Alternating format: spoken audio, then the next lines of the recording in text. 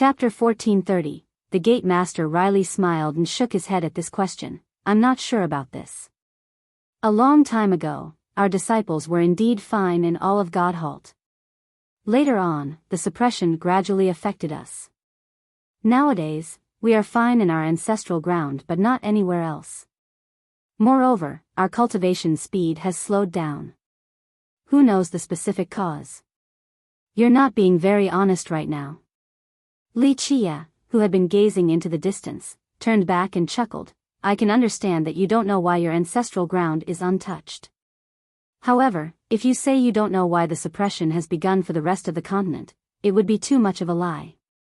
Young noble Li, I really don't know. The Gate Master quickly defended himself. As the Gate Master, I also want for my disciples to not be suppressed by Godhalt and for them to cultivate faster. Unfortunately, I am powerless. Not knowing and being powerless are two different things. Li Chia chuckled. You are powerless, but that doesn't mean you don't know. The Gate Master awkwardly replied. I am also eager to know, but this matter completely eludes me. Since there are no outsiders here, I'll comment on it for a bit. Li Chia glanced at the mountain ranges in the sky and smiled. The Gate Master respectfully said, Please enlighten us, young noble. This lowly one is ready to learn. There is a very simple reason why your ancestral ground is untouched, the topography. This place is extraordinary because it is the beginning of the divine tree ridge.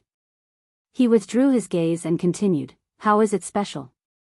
Your progenitor has understood some mysteries of the ridge and made some transactions before establishing a grand plan with a supreme imperial foundation.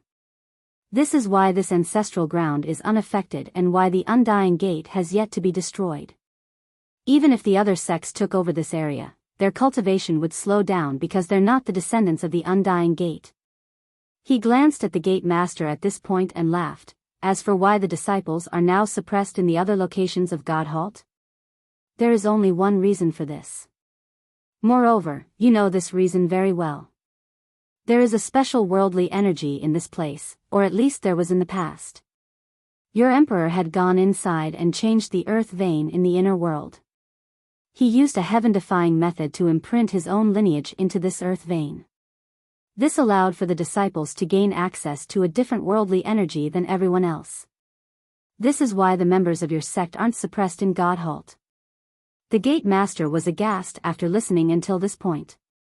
Unfortunately, a few things happened to your sect so this extraordinary energy became increasingly thin, hence the slower cultivation speed as well as being suppressed in the other locations. It's a pity that your descendants don't have the same heaven-defying means as your emperor and can't change it again. The Gate Master turned pale and immediately took several steps backward upon this revelation. Gate Master, am I right? Li Chia grinned while staring at him. The old man was scared speechless and remained shocked for a long time. He could feel chills and sweat running down his back. This secret has never been recorded in your sect and is something only passed down by word of mouth. Li Chia smiled leisurely. In each successive generation, at least one person from your sect would know this secret. The Gate Master was completely shaken. Li Chia was right, this secret was passed down for generations, and he was the only one who knew it in the present. However, an outsider like Li Chia actually knew this heaven-shattering secret. He swore that this secret couldn't be leaked, at least not by the previous generation, so how could Li Chia be privy to this information? Li Chia continued in a contemplative manner. Who could predict the rise and fall of a lineage?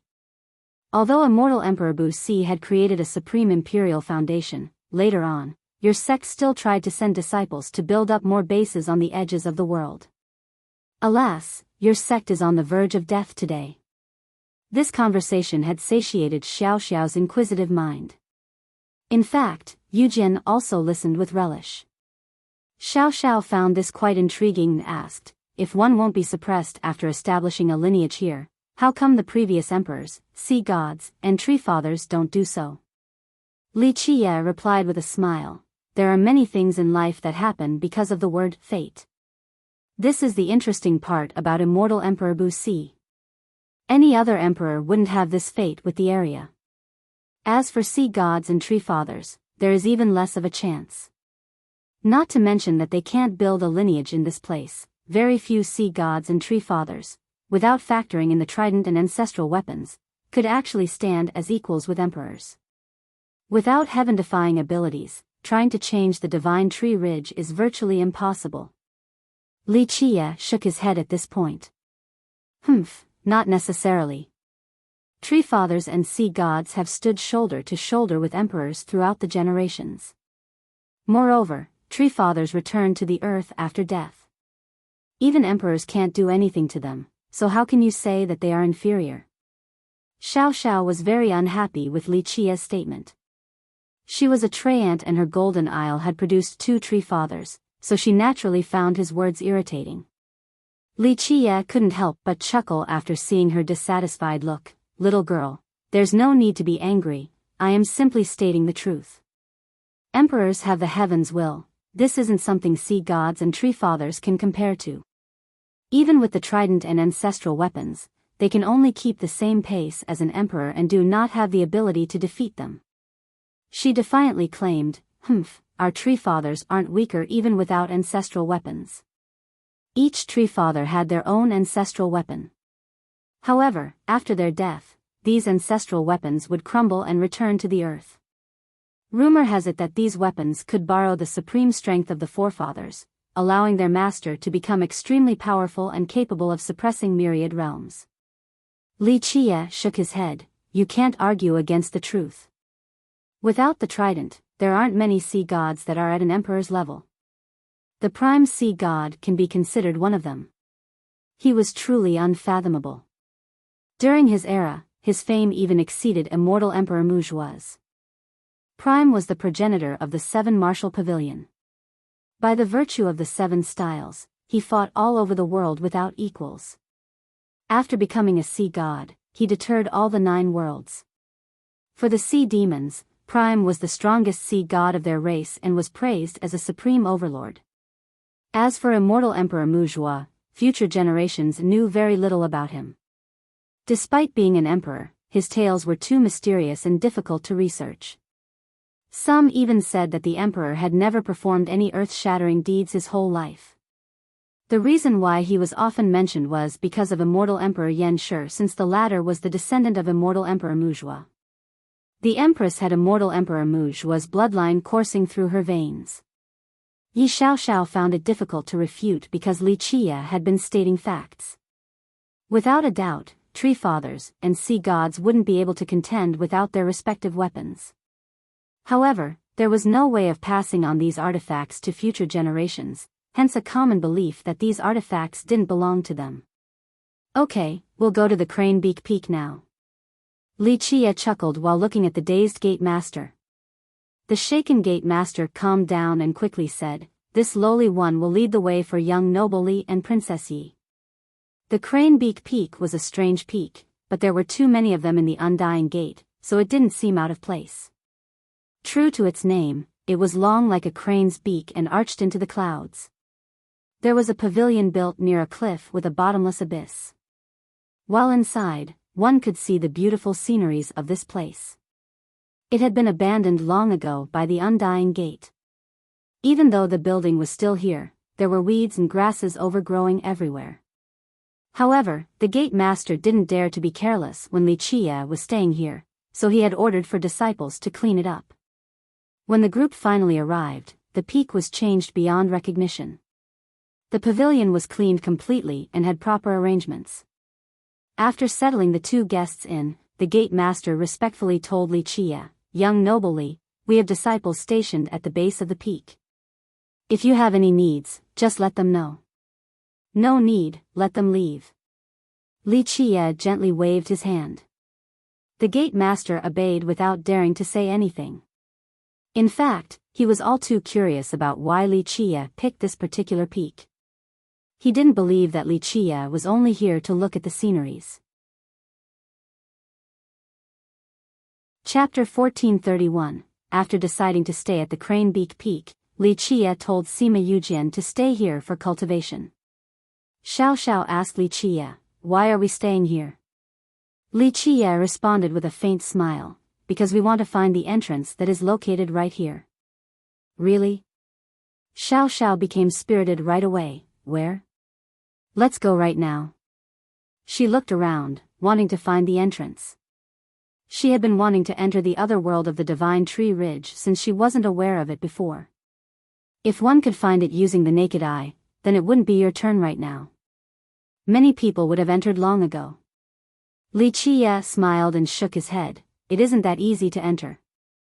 If it was before, I would need to spend a lot of effort and use many methods to do so. But now, it's not the same. Just 1 or 2 days will be enough. He had visited that place in the past despite the difficulty. Even though he was the ruler of the 9 worlds with a vast amount of resources, it still took everything he had. But now, it was much easier for him despite still needing some time for preparation. Okay, we'll wait a bit then. Xiao Xiao felt a bit dejected. You're already being fed with a golden spoon, what more do you want? Li Qia pinched her cheek and smiled. On the second day, he began by digging one large pit after another as if he wanted to plant some things. Xiao Xiao woke up early and curiously asked after seeing the busy Li Qia, Ego King, what are you planting? Li Qia laughed in response, I'm planting some beauties. This is a good season for them. Plant one today and tomorrow I can harvest a nice beauty tree. Bah, pervert. She voiced her disdain. He continued to dig the pits. Of course, he wasn't planting seeds of beauties but rather some matchless runes. Each pit was also refined by him. Xiao Xiao watched for a long time by his side but still couldn't see anything. Coming from the Golden Isle, she was well educated throughout her youth. However, judging by these pits, she could only tell that this was part of a grand formation, its purpose eluded her. In the end, she got bored and yawned. Okay, you keep digging then, I'll go look at other places in the Undying Gate. She ran off after saying this. In the next few days, he continued digging and filling in these pits. Moreover, he did it by himself in a very serious manner. Even if someone wanted to help him, they wouldn't be able to. This looked like a simple excavation, but there was a great mystery that relates to the grand momentum of the Divine Tree Ridge. He was fastidious about the location of each pit, not allowing for the slightest mistake. Even the 3 great beings in heaven's spirit wouldn't necessarily be able to enter the inner world. There were too many things involved. Meanwhile, Xiao Xiao ran around the Undying Gate to play. She also wanted to see if she could find heaven-defying treasures here. On the other hand, Sima Yujin was working hard after obtaining Li Qia's guidance. Not only was she meticulous, she also extremely strict with herself to an overly severe level. Her talents were clear even if a bit inferior to her junior brother. However, they were countless times greater than the other geniuses. Nevertheless, she never showed the slightest sign of carelessness and worked harder than anyone else. This resulted in her present achievements. While Li Qia was busy digging and Yujin focused on training, Godhalt became lively again. Although people, especially cultivators and alchemists, have always visited this continent due to its abundance of alchemy ingredients, it was a bit different in recent times. Many cultivators and even powerful lineages appeared continuously. The most deterring of them all was Meng Zhentian. Meng Zhentian has arrived at Godhalt and is visiting the Spirit Abyss. This news quickly spread to the other locations in Heaven Spirit. People found this visit quite surprising. They didn't know why he wanted to visit the Abyss. For example, if he wanted to expand his own power, he could try to persuade one of Gu Chun's 4 branches. Strong as it might be, the Abyss could only act unhindered at Godhalt. The Spirit Abyss Ancient Prince of Darkness personally came out to greet him. The two are discussing the Tao right now. Another piece of news came out while everyone was still confused. This particular news was intentionally transmitted all over Heaven Spirit. The Prince of Darkness came into being. Many big characters took deep breaths and sighed, the times are always changing. The prince has been slumbering for so many years, yet he suddenly came out in this generation. A big shot knew the intricacies of this story and startlingly blurted, Meng Zhentian's reputation is quite something, he actually managed to move the prince. Someone who knew Meng Zhentian's background said, their family, It's not at all surprising that the Prince of Darkness came out.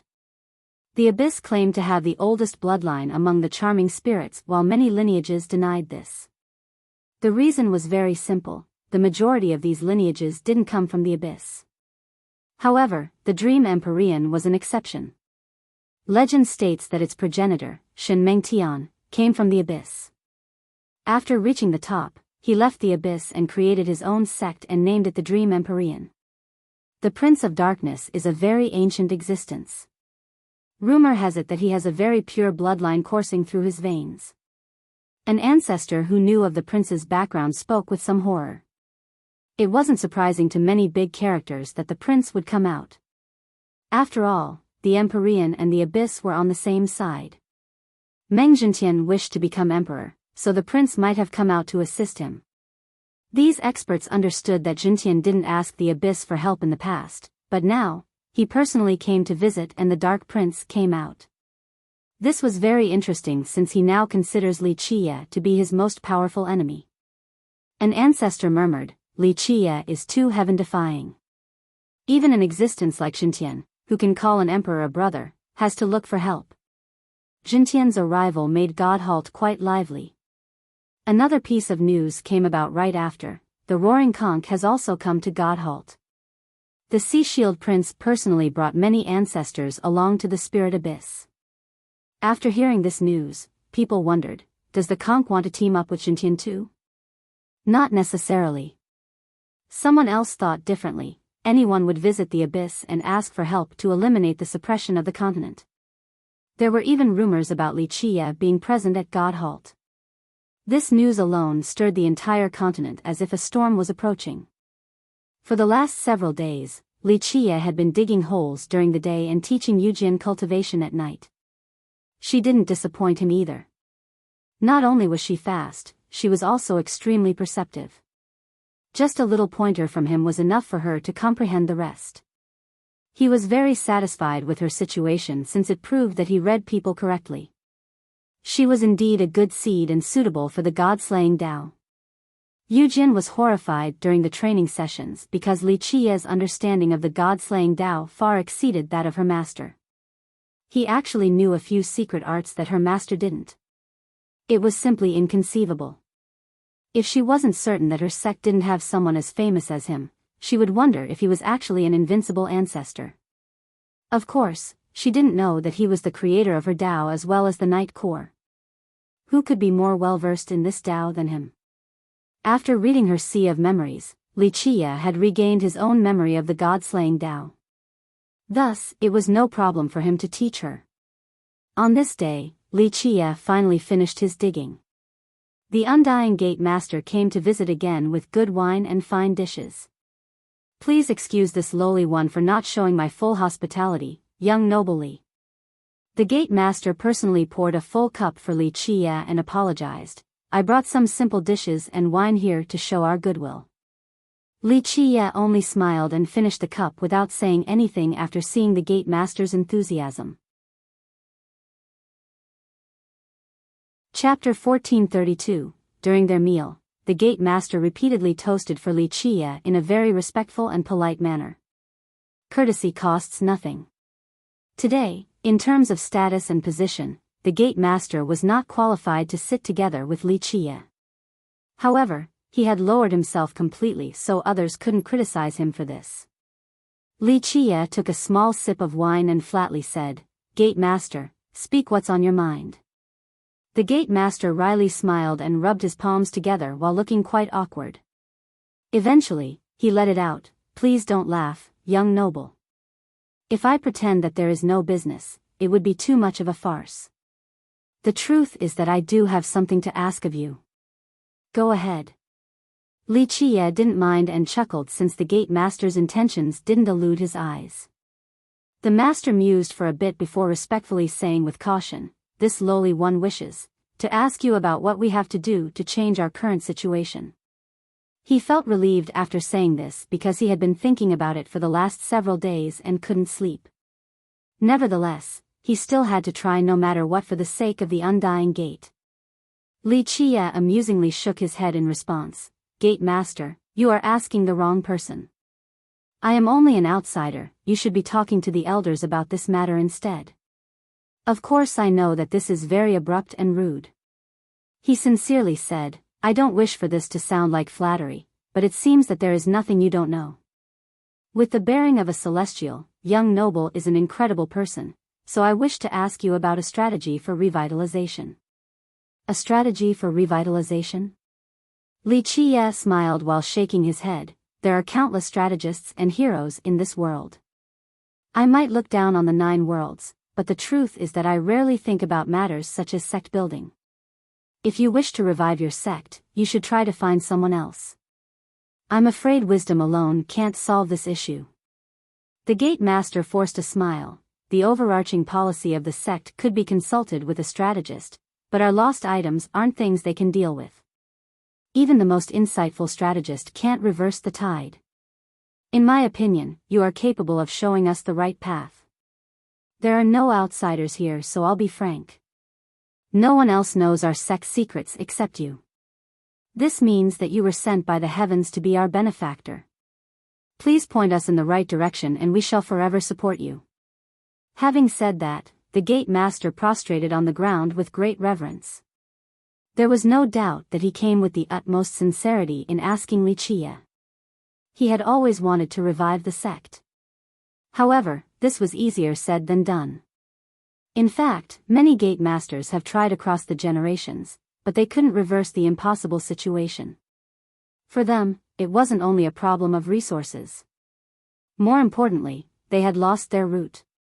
It was just like Li Qie had said, without the special worldly essence, revitalization was only wishful thinking. However, this was someone who revealed their sect's biggest secret that had been hidden for many, many years. This made the Gate Master see a chance. Perhaps Li Qie would have the answer for them to rise again. After thinking it through several times, the Gate Master finally decided to go and ask Li Qie. Li Qie took another sip of wine while staring at the prostrating master before insipidly saying, Rise, perhaps your undying gate still has a chance. Please enlighten us, young noble. The Gate Master was ecstatic and solemnly bowed his head 9 times without the slightest pretense. Afterward, he sat down respectfully and readied himself to listen to Li Qie's golden advice. Li Qie began, There is indeed a strategy for revitalization. Below this land is a supreme imperial foundation laid out by immortal Emperor Wuxia. Even if your sect has fallen, just by using the old source and this foundation will allow it to survive.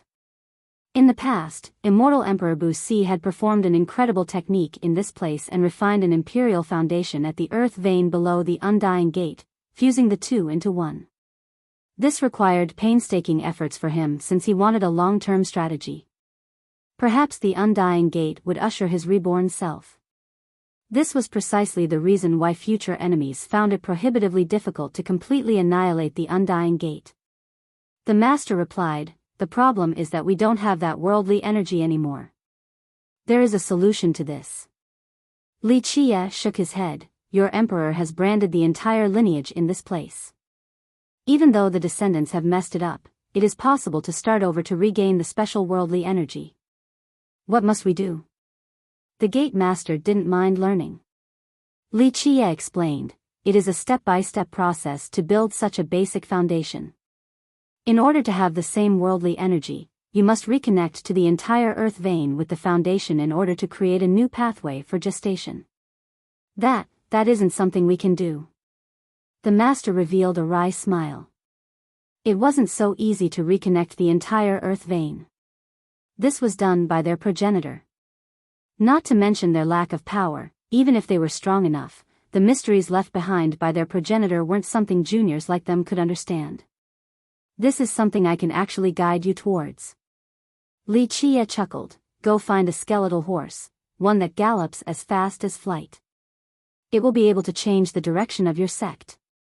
Perhaps it will not only revitalize but even allow your sect to soar to the 9 heavens and be as prosperous as the past.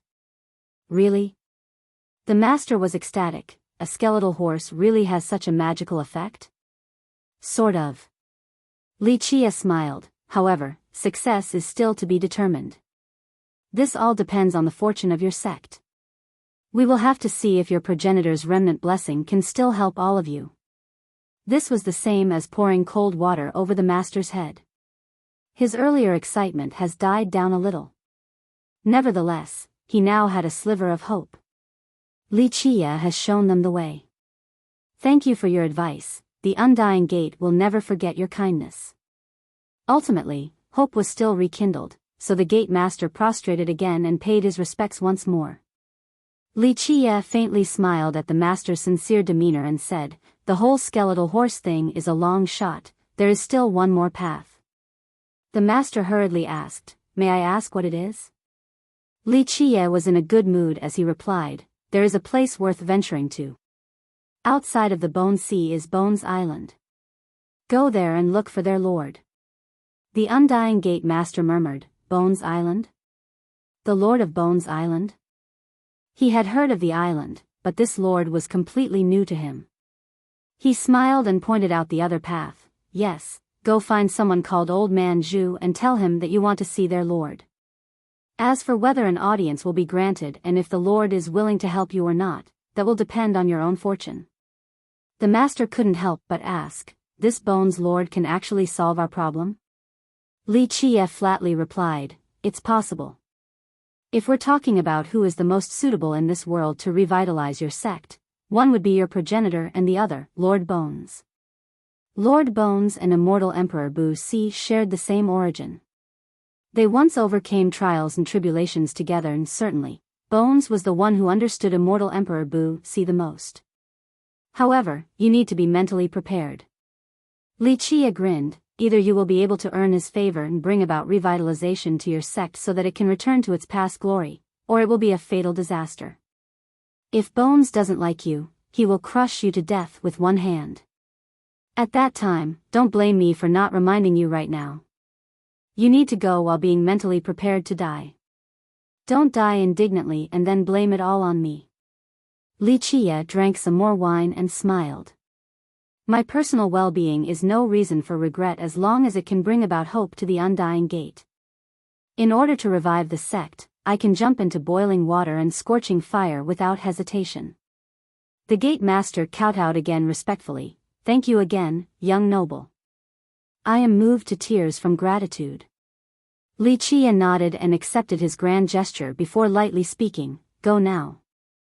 The gate master bowed again and quietly left, not daring to disturb him any longer. Li Qia commented with a tinge of emotion, "Heaven Spirit. There are so many problems, yet so many people still love this land and aren't willing to leave and give up despite the peril." Chapter 1433. Li Qia finally finished digging up all of his pits and smiled towards Yi Xiaoxiao.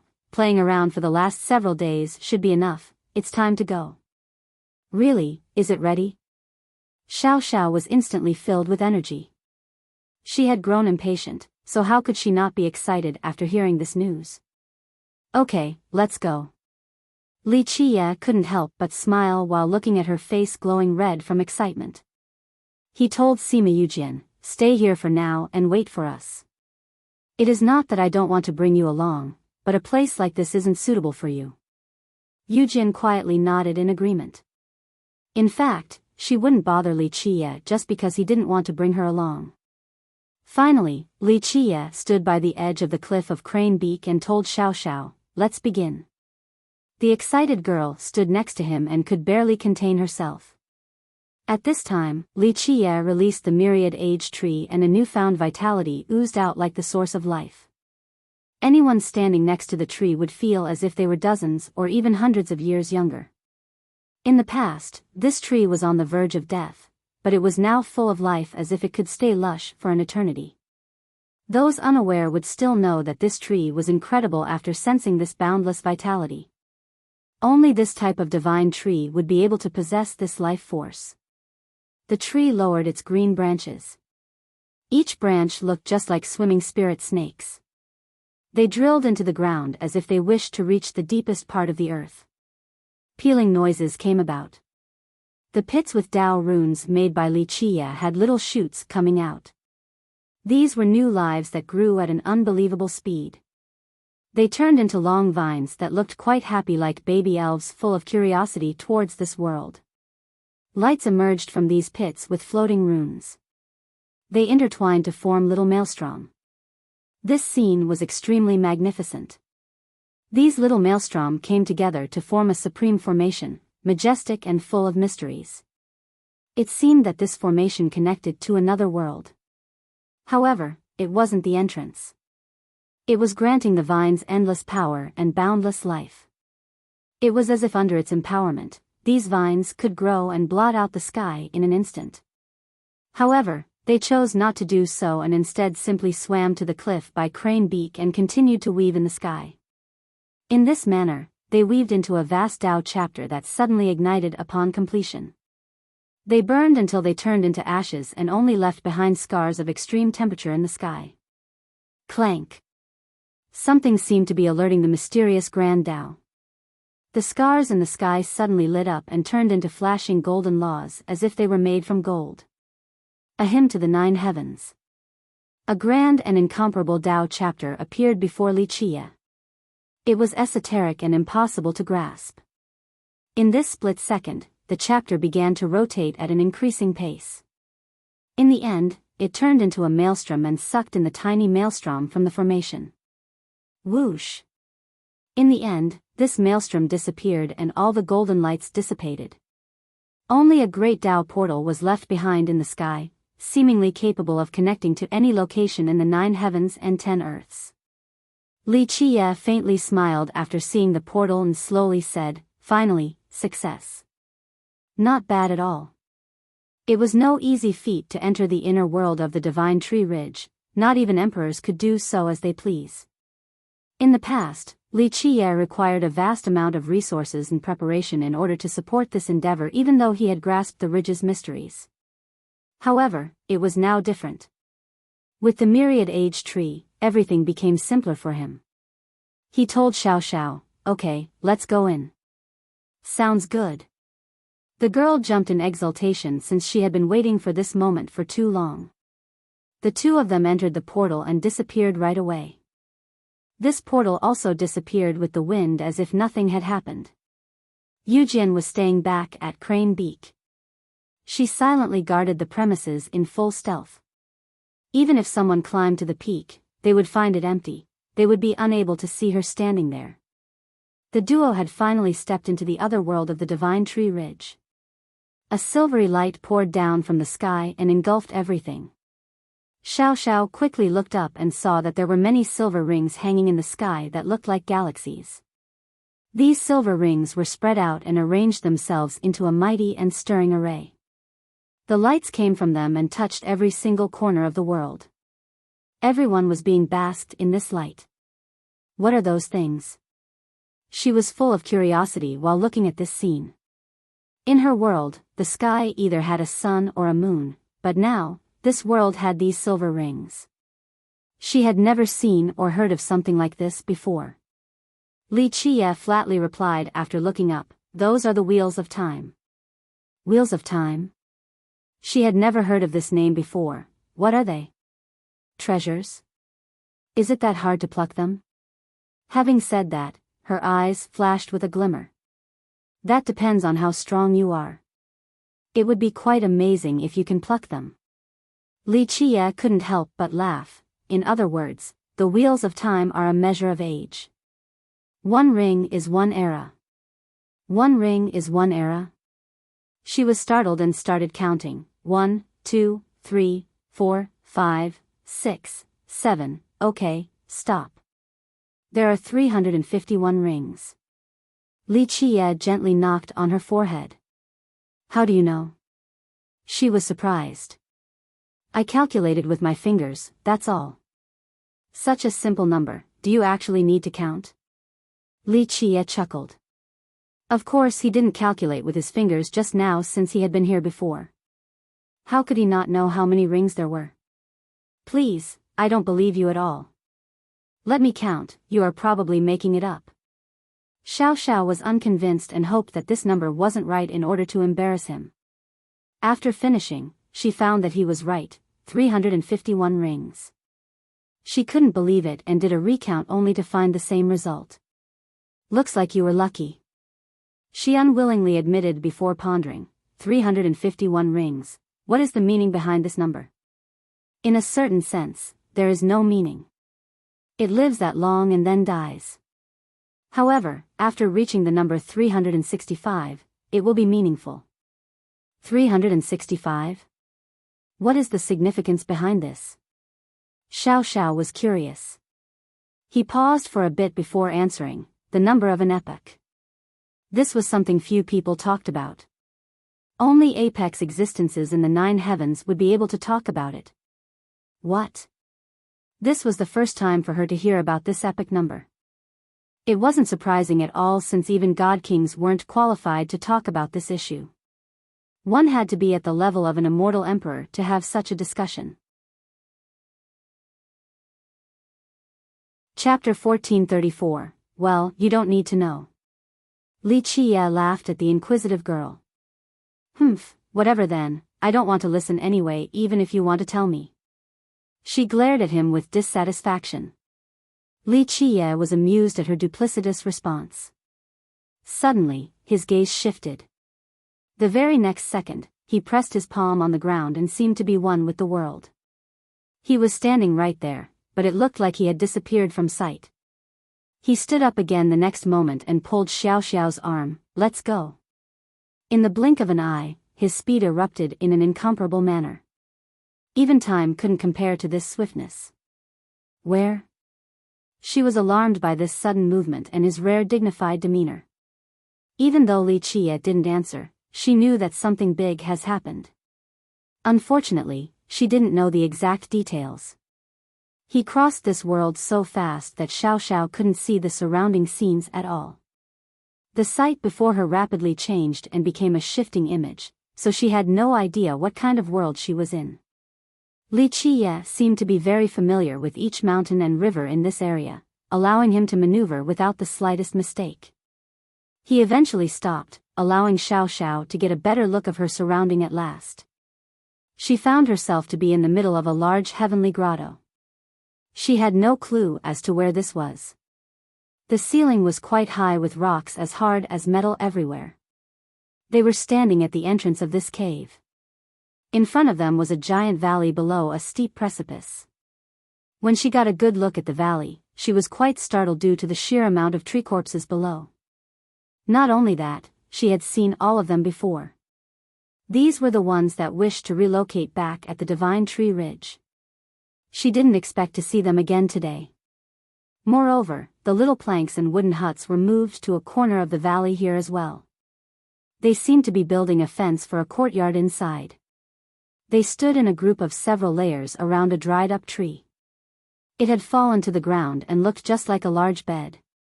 There was actually the body of a tree corpse lying on this old tree. They were called corpses, but they belonged to the living corpses category. Life was present, only the soul was missing. However, the body on the tree was a real corpse. It was completely dead without a sliver of life. Judging from its characteristics, this was a female corpse. There was a protrusion on its belly that was big and round. Moreover, it was undulating as if something was inside. This is, Xiao Xiao almost screamed, but she quickly covered her mouth. She took a deep breath and eventually calmed down. Is it about to give birth? Yes. Li Qie nodded with a serious demeanor. This is really a miracle. I thought tree corpses could only live for one generation, but this doesn't seem to be the case anymore. They also have a chance to give birth to a completely new life. What happened here? Many tree corpses had fallen around the dead female. Without a doubt, they had died tragically here. Keep watching and you'll see. Li Qie continued to stare at the big belly. He didn't dare to think about the birth of this particular race. Was this heralding something ominous? What would be the effect of this on the world? Will the tree corpses surpass the withered in terms of reproduction? Even an expert like him wasn't certain. The only thing he knew was that the future would be full of the unexpected. At this time, several powerful tree corpses gestured at each other with signs only they understood. Eventually, 4 tree corpses walked out and slowly went towards the female corpse on the tree. What are they going to do? Xiao Xiao was worried that these 4 beings might do something to the new life. Just watch. Li Qie pressed her down to prevent her from acting rashly. Crackle. A burst of thunder resounded right when the 4 tree corpses got close. The huge belly shot out thick rays of lightning that instantly struck these 4. They shuddered after this hit. Despite being powerful, they couldn't withstand such a horrifying attack. Nevertheless, they persevered while shouting something. Meanwhile, 3 more tree corpses from the crowd instantly rushed out. They clearly made a plan beforehand as these 3 leaped for the bell. They were using these other 4 to divert that lightning. Boom! However, the belly shot out a terrifying flame this time and ignited the 3. They miserably screamed and were burnt to ashes. At the same time, the other 4 finally fell straight to the ground with green smoke billowing from their bodies. 7 powerful tree corpses had been killed in an instant. The crowd turned chaotic after seeing this. Even though they wanted to come closer to the new life, there was nothing they could do. Xiao Xiao murmured, just what are they trying to do? They want to forcefully take that new life from the womb? No, they're trying to save it. Li Qie gently shook his head while watching without blinking. Save it? She didn't expect this answer. How? Li Qie slowly explained, by helping it come into being. This is a unique life form, a miracle. Its life began from the heaven and earth. If it could actually come out, this might be the start of an entirely new race. He took a deep breath and continued, since it is a gift from this world, it must accept the heaven and earth. When its mother was alive, she acted as the medium, allowing it to connect with the world. Alas, she is now dead, so it is trapped inside its mother's body and severed from the world. If this continues, it will die for sure. But if all the tree corpses here are trying to save it, why is it attacking them? She was quite puzzled. Because it is just a baby with zero knowledge of the world, it's completely ignorant. Li Qie said, in its mind, outside of its mother's body, all other existences that come close are potential threats. Without its mother's protection, it is a frightened little beast that will attack anyone who comes close. What should we do then? These corpses can't get close and can't help it come out. She felt worried. Li Qie didn't say anything while watching this situation. Hey, Ego King, you are omnipotent and omniscient. Xiao Xiao immediately swung his arm back and forth. Nothing is difficult for you, so maybe you should save this little life. Li Qie glanced at her and chuckled. You need to know that the coming of this new life is full of the unknown. Its birth might be the will of the heaven and earth, but so is its death. What is this about the heaven and earth? She wasn't satisfied with this answer and pouted. Are you going to watch this little baby die without doing anything? Li Qie smiled in response. You don't understand. Letting it come out is not hard, but you don't know what it will bring to the world, especially for Treants like you. It can result in an unimaginable consequence. If you understand the implications within, from a selfish standpoint, I wouldn't want this life form to be born in this world if I were you. Well, leave that for later. She unhappily said, save it first. It is only a baby, who knows if it will be good or bad. Maybe it will even become the savior of the world. Chapter 1435. He simply chuckled at her words and remained unmoving with his gaze fixated on the large belly. It was as if he could see through to the new creature inside. At the same time, the tree corpses in the valley had made several more attempts that all resulted in failure. They simply couldn't get close to the dead corpse. Hey, Ego King, what are you waiting for? Hurry and save it. She became quite anxious for these tree corpses, unlike Li Qie who was completely indifferent. He didn't pay attention to her as his eyes became incomparably deep in order to gaze at the new life. After a long time, he gently sighed and said, maybe this thing is connected to me by fate since the new momentum will start because of me. Having said that, he pulled Xiao Xiao and jumped into the valley. Their sudden intrusion alerted all the tree corpses in this place. They turned around and glared at the two with their eyes full of deathly energy. Anyone else would be creeped out by these pupils. Those who were timider would lose their mind from horror. As the duo approached, the nearby corpses roared at them with a ferocious demeanor like vicious monsters. What are they trying to do? She was frightened and had to take a step back. Protect the new life. He flatly said, in their eyes, we are outsiders, a threat to the new life, so they won't let us pass. Hey, we are good people wanting to save the small life in the belly. She immediately raised her voice and told them, this ego king will save it. Despite her words, the tree corpses blocking the way continued to viciously scream and didn't let the two of them take half a step further. They don't understand what you're saying. Li Qie smiled and shook his head. The withered can understand, but not tree corpses. What do we do then? She anxiously asked, since she would feel very remorseful if they were late in saving the baby. He slowly replied, get ready. Don't refuse me, just let me in. What? She was startled due to confusion. Li Qie explained, just follow your heart and don't refuse me. I will help you see just how precious your bloodline is. Okay.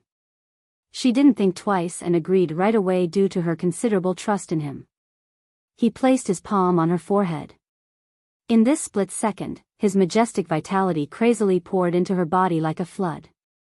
In a brief moment, small blasts erupted inside her body. She didn't reject him and went with the flow. Wherever Li Qie's vitality reached, her own followed. Whoosh! Her entire body lit up and bright halos emerged around her. These halos began to spin. Moreover, inside these halos were blinding and magnificent solar flares. With their rotation, each halo seemed like its own great world that could accommodate trillions of existences. As they began to pulse and spread out like a peacock's tail behind her, 3,000 great worlds behind her were opening. Her brilliance engulfed this entire world. The whole process made her appear quite lofty. Whoosh! A peerless world opened behind her with the shadow of a great tree. This tree was unimaginably large. Each leaf carried a star of their own with galaxies floating around the branches while worlds were hanging above. It looked just like a world tree, the start of all life. When this epic world opened, it also had Yi Xiaoxiao's dignified and holy aura, making her seem as if she was the ruler of all creations. With the emergence of the tree, all the tree corpses stared at Yi Xiaoxiao with reverence. They quickly backed off and didn't dare to stay close to her. It wasn't only because of their respect for her aura. More importantly, they seemed to be afraid of staining her with their foul aura. In their eyes, even a small strand of their foul energy touching her was blasphemy. Why is it like this? Yi Xiaoxiao was very confused at the tree corpse's actions. Li Qie revealed, because your bloodline is sacred and they are afraid of staining you. This is an instinctive feeling, so they don't dare to come close. He withdrew his palm, but the light around her body raged on. He ordered, stay here, do not come forward no matter what happens. She quickly nodded, I understand, you go save the baby. Li Qie slowly inched forward while looking at the big belly. He opened his fate palace and the pillar, tree, cauldron, and spring of life all appeared at the same time once he got closer to the corpse lying on top of the tree. He let the pillar and cauldron protect his left and right. After all four images of the fate palace appeared, he was even closer to the dead corpse. Crackle. A terrifying bolt of lightning shot for him without any mercy. However, the pillar of life immediately protected him and absorbed this type of energy. Crackle. Crackle. A burst of thunder sounded. The new life crazily unleashed a relentless torrent of lightning. Such fierce lightning could render anyone to ashes. However, runes appeared on the pillar of life. Under their protection, it didn't matter how terrorizing and powerful these bolts of lightning were. They couldn't amount to anything, nor were they capable of hurting Li Qie due to the ancient void rune being capable of devouring all lightning and curses. While the pillar of life withstood the torrent of lightning, Li Qie slowly walked towards the lying corpse. Poof! The new life in the belly unleashed an endless flame. This was the peerless fire of life that was capable of burning everything in this world. However, the cauldron quickly sucked in this powerful flame without leaving the tiniest spark. Nevertheless, the new life continued to crazily send out more flames as if wanting to destroy anything that comes close. Clank. It was all useless after the sound of a lock clicking came about. The raging fire couldn't hurt Li Qia's cauldron at all since the Heavenly Tao's primal chapter had fortified the cauldron. The branches of his tree of life swooped down towards the protruding belly. They gently patted it with their aura of life like the return of spring. Each gentle touch could melt snow. It was gentle and delicate with great vitality, calming down the restless life form inside. It was gradually becoming effective. The restless life calmed down and both the lightning and flames slowly dissipated. At this time, Li Qia was standing next to the corpse. Xiao Xiao, with her heart hanging on a thread, finally heaved a sigh of relief after seeing this scene. Even the tree corpses became relieved. They didn't attack Li Qia since they knew what he was trying to do. Chapter 1436. After stabilizing the baby inside the belly, Li Qia took out the myriad heavenly cauldron. With a buzz, it opened and its flames jumped out. Li Qia casually flipped his hand, allowing the fire to land on his palm. It suddenly turned into an icy knife as he prepared to perform surgery on this corpse in order to take out the new form of life. Xiao Xiao nervously held her breath after seeing this. Of course, she wasn't the only one since the rest of the tree corpses grew tense as well. They watched each of his actions and didn't dare to breathe loudly lest they disturb his concentration. Fortunately, his actions were masterful. Each cut showed his mastery with their perfection like a skilled butcher. This granted solace to the spectators. The smooth surgery finally finished as he cut open the large belly. A golden light emerged from inside. Next, he took out something from inside, the source of this blinding brilliance. It looked just like the sun hanging in the sky. Success. Xiao Xiao quickly got close after seeing the smooth process. She was startled after seeing the object he was hugging. It wasn't a baby like she imagined. At first, she thought that this new life would be a baby regardless of how strange it might look. However, he was hugging a lotus made out of flesh. The buds have yet to open completely as they were tightly stuck together. Who knows what was actually wrapped inside? Each petal looked like the fat white skin that belongs to a baby. Moreover, it was pulsing as if it was breathing. One could also hear a thumping heartbeat. Even though it wasn't very loud, people could hear it clearly. While looking at this fleshy lotus bud, she asked with uncertainty, "Hey, is this the new life? Can this still be called a baby?" It was too different from what she imagined. Yes, this is the new life. Li Qia raised this lotus bud high with both hands and carefully looked at every single detail. After a meticulous observation, Li Qia emotionally commented, "This is a miracle of the world, the accumulation of all wonders. It is not only the next generation of tree corpses but a true masterpiece of the heaven and earth." At this time, all the tree corpses slowly prostrated on the ground and worshipped the new life form in his hands. She curiously asked, "What are they doing now?" Li Qia glanced at them and insipidly replied, "They are greeting their king's arrival to the world. This is their race's crownless king, its supreme sovereign. This newborn represents the origin of their race and will herald new hope for them, allowing them to actually have a functioning lineage. Perhaps it will be able to turn them into a new race." She stared at it and countered, "But this is only a meat lotus, it doesn't look like it can become a new race at all." "No, this is only the external form." Li Qia gently shook his head, "It hasn't formally been born yet. An existence like this would need to gestate for another 10 years or more. It only came into being now because there was no other choice. This is a premature birth. When it actually grows up, it won't look like this." While taking a better look, she asked, "What will it look like then?"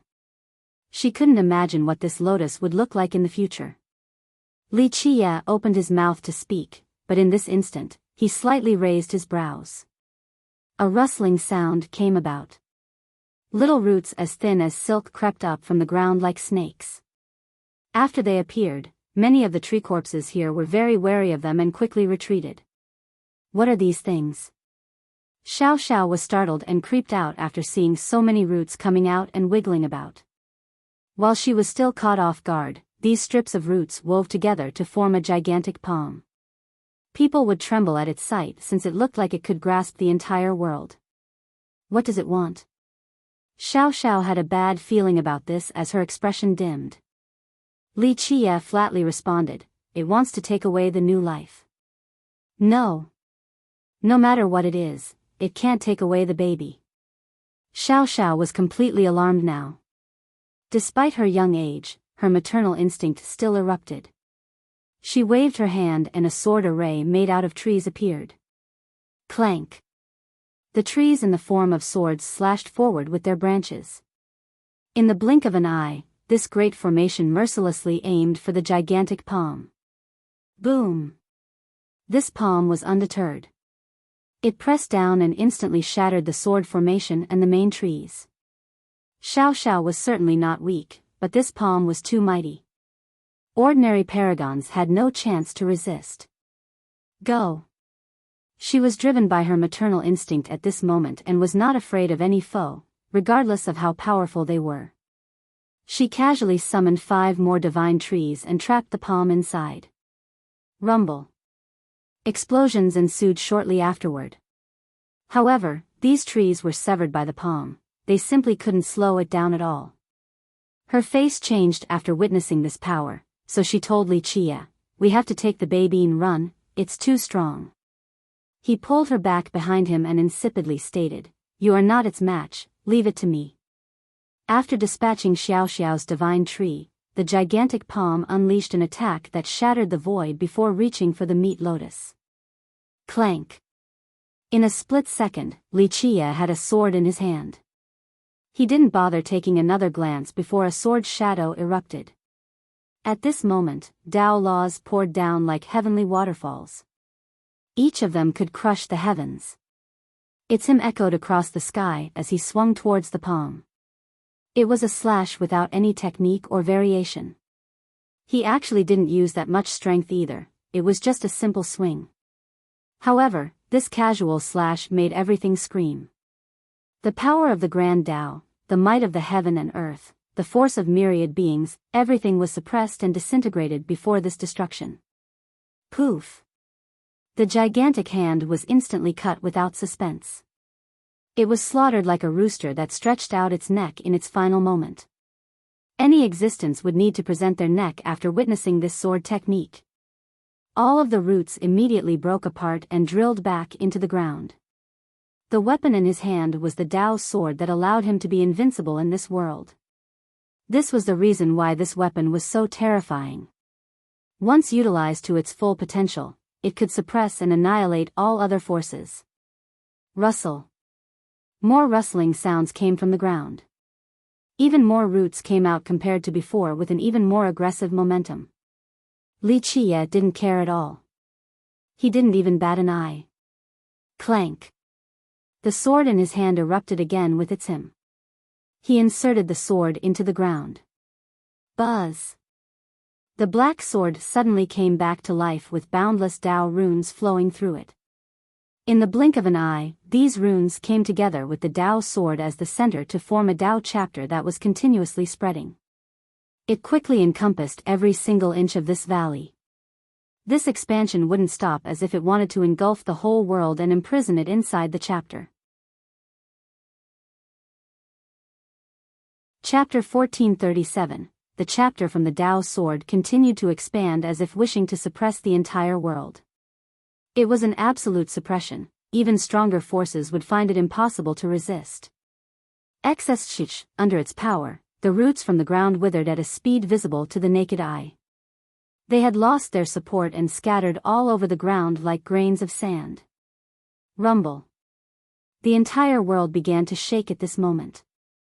The land became increasingly violent as if it was being turned upside down. It seemed that a cataclysm was swiftly approaching. An invincible power was drilling out of the earth in order to tear apart the Tao chapter and its suppression. Humph. Li Qie snorted. His vitality rushed out as he opened his mind and sea of memories. Boom. Untouchable Tao laws instantly drilled into the ground as if wanting to penetrate it completely. Boom. A boundless world surged in an instant. The silver rings in the sky turned bright and illuminated the entire world. At this time, the strongest of auras engulfed the entire area. It was extremely ancient, as if it had existed since the dawn of time. Boom. Li Qie took out a bronze box and placed it on the chapter, instantly empowering it. Next, he placed the green lantern housing the dark flame right below it. This dark flame that could incinerate all in this world at his command jumped up. I don't care where you are hiding, and I don't care whether there will be reincarnation or not. Li Qie coldly uttered, if you have given up on this world, then get the hell out of here. This new life was brought to this world by me, so I am responsible for it and will be its supervisor from now on. No one will be allowed to interfere. From now on, I am responsible for its life and its future. Interfere and I won't just let the Tao chapter suppress this place. I will even turn over this land and kill everything. Trust me when I say I shall stay true to my word. His overbearing words echoed across the world. This was the gravest of warnings, the most tyrannical of threats. He had made up his mind to keep this new life behind. No one would be able to take it lest they risk forming an irreconcilable feud with him. At that time, he would use all of his means and power to annihilate his enemies. As long as he was determined, it didn't matter who he faced. Even the gods above the 9 heavens and overlords of myriad realms better think twice. Keep in mind that for an existence like the Dark Crow, other beings on the same level understood that he would stay true to his word. If gods tried to stop him, slay gods. If devils tried to stop him, slay devils. The dark hand behind the curtains, the butcher of eons, the guardian of the 9 worlds, these prestigious titles didn't come from nothing. They were built on countless piles of bones and rivers of blood. Everything finally calmed down after his warning. As long as it was someone who knew about the Dark Crow, they wouldn't easily declare war. Li Qie emphatically declared, very well, from today on, I am the highest supervisor for this new life. Xiao Xiao stood there in a daze, for she was overwhelmed by his current domineering nature. This was her first time witnessing his authority. In the 9 heavens and 10 earths, he alone was invincible. Overbearing, invincible, all-encompassing, suppressive, she could only use these adjectives to describe him at this moment. Poof! The dark flame from the lamp oozed out and started to incinerate everything along the lines of the Tao chapter. Zzz, eventually, the flame burned the chapter into this world. It then returned to the lamp so Li Qie could put it away. The invincible laws nailed to the ground also withdrew to his sea of memories. Keep in mind that these laws had been empowered by immortal emperors such as Min Ren, Hong Tian, Qianli, and the Black Dragon King. This empowerment made this power eternal and have an unbelievable might. He also put away the bronze box. With a hymn, the Tao sword and its chapter suppressing this world disappeared as well. Although the chapter had stopped its task, it had left behind an eternal seal in this world after being imprinted by the dark flame. It would continue to suppress this location with considerable and everlasting power, albeit weaker than the original. Both the Tao sword and the green lamp were unstoppable artifacts. One could imagine their combined effort in creating this imprint. Xiao Xiao eventually calmed down and looked at Li Qie. Let's go. He flatly rejected, no, we need to prepare for the new life. This will be a safe home for it. It will stay here? She found it surprising and stared at the meat lotus in his hand. We're not taking it with us. Li Qie explained, no, it was born here so it needs to gestate in this place. If we take it out, it will suffer from a congenital deficiency. It must stay here until it matures. He looked around before stating, this place is its origin as well as its root, it will grow strong in this world. While staring at the little pulp, she asked with anxiety, but it is only a baby, what if something happens to it after we leave? Don't worry, no other place is safer than here. He explained, this will be its home. Having said that, he started by pointing at the ground, summoning a spring. A golden liquid oozed out and spread around the valley. He transformed the land with earth-shattering changes by refining the entire valley. Not only was he making it suitable for the new life, he also aimed to turn it into an impregnable fortress. Afterward, he left behind multiple items in preparation for the arrival of the new life. Finally, he summoned the group of immortal medicines. They breathed in deeply after coming out. After looking around, the ginseng ancestor murmured, I see, this is a primal ground, no wonder we can't absorb the majestic life force at Godhalt. Li Qie stared at the group and said, 2 of you will stay behind to take care of this new life. We'll do this on a voluntary basis. Of course, I won't make you stay here for nothing. The immortal medicines exchanged glances. The first to come out was the soldier tree. The soldier tree solemnly declared, I was born to protect and exist to protect. Therefore, I shall stay and protect. The reincarnation heavenly soul vine also stood out, I have reached my limit. Further breakthroughs would be difficult, so this place shall be my resting place. Who knows, maybe I can still break through here. Very well, then the 2 of you shall stay. You will still be able to shine one day and see the ultimate era. Li Qie nodded. Eventually, he left behind many treasures for the 2. After destroying many lineages, he had too many treasures to count. After taking care of everything, he created a lotus from a supreme law and placed the meat lotus inside. The lotus flower slowly closed and sank into the golden spring, disappearing from sight. Eventually, he looked away and told Xiao Xiao, we'll leave now. The ginseng ancestor and immortal injury peony were very sad. They bid farewell to the soldier tree and soul vine one after another. After all, they had always been together since the days at the Garden of the Immortals. Who knows when they would meet again after today's separation? This could perhaps be their final farewell, they may never meet again. Goodbye, brothers. The soldier tree and soul vine didn't want this either, but they still waved to the group.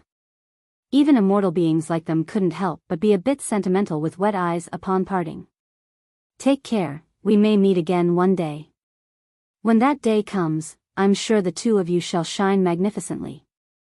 Li Qie also said goodbye. Of course, there were some attachments since the 2 medicines have followed him for so long. If it wasn't to protect the new life, he would be very reluctant to leave them behind. In the end, the rest of the group unwillingly jumped into his fate palace, and the duo set off once more on their journey. Chapter 1438, The inner world was quite magical. There were magnificent sceneries and some unimaginable spectacles. Here, one could see huge craters that were very spectacular. However, they also had a terrifying suction force that annihilated their surroundings. In a different location, flames chaotically soared up and down. The most terrifying scene was a volcano unleashing a rain of fire in the sky. The lava rained down and continued to burn everything on the ground. This was a devastating scene, a completely scorched earth. In another location was a silver waterfall pouring down from the sky. When it coursed through the earth, it looked just like a silver galaxy with tiny glimmering lights like little elves flying around. However, there was an even scarier place. Xiao Xiao and Li Qie passed through a certain location and heard a rustling sound. She saw huge pits of quicksand with grain flowing to its center and enjoyed the spectacle very much. In the beginning, she didn't care too much, but upon taking a second, closer look, she felt creeped out. They were not grains of sand but rather a bunch of tiny seeds around the size of sesame seeds. These were the seeds that drilled into corpses to turn them into withered back at the divine tree ridge. The sheer amount made them look like an endless coursing river. One would never be able to count all of them as they happily rolled in waves. Just how terrifying was this scene?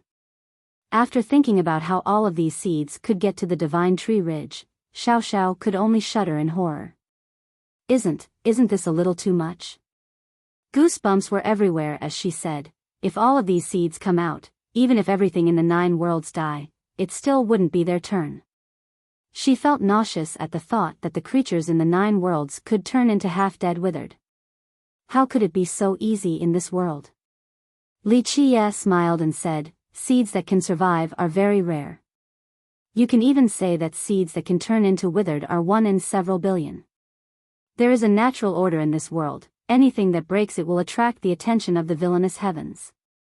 He smiled and pointed at the sky, it will not permit anything that becomes extremely heaven-defying to survive. She curiously asked right away, is there such a thing in this world? The high heavens is actually watching? I don't know whether the high heavens has eyes or not. Li Qie chuckled, I don't believe it either. I only trust that the world itself is the judge. Is there a difference? Xiao Xiao wondered, aren't the world and the high heavens the same? They are both existences made out of laws. No, they are different. Li Qie smiled and shook his head. The phrase, the heavens have eyes, is too funny since its villainous self never cares about the well-being of any existence. Only the world's judgment would be passed down. No matter how much the world changes, its judgment will remain the same. What is this judgment you are talking about? In many people's minds, the term world's judgment was only a general idea. Li Qie didn't answer her question, he only gazed at the far horizon. Who knows what he was thinking? They continued traveling to a very magical location. This seemed to be the highest point in the world, a height even above the 9 heavens. Standing here, one could reach out and grasp the stars in the sky. The luminescent sky was full of stars, resulting in a beautiful and spectacular scene. Others would be mesmerized by its wonders. There were 12 great palaces in this lofty place. They were of an unimaginable size, calling them cities was more accurate. One of them could contain several 100,000 people or even an entire realm. It was quite shocking to see these gigantic palaces by this starry sky. This was something in myths, the dwelling of immortals. They had a golden shimmer as if crafted from gold. This scene would incite greed and cause hearts to palpitate. All 12 palaces were connected seamlessly with their gates closed. It appeared that there was no way to enter. It had a type of formation with grand potential. However, Xiao Xiao couldn't grasp it at all. Is this where immortals live? She was shaken to see these majestic palaces in the sky. Li Qie smiled and replied, who knows if there are immortals in this world or not.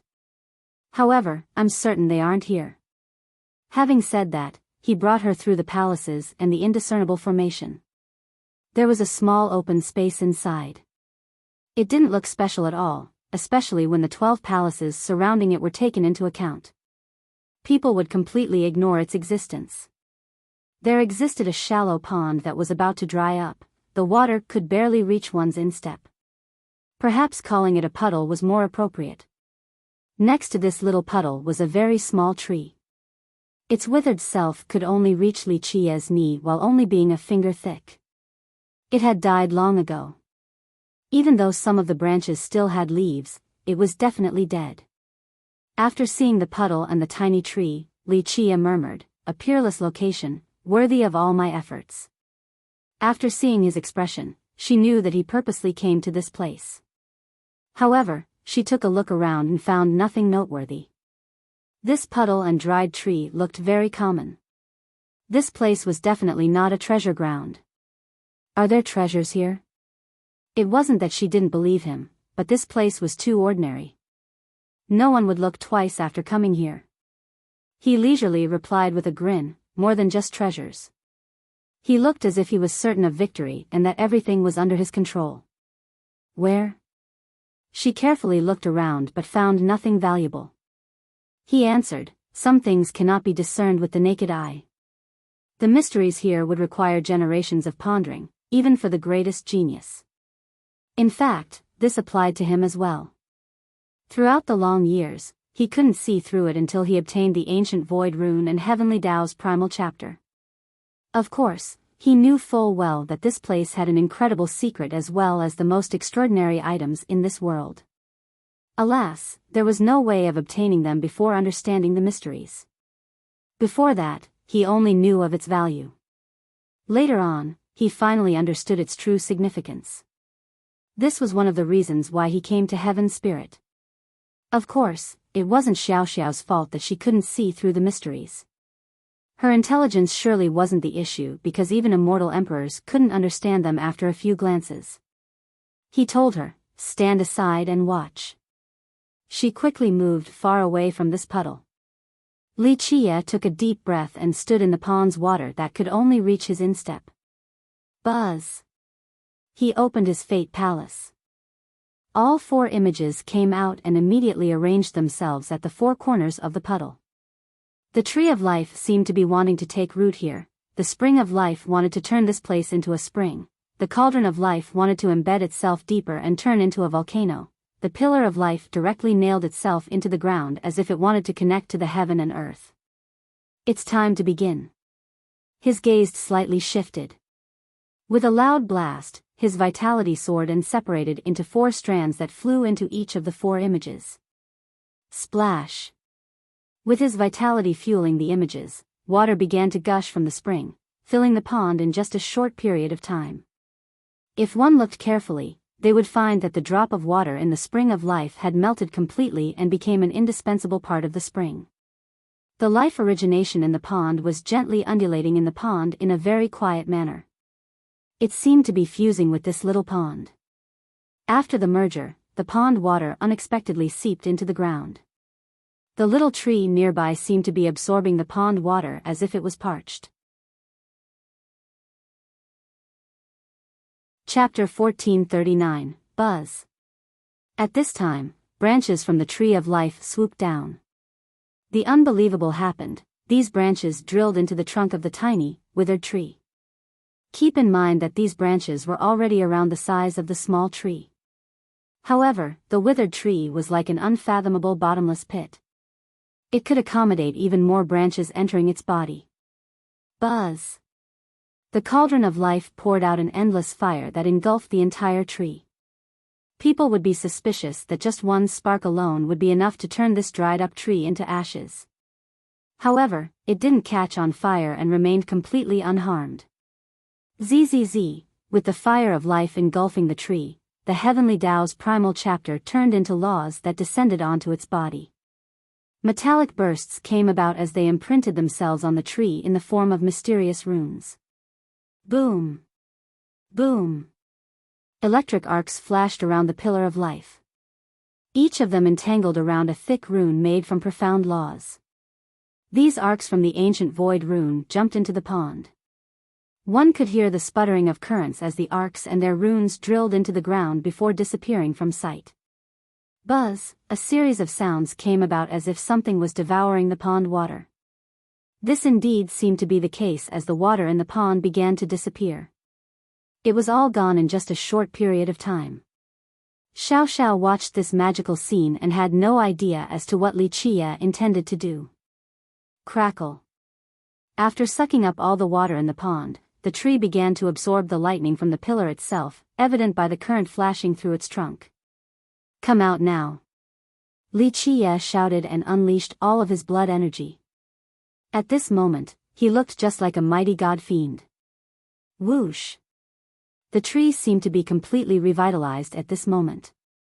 It was clearly still a tiny tree, yet it emitted a strange and indescribable feeling.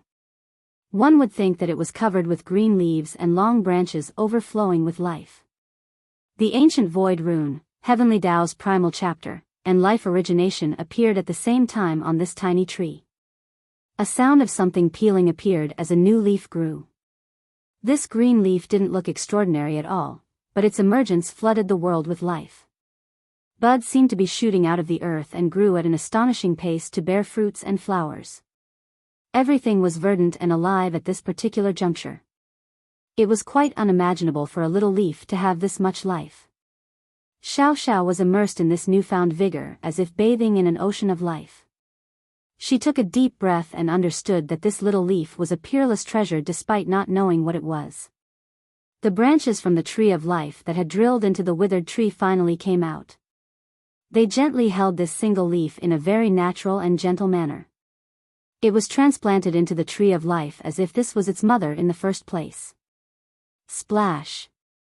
The water of life returned to the spring of life, as did the lightning to the pillar and the fire to the cauldron. The ancient void rune, Heavenly Tao's primal chapter, and life origination also returned to their respective containers. Li Qie revealed a satisfying smile after seeing this green leaf hanging on the tree of life. After so many years of research, his efforts didn't go to waste despite taking this long for it to appear. He had finally obtained what he needed. Epic's leaf, it is finally mine now. Li Qie grinned. Hard work has finally paid off. One must sow before reaping in the harvest. The void rune, primal chapter, life origination, and Epic's leaf had always been mysterious with few records. Trying to find any mention of them in writings was akin to finding a needle in a haystack. In fact, across the generations, he had only found some jade paintings that related to these items. Moreover, the few phrases on them were incomplete. Even their names had never appeared in the same place before. Li Qie was probably the first time that someone had been in possession of all four at the same time. In a distant era, the progenitor of the blood race had obtained the primal chapter, but even he didn't realize the existence of the other three. While looking at the leaf hanging on his tree of life, Li Qie murmured, "The four images of the Fate Palace. Once I understand their mysteries and combine them with these four secret items, who in this world will be able to grasp the ultimate profundities better than me?" He looked towards the horizon through the 9 firmaments with a thick smile. "I will return to the end of the world one day and slay whatever ultimate force is there. No one will be able to stop me in this generation." Xiao Xiao stared at him in a daze. Before she knew it, he had changed into a completely different person. Even though there was no aggression or divinity, he stood there unchanging through time as if he was the eternal master of fate. Eventually, he withdrew his gaze while feeling quite good and told Xiao Xiao, "Let's go, I'll take you to somewhere else." She calmed down and quickly went next to him. Before leaving this space, she couldn't help but look at the 12 golden palaces here several more times. From start to finish, he didn't bother looking at the palaces. It was as if they were meaningless to him. She couldn't help but ask, "What exactly are these palaces? You tell me." He noticed her inquisitive mind and stopped while smiling. "Let me see." She didn't give up and rushed forward in front of the palace, then carefully observed it. She even knocked on the walls. After a long time, she came back to his side and said, "These 12 golden palaces here, I feel as if they are the 12 fate palaces judging by their appearances and auras." She found this quite surprising. If these were actually fate palaces, what was the meaning behind all of this? "You are very gifted." He maintained his smile and didn't answer her. "Stop praising me, I already know that I'm gifted." She didn't like his answer and unhappily gave him the dirty eye. "Off we go to the place you have been wanting to visit." Li Qie acted as if he didn't notice her dissatisfaction. She thought about something and blurted, "Where?" "The place you mentioned before." "Is it really here?" Back at the Divine Tree Ridge, Terminus had talked about a location but was interrupted by Li Qie right away. She thought that there would still be some time before he took her there, so she was a bit unprepared for this. "Just what is my blood?" She felt a bit nervous. All along, she wanted to find out more about her bloodline, but this was a bit too sudden. He noticed her flustered appearance and smiled while gently patting her soft hair. "Don't worry, it will be fine with me around. You just need to go with the flow." His words were a medicine that set her mind at ease. Her slightly panicking mind quickly went away. Chapter 1440, He brought her through the starry sky. There were so many celestials in this vast world that he couldn't cross them all in a short period of time despite his great speed. Eventually, they arrived at a particular location. It was a frigid world of ice that contained an aura of death. Outside of stars, this space was empty and solitary. There might be a galaxy here, but it was without movement, giving the sense that this was a forgotten world. This space was completely desolate without any signs of life. It was made up of countless stars in the formation of a maelstrom. However, it was completely void of starry lights, only a scene of gray could be seen. One could tell at first glance that this galaxy was dead. Because of its current state, this maelstrom slowly rotated as if it would take millions of years for a full revolution. This was not a corrosive aura of death, but an eternal silence that will remain unchanging for years to come. Just staying for a moment in this place would drive people crazy. Its macabre nature took away breaths. This is the place? Xiao Xiao asked, to her own astonishment. She thought that he would take her to a magnificent or mysterious location and not this space of deathly stillness. Yes, this is it. Li Qie flatly said, here is where you can find your source, your bloodline's magical properties and origin. How do I go about it? She couldn't help but state, this is a dead zone, everything here is dead. Life, the grand Tao, universal laws, other forces, all are dead already. She truly had trouble breathing in this place and was about to go crazy from the oppressive aura. How can there be rebirth without death? Li Qie smiled, death and rebirth dualities. For a life, there is only reincarnation after death. Only this place will allow you to find your root. You are saying my bloodline will be reborn through death? The intelligent girl immediately understood what he was implying. That's one way to put it. He replied, go, you don't have to be afraid or reject it. Just follow your heart and feelings. Regardless of what you see or dream, don't be afraid since I am here. I shall guarantee your safety. She felt relieved since nothing offered more solace than Li Qie's assurance. He had enough strength to be her backing. Even if the sky were to fall down, as long as he was around, she could stay safe and sound. Finally, she took a deep breath and entered the maelstrom at the center of this galaxy. When standing in the middle of this place, she looked around and couldn't see what it could offer her. She shouted at Li Qie, what do I do now? He answered with a grin, it's very simple, just release your blood energy in a natural manner. You don't have to let it erupt or anything. This isn't a battle, you are only trying to find your root. Let it pour down like the quiet rain in spring. After hearing this, Xiao Xiao sat in a meditative pose at the center. Her true fate appeared and her blood energy flowed out. Her energy was quite powerful. Even though she was releasing it naturally, it still gushed out like a large river. However, it was very gentle without any waves. It slowly flowed patiently and peacefully. This energy flowed into the galaxy. However, this galaxy was simply too big, it would require many years before it could reach all the corners. Of course, since Li Qie had told her so, she wasn't in a hurry. It looked as if she was sleeping and in a mental trance. She felt that she was traveling through time to an extremely ancient era. Li Qie smiled while watching from a distance, paying attention to her focus and the tiny changes. He had great confidence in her.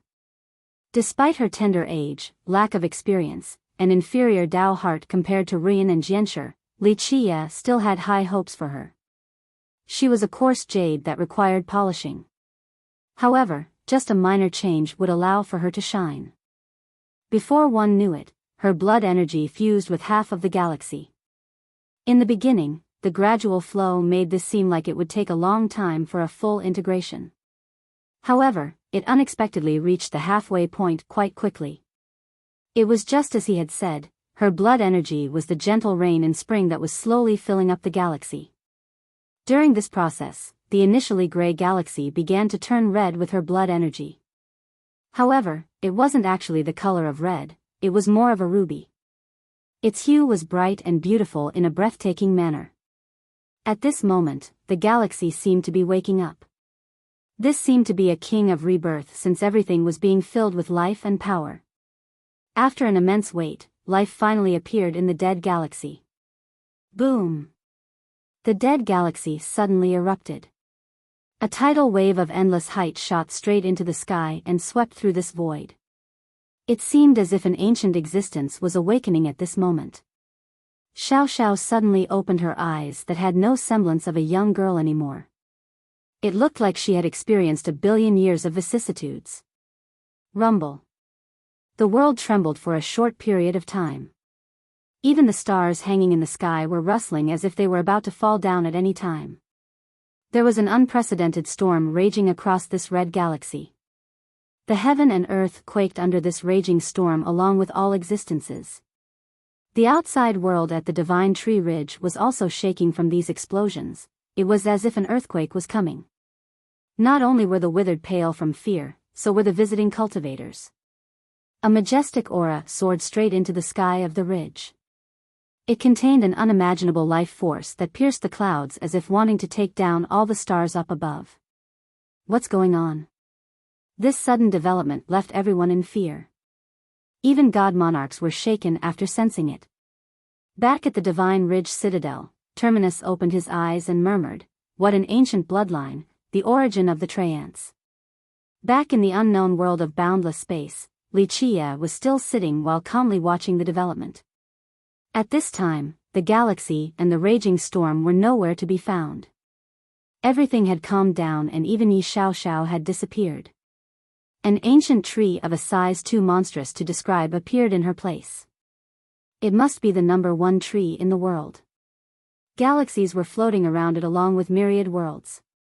Trillions of existences were living under this almighty tree.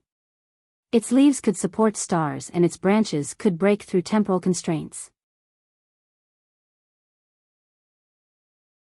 Chapter 1441. Under this kind of towering tree were entrenching auspicious beasts. Legendary immortal grasses were everywhere while untouchable deities lived on top of the branches. It seemed that this tree had turned into 3,000 worlds. To have this tree was to have everything. This is the oldest bloodline, it's too old for any records. Wuxia chuckled, "It doesn't matter if everything is dead or have turned to ash. Even if nothing else exists, this bloodline will continue to be passed down." He seemed to be enjoying his own masterpiece while looking at the tree and revealed a satisfactory grin. The old tree has turned into ashes along with its bloodline source. Who would have thought that this bloodline would continue to be passed down? This is simply unbelievable, but I suppose this is something that can surpass common sense in itself. There were virtually no records regarding Yi Xiaoxiao's bloodline. Wuxia only heard some legends about it here and there. However, there were only a few words or phrases. It was impossible to trace.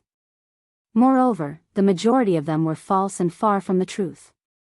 In the beginning, he wasn't sure of her bloodline since it had never appeared before. However, as time went on, he became more certain. Despite the questionable legends, it didn't mean that this bloodline didn't exist. After so many years, it had finally appeared in this world again.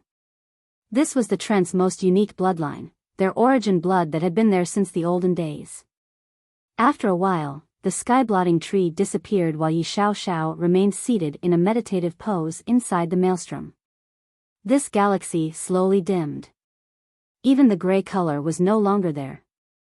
At this moment, the sky was still quiet like before. It was still a world of death that renders others breathless. She eventually opened her eyes. She was still the 14-year-old girl with an innocent pair of eyes. Xiaoxiao was still herself. The only thing different was the blood energy flowing through her. It was extremely ancient and emitted a simple yet eternal sensation. If one couldn't see the person and only their blood energy, they would take Xiaoxiao for an ancient being that had lived for countless years. She stood up and the entire galaxy and its stars shattered into powder instantly. The immense galaxy disappeared completely as if it had never existed in the first place. Xiaoxiao saw this and was stuck in a daze for a bit. It took her some time to regain her wits. She went back to Wuxia's side only to let him observe her before smiling. "Congratulations, congratulations, your blood has finally truly awakened. This place was necessary after all. What is the name of this bloodline?" She gently frowned and looked much more mature than before. "It's an undocumented one." Wuxia pondered for a bit before answering. "However, there are some legends and myths about it. You can call it the Nirvana Genesis tree or Nirvana Genesis bloodline." She murmured, "Nirvana Genesis bloodline." She was very unfamiliar with this name even though her bloodline had awakened. Wuxia spoke with a smile. "Time to go back. We've been here for a long time now." He considered this trip quite fruitful since he obtained everything he wanted. Now, there was only one more worry left. After settling this matter, it would be time for him to leave Heaven Spirit with Su Yonghuang. Okay. Xiao Xiao quietly nodded. Even her talkative self was now strangely quiet. The awakening of her bloodline had brought her too many things, and she couldn't digest all of them right away. Meanwhile, Godhalt had suddenly turned quite lively with cultivators rushing in from everywhere. Even though cultivators would visit Godhalt normally, the sheer amount of visitors that came overnight this time was unprecedented. It wasn't only because someone like Meng Zhentian had arrived. In just one night, some secret news spread out at an astonishing pace across Heaven Spirit. An eternal immortal medicine has been found at the Divine Tree Ridge. No one knew who spread this information so quickly.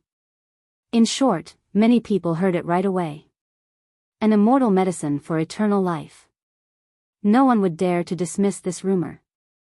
They immediately reported to the ancestors in their sections. This was especially true for the powerful lineages since they valued it more than anything else. Immortality was the pursuit of many god kings and even immortal emperors. Thus, anyone would be compelled to pay extra attention after hearing this. Although no one knew where this information came from, many chose to believe it. Everyone knew that the ridge was full of spirit medicines of the highest quality. If such a route for immortality were to exist, it had to be at the Divine Ridge. Despite the initial skepticism, many great powers still chose to send their disciples there. Some great characters from the previous generation personally came out as well. They would rather believe it than to miss the opportunity. Even if it didn't exist, they wouldn't lose anything by visiting Godhalt.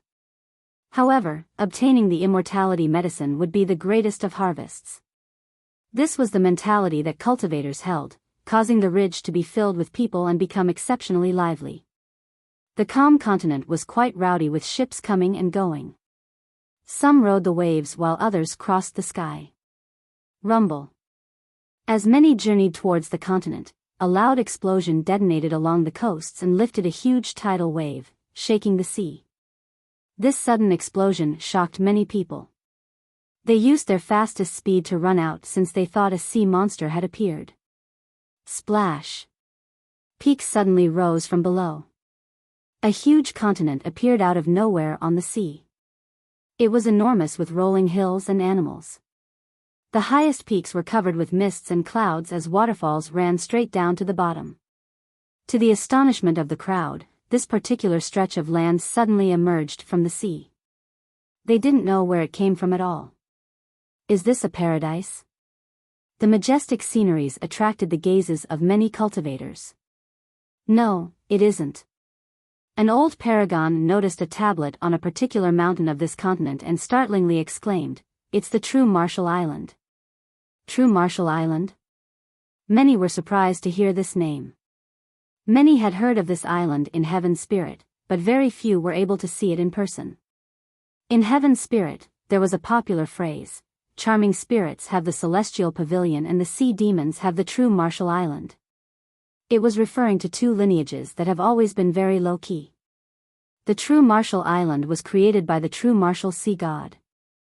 It was extremely mysterious and rumored to be able to move, so they could appear at any location in Heaven Spirit. Despite its elusive nature, no one had ever dared to underestimate its power. When talking about the island's strength, one must start with the Sea God. According to the tales, he was from the same era as immortal Emperor Min Ren. It went on to say that after the emperor ascended to the throne, the true Martial Sea God challenged him. The battle that ensued was heaven-shattering. The 9 worlds trembled because of it. Even though not many were qualified to personally watch it, rumor has it that it was a tie. Because of this, the sea demons praised true Martial as the only sea god comparable to the prime sea god. Chapter 1442. The emergence of the true Martial Island attracted a lot of attention in addition to rousing many speculations. In a short period of time, conflicting opinions appeared everywhere. Everyone knew that this island was mobile and could appear anywhere in the Heaven Spirit world. However, it still rarely showed itself to the world. Because of this, few had seen it in person. Normally, it was completely untraceable, so no one would know where it was. Because of this, this power was full of mysteries. Today, its sudden appearance at God Halt made many people curious. The older crowd was even more shocked because they knew it wouldn't appear so easily. Its emergence in full view of everyone meant that a grand event was about to happen.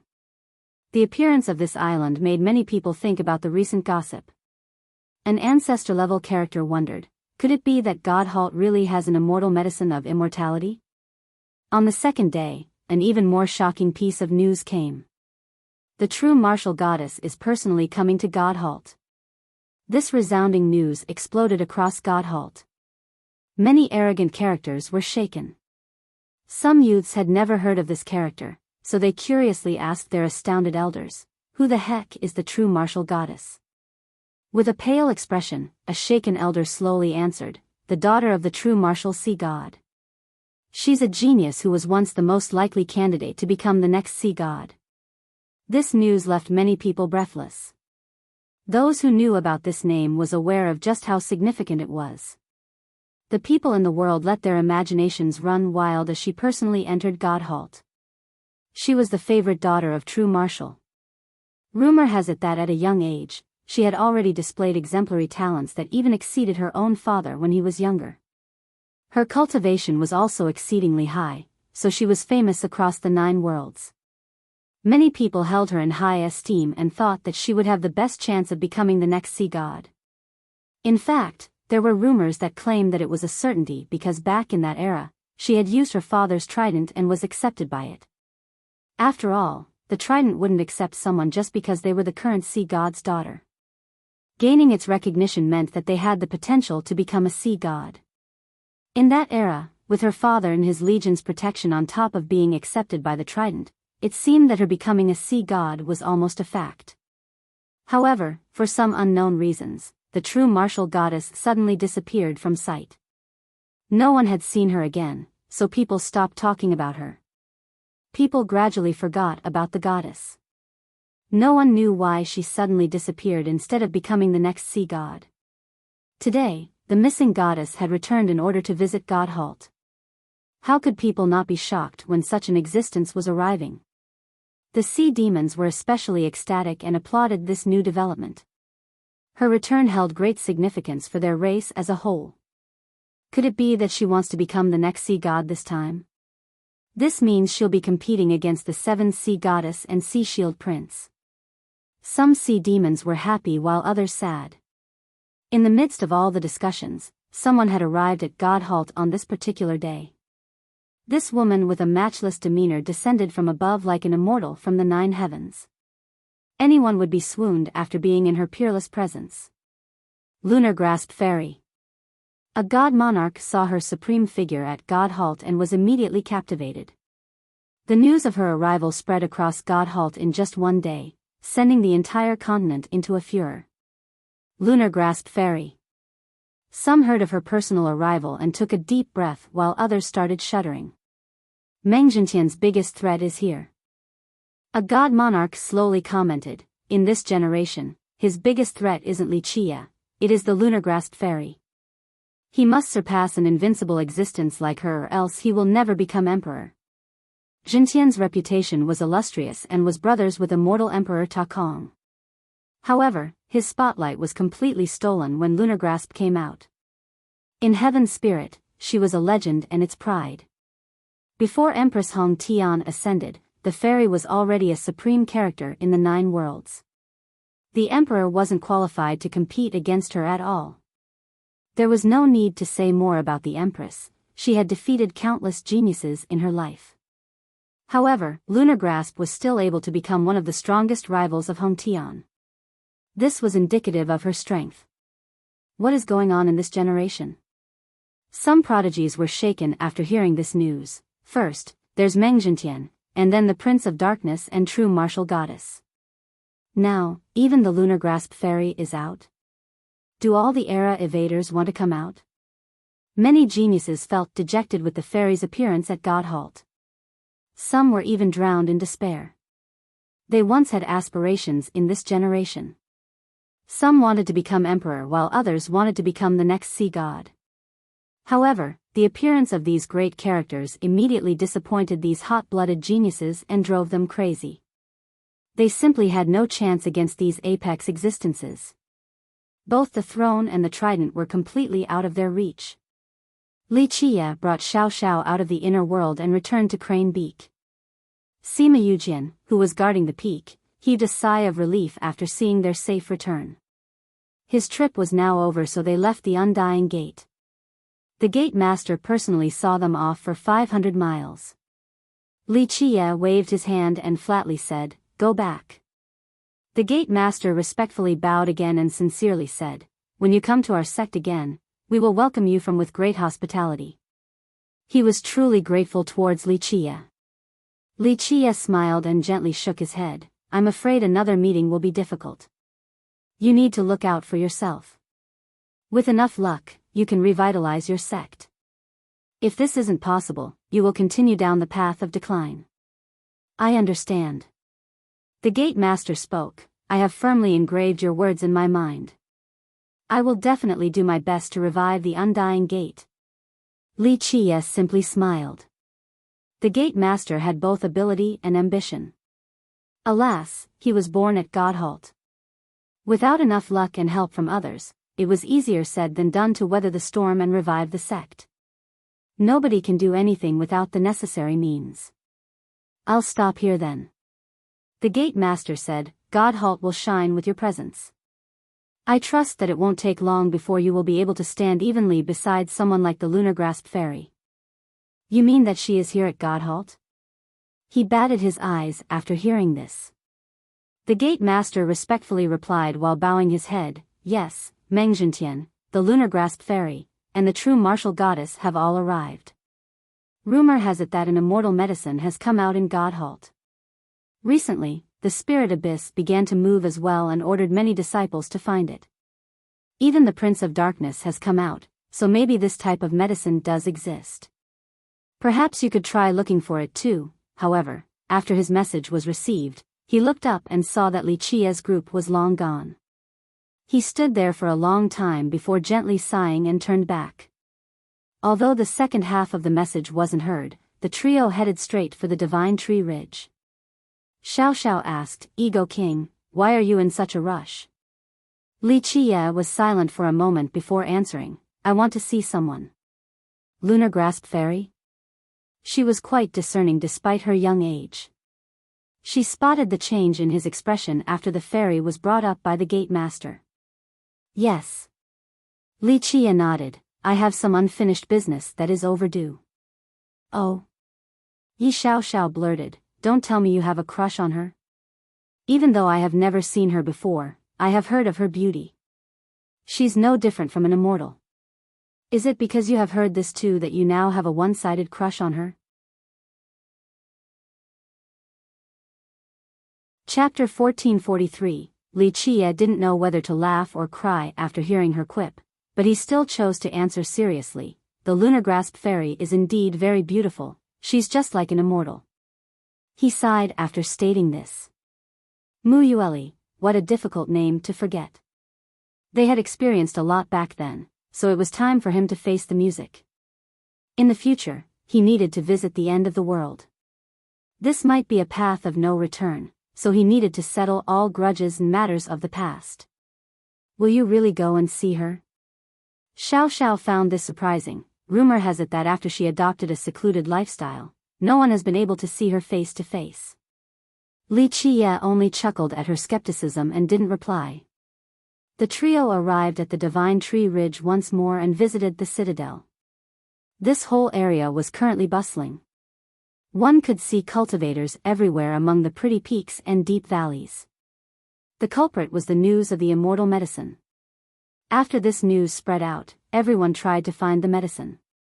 Many experienced cultivators and alchemists headed for the Divine Tree Ridge right away because this was the most likely location for this immortal medicine to appear.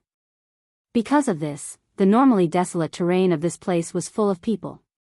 Even though they knew that it was quite dangerous, especially the deeper locations with the risk of seeds turning them into withered, they still chose to continue their search. This was a chance to make a fortune, even if they couldn't use it for themselves. Selling it to someone else meant that they could live the rest of their lives in peace. The trio's arrival at the ridge immediately attracted a lot of eyes. Fierce is here.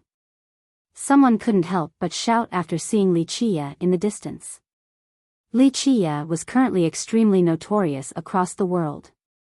Anyone who heard his name would quiver inside. They quickly made way for him. Wherever he went would become quiet since no one dared to gossip about him.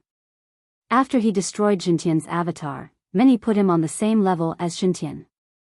Among the younger generation, both the Sea Shield Prince and the Seven Martial Goddess were put one level lower than him in terms of fame. Hey, Ego King, I didn't realize you are now so famous and awe-inspiring. Xiao Xiao noticed the quiet atmosphere and revealed a charming smile after giving Wuxia a side glance. At this moment, she was the only one who would dare to talk to Wuxia in such a nonchalant manner. Wuxia leisurely responded, an invincible person like me should indeed be awe-inspiring. Please, enough with the boasting. When it comes to compliments, you'll want a mile after getting an inch. Xiao Xiao stared at him with disdain. You can be happy all you want right now. Wait until after I become an invincible tree father. The first thing I'll do is take you down completely so that you can never get up again. Having said that, the little girl aggressively postured with both hands on her waist as if she was about to suppress Wuxia. He simply smiled and shook his head after seeing this. Even if you become an invincible tree father, no, even if you become an immortal emperor, you can only be pressed down before me. Bah! What a shameless pervert. She looked at him with fierce eyes as if she wanted to kill him. Little girl, where did your mind run off to? Stop thinking about those things when you are so young, focus on cultivation instead. He mocked her with a grin after hearing her strange response. I'm going to kill you, Ego King. She became angry like a cat that had its tail stepped on and immediately lunged at him. Wuxia laughed and continued forward at a faster pace. It didn't take long before the trio reached the Divine Tree Citadel. They didn't enter just yet since the sky-blotting Terminus ancestor opened his eyes. Terminus looked at Xiao Xiao and said, Young miss, congratulations, congratulations. The path to the Grand Tao has been opened for you. In the future, the Treants will shine because of you. Thank you. Xiao Xiao naturally knew what he was referring to and felt quite excited. If you need anything at the Citadel, come and find me. Terminus happily laughed. He was already a heaven-defying character, and he only grew stronger after taking root here. Normally, even if a god king or someone like Meng Jintian personally came, he wouldn't give them the time of day. However, he held Xiao Xiao in a good light. If it wasn't for Wuxia, he would have made her his disciple instantly and personally became her Tao protector to watch her turn into an unstoppable tree father. She tilted her head to the side and mused before asking, I can find you for anything?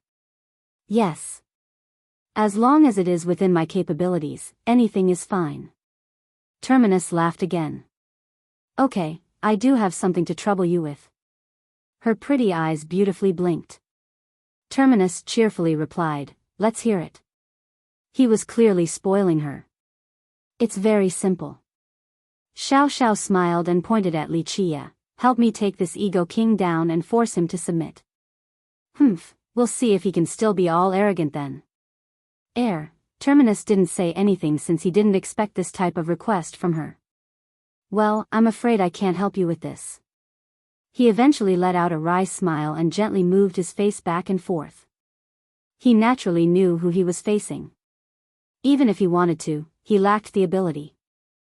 You just told me to find you for anything, but now you changed your mind? She pouted and was clearly unhappy.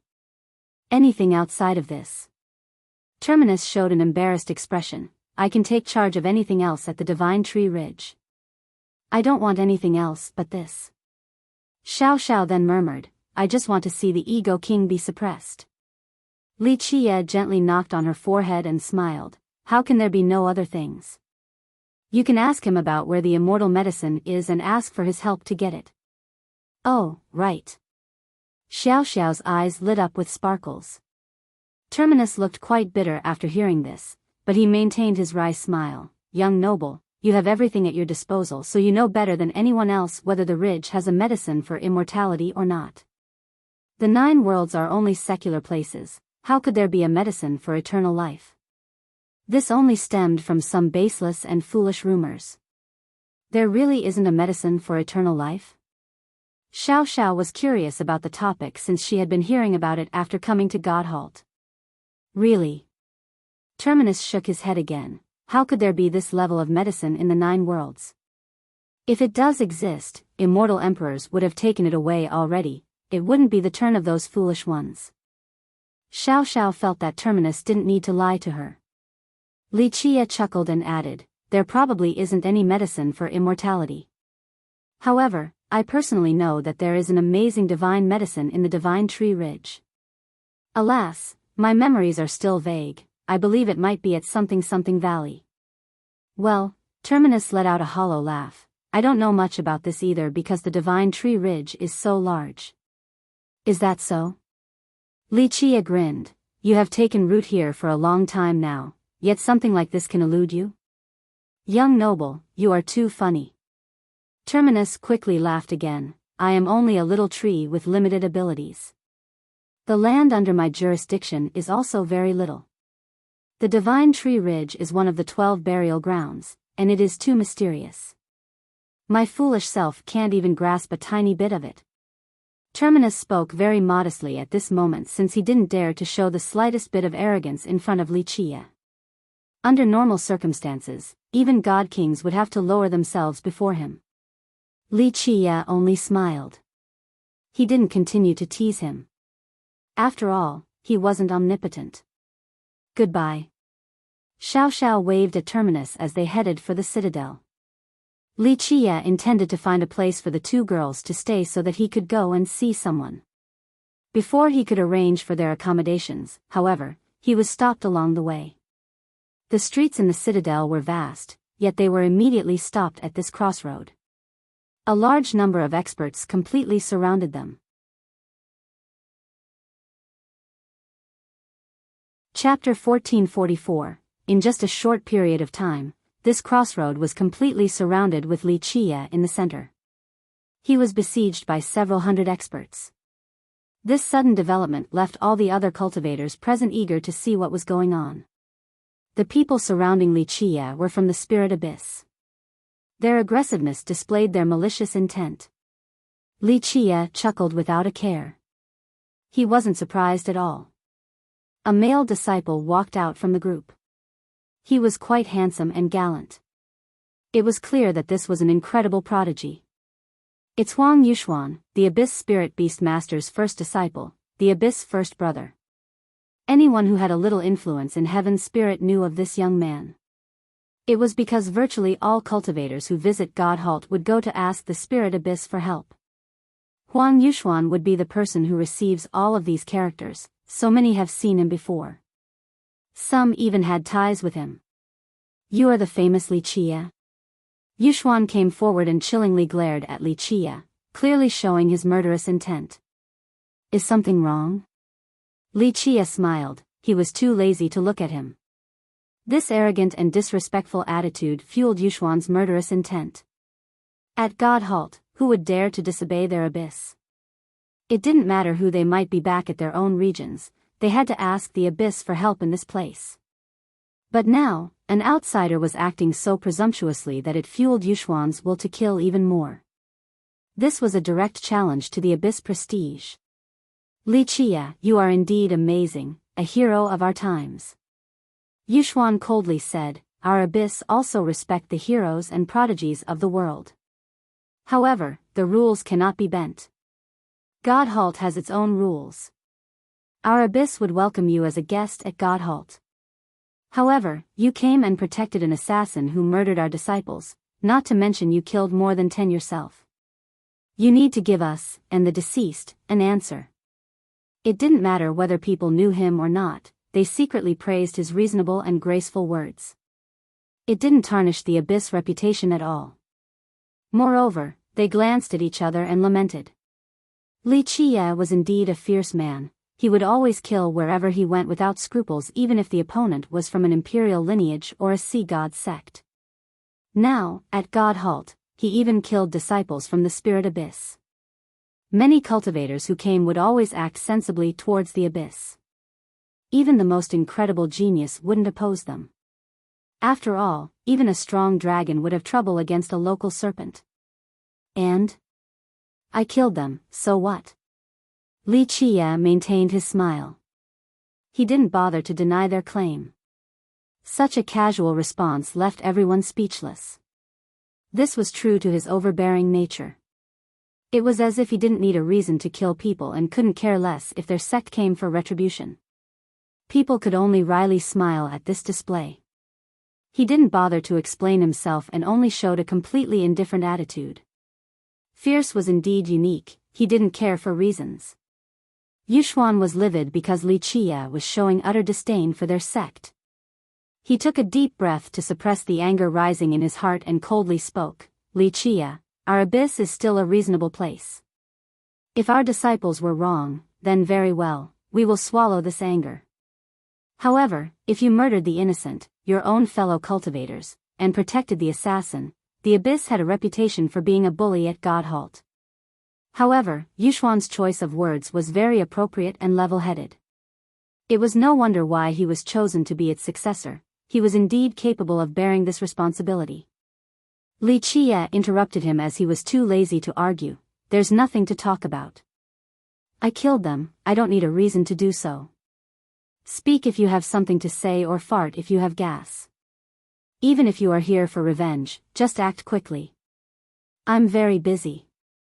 The tides have completely reversed today. The abyss was known to be the ruthless bully. However, it was the reasonable party this time while an outsider had turned into the arbitrary oppressor. Good, good, good. Yushuan was trembling with anger from Li Qie's attitude. This was supposed to be his role, but Li Qie stole it from him today. This wasn't something that their abyss could tolerate. It's good that you have admitted it. He coldly spoke, as a reasonable party, we shall give you a way out. First, hand over the assassin, second, confess your crime to our abyss. My seniors are currently staying at an inn in the citadel, so go there and surrender yourself. As long as you can do these two things, we will forego this grievance out of consideration for you being a top genius. Eyes darted everywhere out of confusion. Many couldn't believe their own ears. Since when was the aggressive abyss so reasonable? Did the abyss just change its personality completely? A cultivator spoke with disbelief. Since when were they this easy to talk to? Just think about it, no sect could handle dozens of disciples being killed, let alone the abyss with its ruthless reputation. At God halt, it was their place to rampage, no one would have a turn to do the same to them. If someone dared to kill their disciples, they would incur the abyss' most ferocious wrath and wouldn't be able to leave God halt alive. And yet, they said that as long as Li Qie confessed, everything would be over. This was a great concession, a showing of their magnanimity. Well, that's because you should look at who it is. An expert from the previous generation insipidly said, you can try to do what Li Qie did. Not to mention killing their disciples, just offending them alone would end in your entire family being killed. Fierce momentum is unstoppable since he can slaughter anyone in his way. It is understandable that the abyss would choose to compromise. Any knowledgeable person understood that Li Qie's fame was currently on the same level as Meng Zhentian's. The abyss actions, in this case, made sense. Li Qie simply smiled and casually responded, just come and attack me, there's no need for this confession. I have already shown my mercy by not destroying your abyss. All of you should be going to bed with a beaming smile from being so lucky, yet you are here asking for me to surrender. Did your brains stop working? This retort truly made others want to vomit blood. Everyone here was completely tongue-tied. They all felt that after killing so many disciples, just apologizing to end things would still be quite an awe-inspiring tale for Li Qie. Anyone else would have apologized already. However, he was claiming that the one who was showing mercy was him and not the spirit abyss. He was the one who was sparing the sect from certain destruction due to his kindness. Who could stand this? Li Yushuan was livid. Today was very humiliating for him and his sect. They only wanted Li Qie to hand over the assassin and confess his crimes of killing their disciples and crippling an elder. This was already shameful enough. Things were a bit different this time around. Their sect didn't wish to ruin their grand plan over trivial matters, so they had to make these concessions. Nevertheless, they still needed him to show some goodwill in order to alleviate the blow to their prestige. Who would have thought that Li Qie simply wouldn't give them any face and treat them with complete disdain? Yuxuan couldn't restrain himself any longer as he shouted, "Today, whether you want to or not, you must apologize to our fallen disciples or we swear to never let this go." Chapter 1445. Many people trembled after hearing Huang Yuxuan. An oath feud with the spirit abyss was no joke, since this was a sect that would stay true to their word. One shouldn't even dream about leaving God Halt alive after receiving this declaration. Is that so? Good, I got it. If there is nothing else, scram. Of course, come if you want to fight. I have other stuff to do after I kill you all. Li Qie spoke in a carefree manner. People helplessly smiled after hearing this. At this minute, it looked like Li Qie viewed the Abyss group as nobodies. It was as if he could kill them on a whim. However, no one dared to question him. They understood that his strength was not simply boasting, he actually had the ability to do so. It wasn't just Yuxuan, all of the disciples from the Abyss glared at Li Qie with fury in their eyes due to this blatant humiliation. One of them couldn't help but scream, "First brother, our Abyss must kill him at all costs."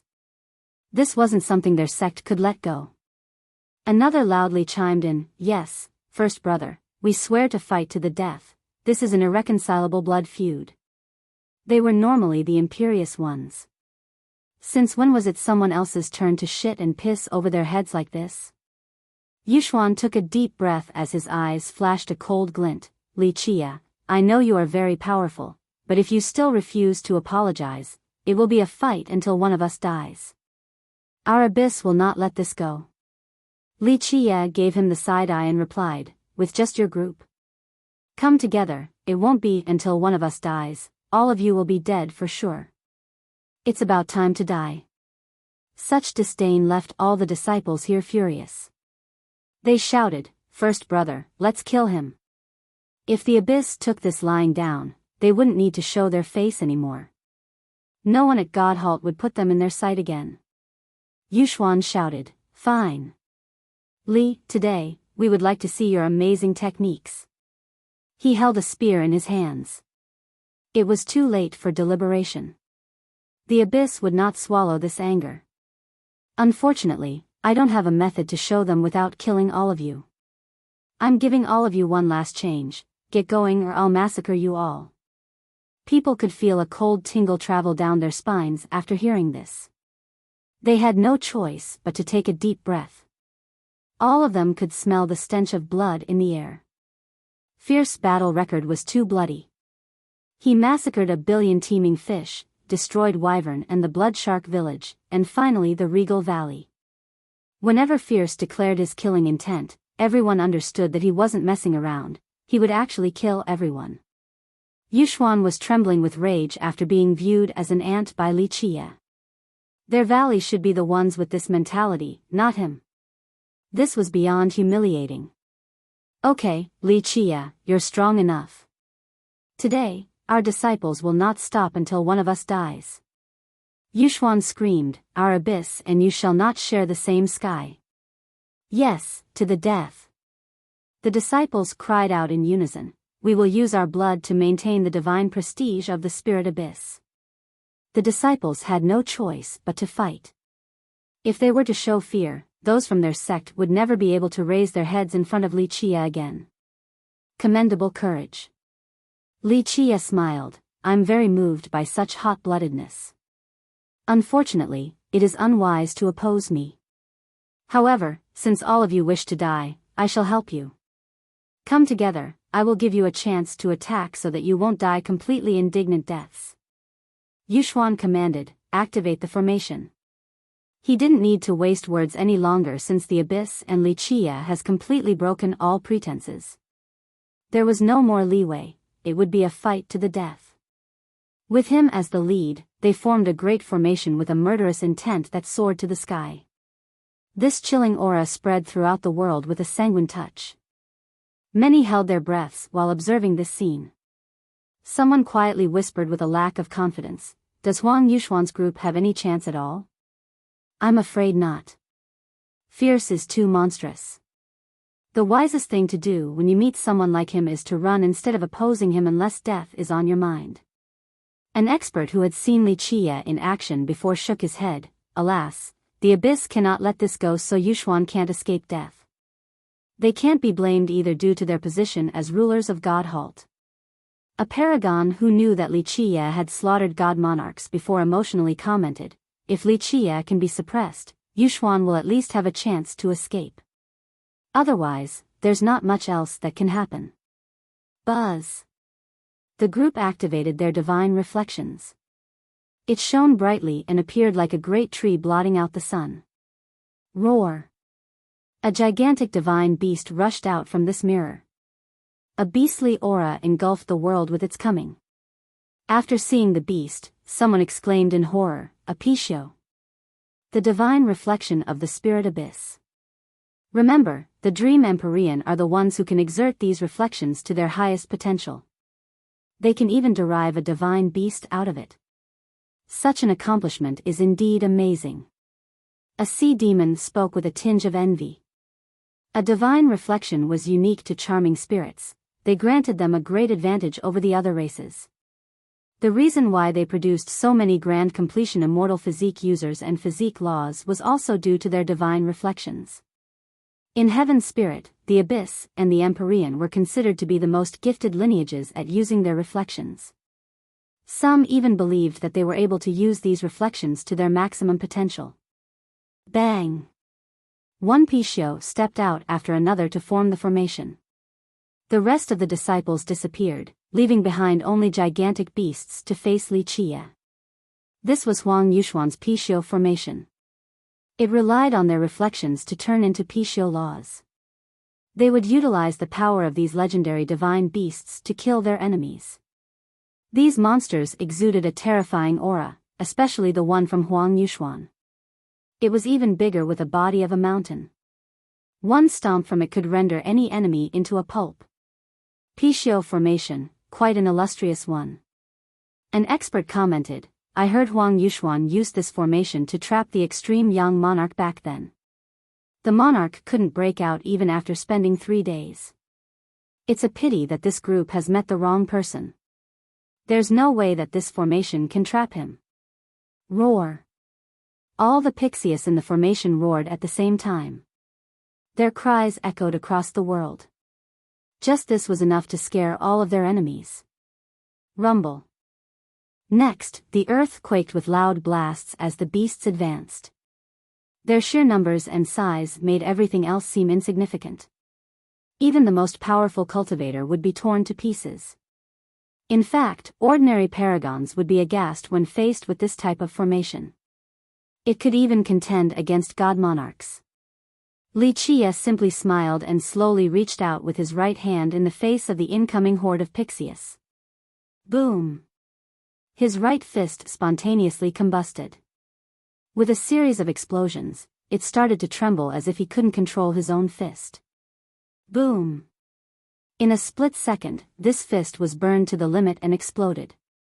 This explosion was very powerful, like a sun that used up all of its refined sun fire. All of the power within erupted right away.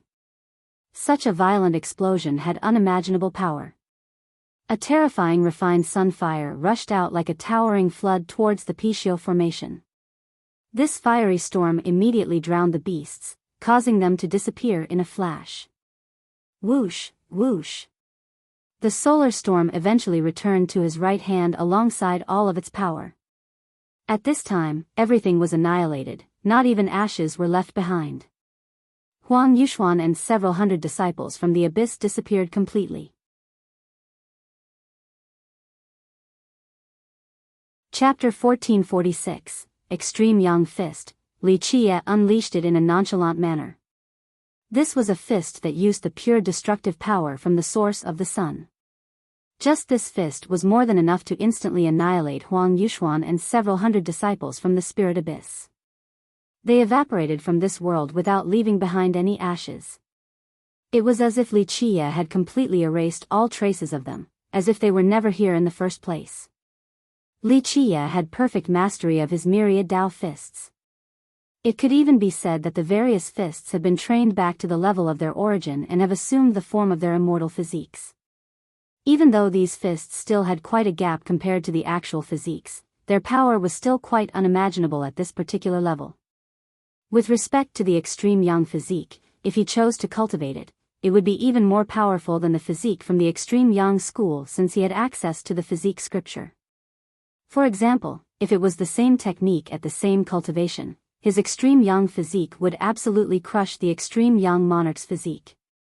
Due to his own understanding of the physique scripture, his fist techniques had a similar power to the school's extreme young physique.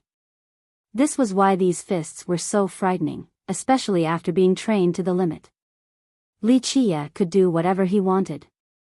He could even fuse them together to exponentially amplify their effects. The cultivators at the scene were completely awestruck after seeing the complete annihilation of the abyss force. When the fight first started, they had already expected for the abyss to fail. If the result was a bit better, some would even be able to escape. Alas, no one expected this utter defeat. They couldn't even block one move from Li Qie before being completely erased from this world. The Pishio formation had trapped the monarch before, but it felt incredibly vulnerable in front of this one punch. Just thinking about it left people shivering in fear. At this moment, Li Qie's power was as clear as day to the crowd. Back during the fight between Li Qie and Jintian's avatar, it was still quite difficult to gauge Li Qie's strength. After all, Jintian's might made it difficult for people to compare. However, these several hundred disciples here were a much better reference point. In order to judge Li Qie's strength, they only needed to consider the gap between themselves and Huang Yuxuan. This comparison made them break out in cold sweat. Even the paragons from the previous generation were horrified. Shortly afterward, they were certain that they wouldn't be able to block a single move from Li Qie. This disparity in strength had become too obvious and considerable. Many quietly retreated and stayed far away from Li Qie. They simply didn't dare to provoke fierce. After killing the abyss forces, Li Qie leisurely mumbled, "Too weak." He uttered the words in a casual manner and didn't pay it any mind. It was as if this event was no different than trampling an ant. No one dared to breathe out loud at this moment lest they incite his wrath. Perhaps it would bring about a familial extermination. After a long time, a cultivator suddenly realized something and quivered in fear. Li Qie isn't suppressed. He's not affected by God halt. The listeners shuddered in fear. Just how strong was fierce to not be suppressed at God halt? They wanted me to apologize, right? Fine, I'll go then. Li Qie's gaze fell upon the inn named Illustrious and went there with the two girls in tow. Many people were slack-jawed after seeing him walk in that direction. On top of the slaughter just now, he even wanted to go to the Illustrious inn to cause more trouble. He wanted to pull out the roots. A powerful paragon couldn't help but say, the abyss messed with the wrong person this time. To provoke fierce like this is really inviting destruction. They're too used to being arrogant. It's about time someone gives them a taste of their own medicine. Some were secretly gloating with glee. It was virtually impossible to not be annoyed with the abyss after coming to God halt, but they had no choice other than to play the part. Only the truly powerful would be fine with not giving the abyss any consideration. The majority had to pay tributes and protection fees. This prompted dissatisfaction for many. Alas, this was God halt, and it had become a custom of sorts. People could only endure this tradition. So now, when Fierce was causing trouble for the abyss, many felt very happy. Even though they didn't dare to express this publicly, they were feeling quite good inside. It was about time for someone to teach this overbearing sect a lesson. The Illustrious Inn was the largest inn at the Divine Tree Ridge. It was opened by the Withered and built on top of a tree that pierced the sky. At this time, the entire venue had been reserved by the Abyss Sect Master, the Spirit Beast Master, who was receiving guests. Of course, only those with great backgrounds were eligible for such treatment, such as ancestors from imperial lineages. The Beast Master was drinking tea with an ancestor at this moment. The ancestor was from the ancestral Terra, an immensely prestigious background. If this was any other place, a sect master wouldn't be qualified to sit, they wouldn't be on the same level as this ancestor. However, at God Halt, even a behemoth like the ancestral Terra had to give the Abyss some face. After all, the disciples of the ancestral Terra were still suppressed by God Halt. They needed the Abyss help to lift this suppression. There was a darker side to all the tributes and gifts that get handed to the Abyss. Those who enter God Halt without visiting the Abyss wouldn't receive any help from them. Moreover, this sect would purposely cause trouble or even rob them. A common fate would be getting killed in order to keep this a secret. This was precisely why many cultivators went missing at God Halt. Outside of the dangers looming on this continent, a considerable amount of outsiders were robbed and killed by the Abyss. In fact, the majority of visitors were aware of this, but no one dared to expose it since they still needed the Abyss assistance while visiting God Halt. The Beast Master was talking about worldly affairs while keeping this ancestor company. Rumor has it that this person's heavenly reflection could summon various divine beasts and use their power. Because of this, others referred to him as the Spirit Beast Master. At this time, the Beast Master suddenly put down his teacup and looked outside. His eyes immediately turned cold. Two people came inside the inn, Li Qia and Yi Xiaoxiao. Although the master had never met Li Qia before, he had seen his portrait. He knew what happened the moment Li Qia showed himself. You must be that Spirit Beast Master. Li Qia stood there and glanced around before staring at the Beast Master. Many cultivators were watching from afar. They all followed Li Qia here and hoped that he would be able to teach the Abyss a lesson. Li Qia. A murderous glint emerged in the Beast Master's eyes. He understood that his disciples were finished off. This made him gnash his teeth in anger. At God Halt, who would dare to touch their tiger's whiskers? But now, not only did Li Qia kill their disciples, he also killed the Beast Master's direct disciple, the next sect master. Yes, that's me. Li Qia leisurely smiled. I heard your Abyss wanted me to confess my crimes.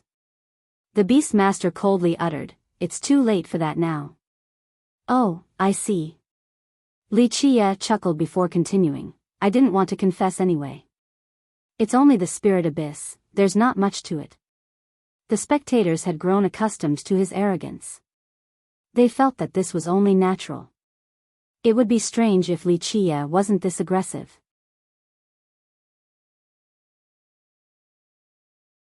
Chapter 1447. The Spirit Beast Master was enraged since Li Qia directly put down the Abyss in front of everyone. Although he tried to endure this anger, it was simply impossible.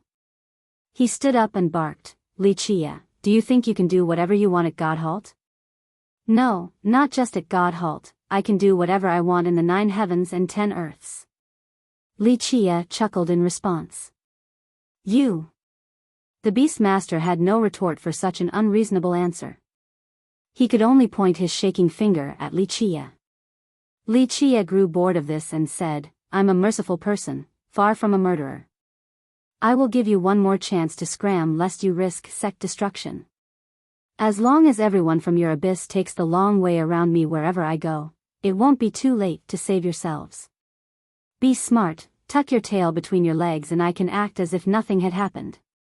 And if we don't? The Spirit Master was unable to breathe from anger. If you don't. Even though I am merciful, I will still mercilessly annihilate your Spirit Abyss, for no one is allowed to block my path. These words made many smell a thick stench of blood. The spectators couldn't help but smile awkwardly. This person had a penchant for mass murder, yet he still claimed to be merciful? No one would believe such words. The Beast Master cried out, Li, on the basis of you killing my disciple alone, our Abyss will swallow this, not indignation. Li Qia swiftly interrupted him, you better swallow it. Otherwise, I will visit your sect when I'm free and personally trample it. The crowd began to understand that Wuxia wasn't messing around. His declarations so far have been quite serious. This made them gasp in response, since Fierce has stayed true to his words so far. It was very domineering to make such a statement at Godhalt. Keep in mind that even without the suppression of Godhalt, rumor has it that an ancient ancestor was slumbering at the bottom of the abyss. Even though they had never produced an immortal emperor before and people didn't know what kind of ancestors they had, there were still stories about how this sleeping ancestor is one of the most terrifying charming spirits. Because of this, others were very wary of this sect. In this world, not many would dare to talk about destroying the abyss unless they were immortal emperors. Young friend, your tone is quite big. While the Beast Master was trembling with rage, his old tea companion spoke. Wuxia leisurely asked without a care, "Who are you?" "I don't remember my name anymore. However, when I was younger, people used to call me the Dragon Scale Bamboo." Dragon Scale Bamboo. Many shuddered after hearing this title. One of the strongest ancestors of the ancestral Terra, the direct disciple and nephew of the Dragon Bamboo Vice Ancestor. He also has the Dragon Bamboo Vice Ancestor's bloodline. A paragon was startled. Such a powerful ancestor had quietly arrived at Godhalt. This made people realize exactly what was going on. The ancestral Terra was considered the strongest Treant lineage since they had produced 3 tree fathers. Their vast territory was protected by these 3 ancestral trees, so this was a location considered impregnable even for immortal emperors. Outside of the 3 trees, the Terra also had a frightening character, the Dragon Bamboo Vice Ancestor. Legend states that he was only half a step away from becoming a tree father. More importantly, this Vice Ancestor had understood the mysteries of the Trent's Earth origin, so he could also take root in the earth just like a tree father. Because of this, there was a belief in Heaven Spirit. When this Vice Ancestor takes root, even emperors can't kill him. He was just like a tree father in this regard. Due to his existence, their defense was great, but he was also able to attack other lineages. After all, when tree fathers turned into ancestral trees, they could only protect their own territories and wouldn't initiate expeditions to conquer others. However, it was a different story for the Terra due to this Vice Ancestor. His existence meant that no one could attack their sect, yet they could declare war against any other lineage due to having ample firepower. No idea. Wuxia responded frankly. I'm just a nobody, so it makes sense that you don't know me. Dragon Scale answered, however, I want to tell you, young friend, that Heaven's Spirit is full of crouching tigers and hidden dragons. Before becoming emperor, you should restrain yourself. There are many characters stronger than you. The crowd glanced at each other after hearing this. His words seemed to carry good intentions, like an elder teaching his juniors. Change my attitude? Wuxia couldn't help but smile. I'll keep acting however I want. A tiny sect like your ancestral Terra should know better and not meddle with others for no reason. I'm not someone your sect can afford to provoke. Moreover, don't try to use the abyss to test me. Last time, I didn't completely suck that Terra King Jr. dry. Keep on provoking me and I'll not only devour him, I'll absorb your Terra as well. Coincidentally, I have a seed that requires a fertile land like the Terra for it to grow. Wuxia boisterously laughed at this point. No one could say anything before this act. Eventually, one person murmured, "That's fiercest for you, always arrogant and completely unscrupulous." Dragonscale's expression turned ugly after hearing this. Of course, his words early didn't come from goodwill, it was only a stratagem. He came to Godhalt because of a mission given to him by his master. In his eyes, nothing could be better than Wuxia fighting the abyss. Everything was an act. Dragonscale slowly spoke, "Sect Master, this madman is incurable and must be put down." The Beast Master glared at Wuxia with ferocity and exclaimed, "Wuxia, my spirit abyss swears to oppose you, one of us shall die." "With you alone?" Wuxia cheerfully replied, "I heard your Prince of Darkness has recently come into being. Tell him to roll out here and accept his death. After I cut off his head, all of you will understand that I am not joking around." The Beast Master shouted, "Kill him." He was ready to fight to the end at this very moment. In the Beast Master's opinion, there was no way out for their abyss. Regardless of how powerful Wuxia might be and the ultimate price they must pay, they must fight to the very end until he is dead. In fact, outsiders might not know, but this wasn't only for vengeance. When Jintian visited their abyss and their prince came out, one of the main reasons was to deal with Wuxia so that Jintian could smoothly become an immortal emperor. Clank. Clank. Clank. A series of saber hymns resounded. Several hundred combatants in black appeared with the saber as their weapon of choice.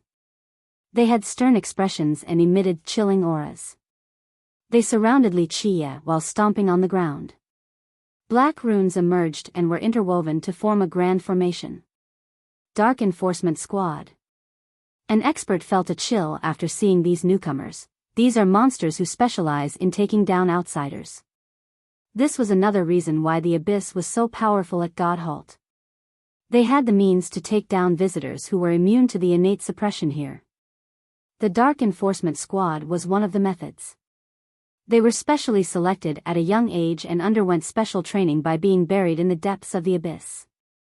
They withstood the power of Godhalt and were incubated at the same time. Because of this, their natural heavenly reflections had the power to debilitate. Once their reflections shone on someone, they would be subjected to the power of Godhalt again. Buzz! The squad instantly took form. Their natural mirrors emerged and shot out dark rays like the coming of night. These rays instantly locked onto Wuxia. Clank! It was as if a gigantic lock was placed on his body while he started to glow due to the dark light. Is he now suppressed? Others shivered as they watched on. Many were afraid of this squad due to this particular ability. Once suppressed by Godhalt, the victims would be lambs to the slaughter.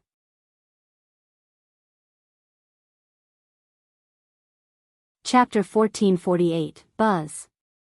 When all of these heavenly reflections shone on Wuxia, they suddenly fused together until only one was left. A black hole emerged from this mirror-like innate gift. A hand as black as ink came out from within this black hole. Its darkness could even absorb all the nearby light sources as if nothing could escape its grasp. Boom! The black hand directly came crashing towards Wuxia. It was direct and overbearing without any technique or variation, it was just raw suppression. All the cultivators in the citadel trembled as this hand came pressing down. They felt that it was coming from the deepest part of the divine tree ridge. This power neither belonged to cultivators nor the Grand Tao and definitely not the Abyss. It seemed that this force belonged to the ridge itself. It was completely unfathomable and capable of suppressing the world and deities. It looked like the Abyss had control of many mysteries unbeknown to others. This was why they could stand strong at Godhalt for so long. Burying healthy babies in the depths to incubate them? In the end, they are only monsters. Wuxia simply smiled when facing this incoming suppression. He didn't waste any actions and crushed the void with his palm. A series of clanking noises resounded as if a Tao chapter had been unlocked in a natural manner. In the blink of an eye, his palm was holding all the power in the world. It was as if the grand vein of the ridge was under his control. Bang! The black hand that was pushing down on him suddenly disintegrated after he made his move.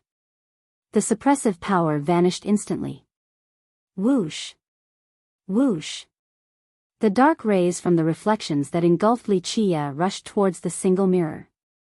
Ah! A series of screams resounded along with the noises of something breaking. The reflections of the dark enforcers collapsed while their bodies emitted buzzing sounds. In the blink of an eye, they turned into dried corpses as if something had robbed them of their strength, blood, and life. Everyone felt their hair standing on end after seeing the enforcers fall. No one knew what Wuxia did. Trying to suppress me by borrowing the ridge's power despite having such a shallow understanding.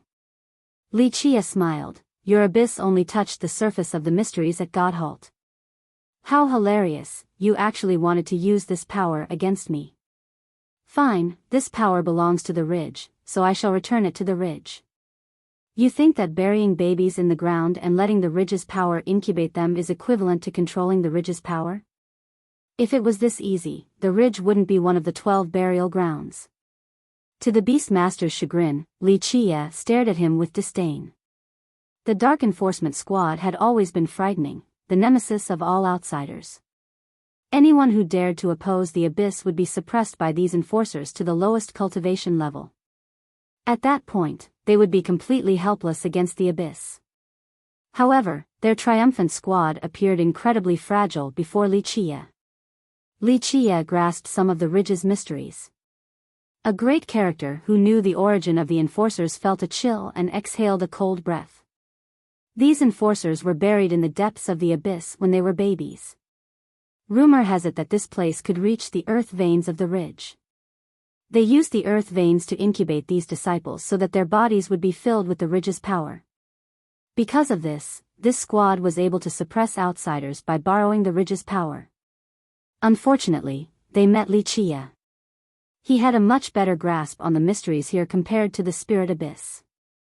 Li Qie dispersed all of this power early. Once this happened, everything the disciples had was instantly sucked out and returned to the earth veins. This was why they turned into dried corpses. The Beastmaster furiously howled, "Li Qie! Don't even think about leaving Godhalt." His heart was bleeding. It wasn't easy for their sect to train a group of dark enforcers. A group required several decades or even centuries of grooming. But now, all of them were killed by Li Qie. This was quite a blow to the abyss. I have heard these words already. Li Qie waved his arm and said, "You should be thinking about whether or not you can leave here alive." The Beastmaster screamed, "Even if we are down to the last man, we will still take your head." Li Qie didn't really mind the raging opponent. "I should decapitate you on account of these words alone. However, your head is already spoken for." Dragonscale, sitting next to the Beastmaster, couldn't watch any longer.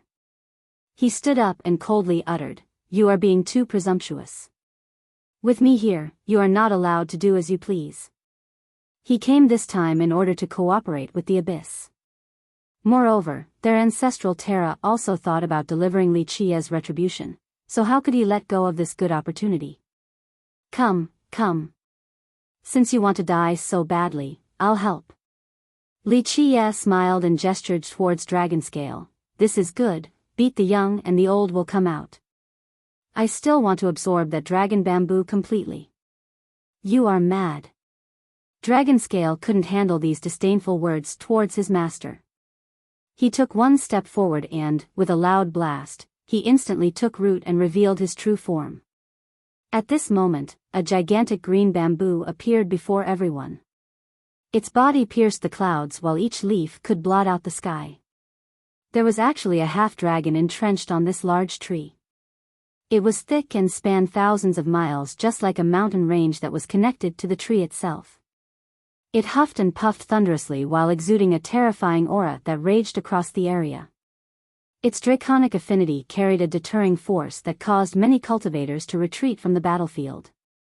This was the true form of the Dragonscale bamboo, the combination of a half-dragon and bamboo. In fact, the tree was its real body. The dragon was there because of its dragon bloodline. Even though this blood was quite thin, it was still powerful enough to turn into a half-dragon with scales. "You're far below Mengzhentian. I only need 2 or 3 fists to destroy you."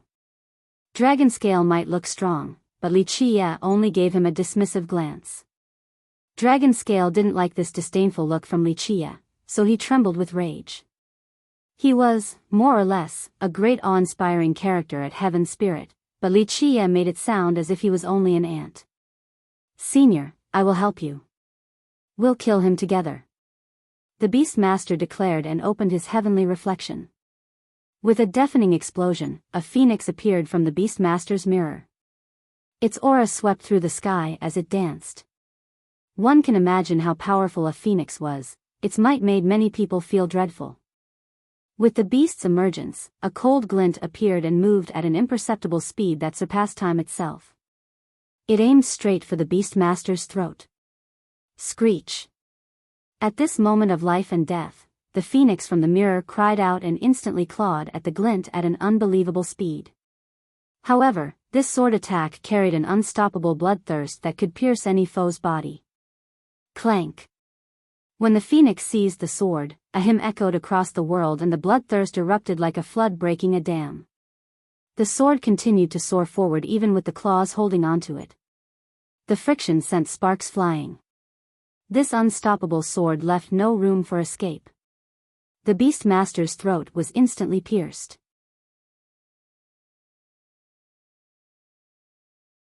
Chapter 1449, Blurg. The Beastmaster's eyes widened. He opened his mouth wide to speak, but nothing came out. Even at his very last moment, he still didn't see his murderer. In the blink of an eye, Sima Yujin flashed into existence and swung her sword to decapitate him. There was no doubt that her target was the Beastmaster. Her previous attempt ended in failure, but he couldn't escape this time. The towering bamboo shouted, "Junior, you want to die." It was shameful that someone had killed the Beastmaster right under his nose. With a loud howl, the half-dragon clawed at Yujin. Its monstrous claws were like 5 sharp peaks. The earth seemed as if it would be shredded like a piece of paper under this attack. Boom! Before it could catch Yujin, a swift fist easily repelled it. "Your opponent is me." Li Chia chuckled after successfully neutralizing the claw attack. Dragonscale shouted, "Li Chia, everyone says that you are strong. I'll see just how strong you are then." With a loud bang, the dragon that was coiled around the bamboo disappeared. Rumble. The tree actually grew even more and covered the entire divine tree ridge. Everyone gasped when they saw this gigantic tree because it emitted a draconic energy that engulfed the world. It was as if a dragon was about to come back to life. This tree resembled a dragon at this moment. After fusing his bloodline with his body, Dragonscale was able to obtain a new, explosive power. "Junior, die."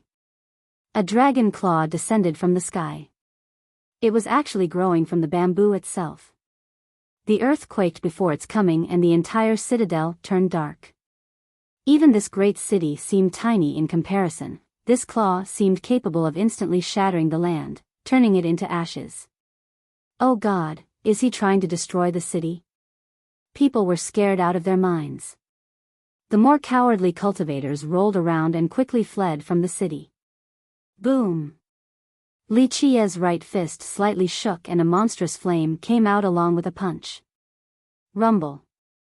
The world trembled even more. The entire continent was robbed of its brilliance. When he unleashed this punch, countless suns slowly rose and replaced the continent with a new source of light. The extreme Yang Fist and Sacred Spring Fist were combined. The former was overbearing and should have more than 100 suns. However, under the empowerment of the Sacred Spring Fist, more suns were derived from nothing the instant he punched forward. This awesome power could easily be imagined. With loud explosions, the large dragon claw was instantly annihilated. The sound of something burning could be heard as the entire tree was ignited. It couldn't prevent this particular fire from ravaging it. Crackles. Imagine a scene of the largest tree in the world being incinerated by countless suns. This was an extremely magnificent scene of fire. It looked like an erupting volcano that headed straight for the 9 heavens, burning the sky in the process. This shocking flame illuminated the entire divine tree ridge. Ah! Dragonscale screamed as he was being burned alive. Despite spewing out a large amount of water, he still failed to extinguish this fire. The spectators were creeped out to see this living tree that could be burned to death at any moment. Boom! At this second, the bamboo tree that couldn't withstand it anymore opened its mouth and spewed out a divine seal. This seal immediately poured out some divine water. With buzzing sounds, the flame disappeared while the tree returned to his first form. However, he was completely black like a piece of charcoal. The divine seal continued to float above his head. It was quite profound, no one could understand it in a short amount of time. "Little animal, you are forcing my hand." Dragonscale screamed while his blood energy surged and poured into the seal. Boom! A different towering tree appeared right behind Dragonscale. Its presence heralded a sacred and supreme aura. It was as if an untouchable sovereign had awakened with enough power to suppress the 9 heavens. Under its sacred aura, all other existences seemed insignificant. A tree father. Many Treants shouted and slowly prostrated in unison after seeing this. What is that? A sea demon who had never seen this type of seal was startled. It's an ancestral seal that belongs to a tree father. The ancestral terra is indeed incredible. A charming spirit paragon slowly explained, it's unbelievable that they can produce a seal before their tree father passes away. Sea gods had the trident while tree fathers had their ancestral weapons. These weapons were quite powerful as well since it could borrow the supreme power of their forefathers. The difference was that these weapons were personally refined by the tree fathers. Refine the seal, transform into the root, form a weapon. This was the process a Treant disciple must take on the path to become a tree father. The day when this weapon takes form would be when they become a tree father capable of borrowing the power of their race's forefathers. This allowed them to oppose the trident of the sea demons. However, when these tree fathers returned to the void, their ancestral weapons would also dissipate from this world. In this aspect, the ancestral terra was quite amazing. Although they couldn't keep an ancestral weapon behind, they used an incredible method to save the ancestral seal, the basis of the weapon itself. It's only an ancestral seal, what's so great about it? Li Qia revealed a contemptuous smile. With a clank, a saber as white as snow appeared in his hand. Its light lit up the heaven and earth. An immortal emperor, true treasure. Even those who didn't know anything could sense an imperial aura assaulting the world, causing them to shudder. A tree father might be strong, but an emperor was invincible. Plus, Dragonscale didn't have a complete ancestral weapon in his possession, it was merely a remnant seal. It was far inferior compared to the benevolent saber in Li Qia's hand. Dragonscale's expression turned sour. He wasn't a match for Li Qia, and in terms of his weapon, his seal wasn't a match for the benevolent saber either. Once Li Qia took out his weapon, everyone understood that it was over for the Dragonscale bamboo. Despite knowing how strong Fierce was, no one expected that even a character like Dragonscale couldn't handle a single blow from Li Qia. Affected by both fear and anger, Dragonscale's eyes flashed with an idea. He soared to the sky and immediately stood above the other tree at the citadel. This other great tree was, of course, the Terminus Divine Ancestor. Ancestor, please lend this junior a hand. My master is the Dragon Bamboo Vice Ancestor, your friend. He asked Terminus for help at this critical moment. The cultivators here might not know of Terminus' background, but they understood that he was the guardian of the citadel. He was rumored to be so powerful that even emperors couldn't kill him. Dragon Bamboo Vice Ancestor? The initially slumbering tree finally opened its eyes and stared at Dragonscale. Dragonscale didn't expect that he could wake up this guardian and was jubilant. He hurriedly said, "Yes, my master is the Vice Ancestor. He has told me about your supreme prestige and to ask you for assistance in times of trouble." Terminus slowly said, "Yes, I do know him. He has asked me about the method of returning to the void." Ancestor, you are an incredible and omnipotent being. Dragonscale quickly added, "My master once said that you have always been protecting the Treant race. This is worthy of a lot of admiration. Ancestor, this Li Qia right here has no scruples and killed your fellow Treants. Please, take charge and avenge our fallen comrades." He was ecstatic since he didn't expect for this to work. It must have been his master's reputation that allowed for him to beseech this legendary guardian. The spectators were astounded by this. Despite the many wondrous rumors about this guardian, no one has ever seen it in action before. Nevertheless, no one dared to act presumptuously at the Divine Ridge Citadel or pick on the withered. No one expected that Dragonscale had enough connections to actually move Terminus.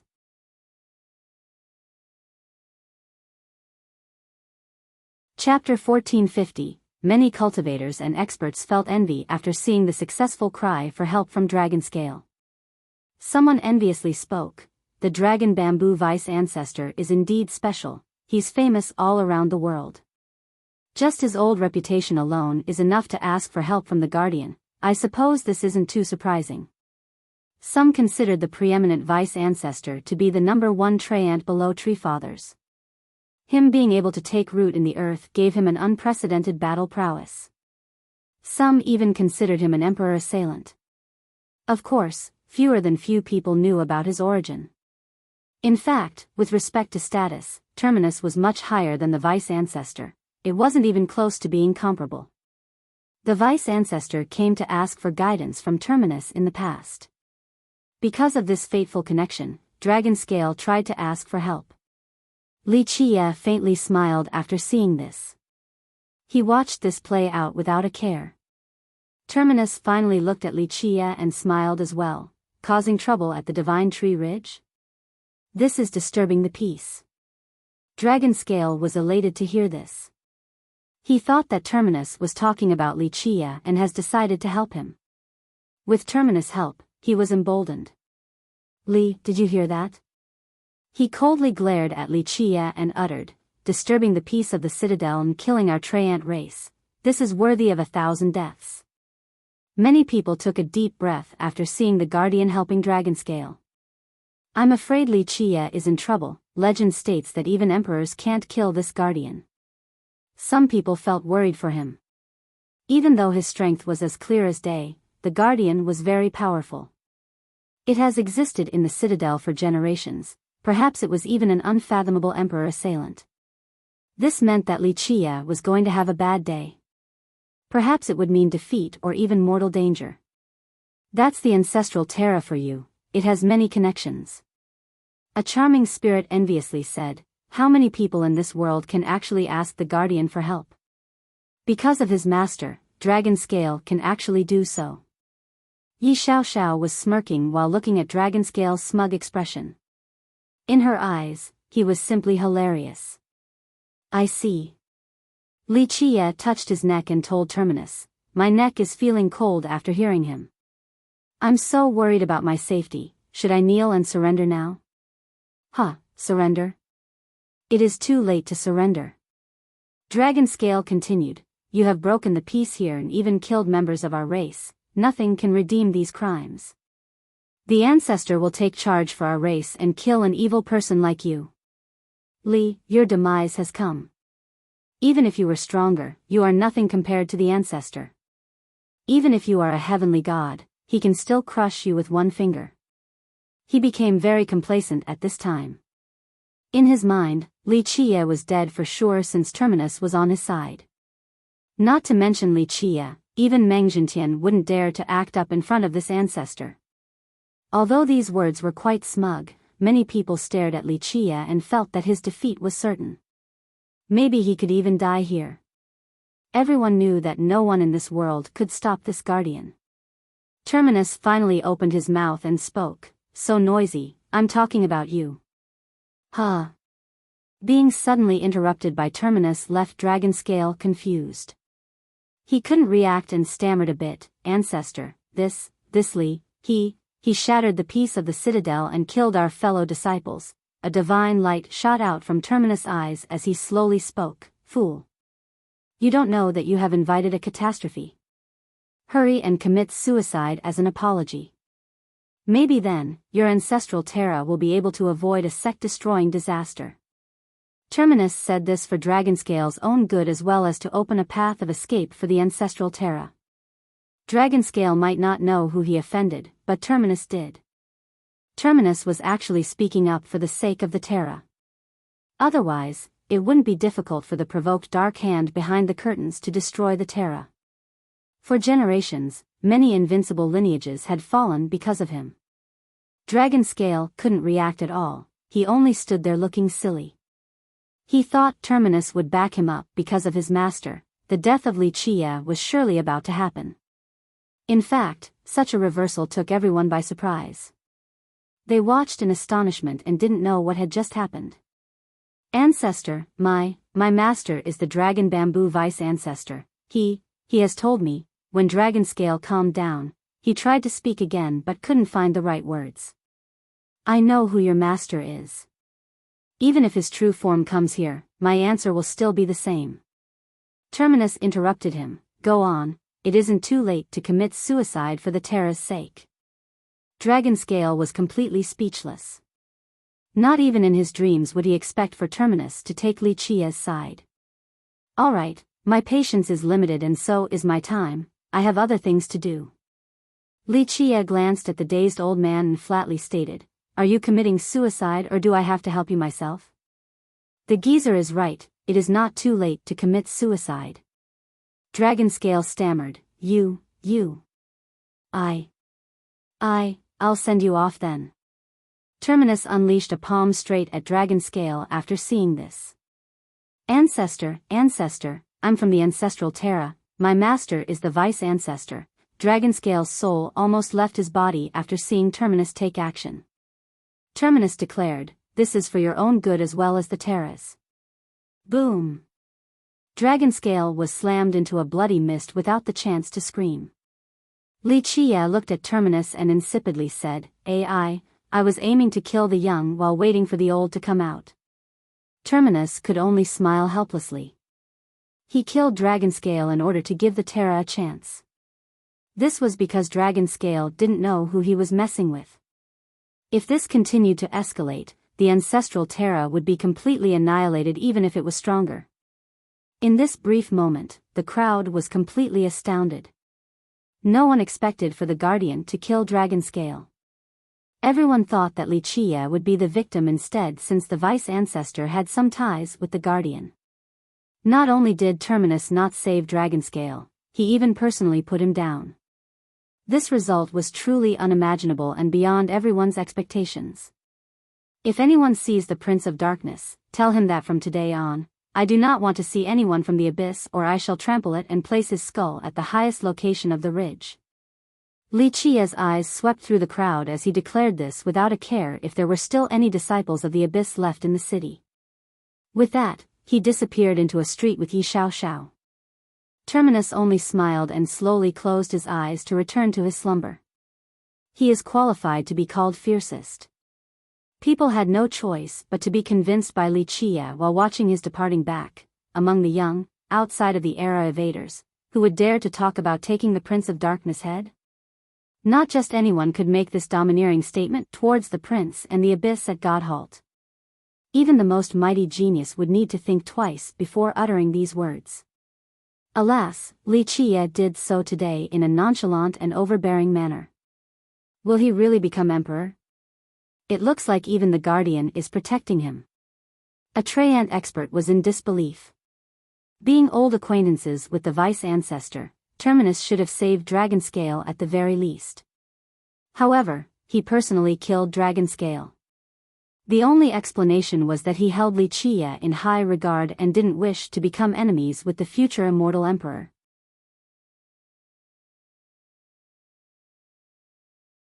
Chapter 1451, Wuxia brought Yi Xiao and Sima Yujian to another inn inside the citadel. After settling them in, he said, "Stay here for now until I come back." "Ego King, where are you going?" Xiao was curious because his expression was a bit different this time. However, she couldn't pinpoint exactly what was different. "To meet someone." Wuxia smiled and turned to leave. However, before he made it to the door, he paused for a bit and added, "If I don't come back, just return from whence you came." "Why?" "I'll just wait for you to come back." Xiao was quite puzzled. "Maybe I'll be dead at that point." He chuckled and left. This response stunned the two girls since they didn't know his intentions. After spending several days together, both of them believed that he wouldn't die so easily, not even in the competition for the Heaven's Will. Moreover, their impression of him was that he wasn't someone so pessimistic. Confidence was ingrained in his nature, and in his eyes, no one could actually kill him. Thus, when he suddenly brought up death out of nowhere, it became quite ominous and confusing. He went deeper into the Divine Tree Ridge at a quickened pace. Of course, he wasn't there to find anything or to pluck some immortal medicines. His destination was a particular peak. It pierced the clouds and reached all the way to the firmament. It wasn't the tallest peak in this place, but it could definitely be ranked among the top 10. He stood there and gazed at the heaven and earth in silence with thoughts rampaging through his mind. Even though he has never been afraid of anyone, there were certain things he found difficult to face. At this moment, he was about to face someone that he owes. The sun rose and set as he calmly stood there to enjoy the changes in the wind and clouds. It was as if he had turned into a statue. In the blink of an eye, several days have passed as he stood there motionlessly. Eventually, at sunrise, a figure descended from the sky. She looked just like an immortal with a peerless bearing. She floated among the bustling wind with the sun and moon as her companions. Anyone would be intoxicated by her magnificent style.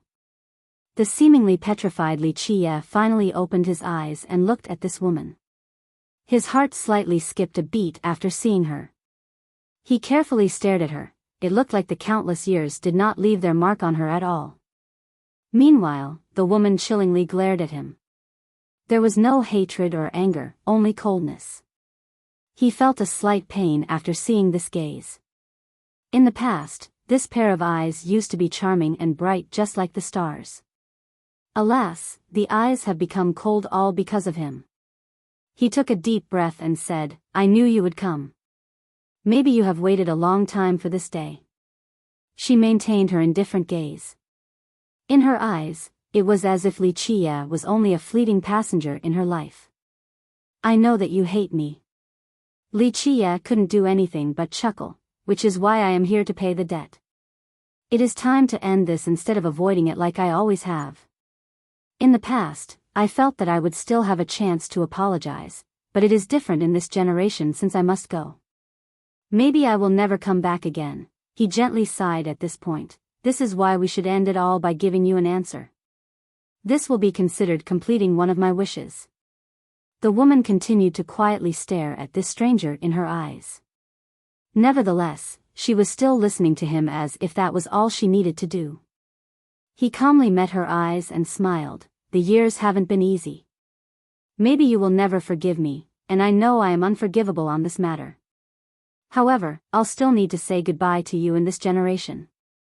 I don't mind whatever choice you make, I just know what I need to do, to see you one last time since we might not be able to meet in the future ever again. And yes, I'm very happy and excited to see you at this moment." There was still no response from the distant woman. He only sighed after seeing the lack of response and slowly walked forward to look at her. This made his heart quiver. After a long while, he reached out to gently caress her face. It was just as cold as her eyes. She looked like she didn't care that he was making physical contact. Li Qie gently spoke, "If there is an afterlife, I hope to be someone who can stay in one place, the one having to do the waiting.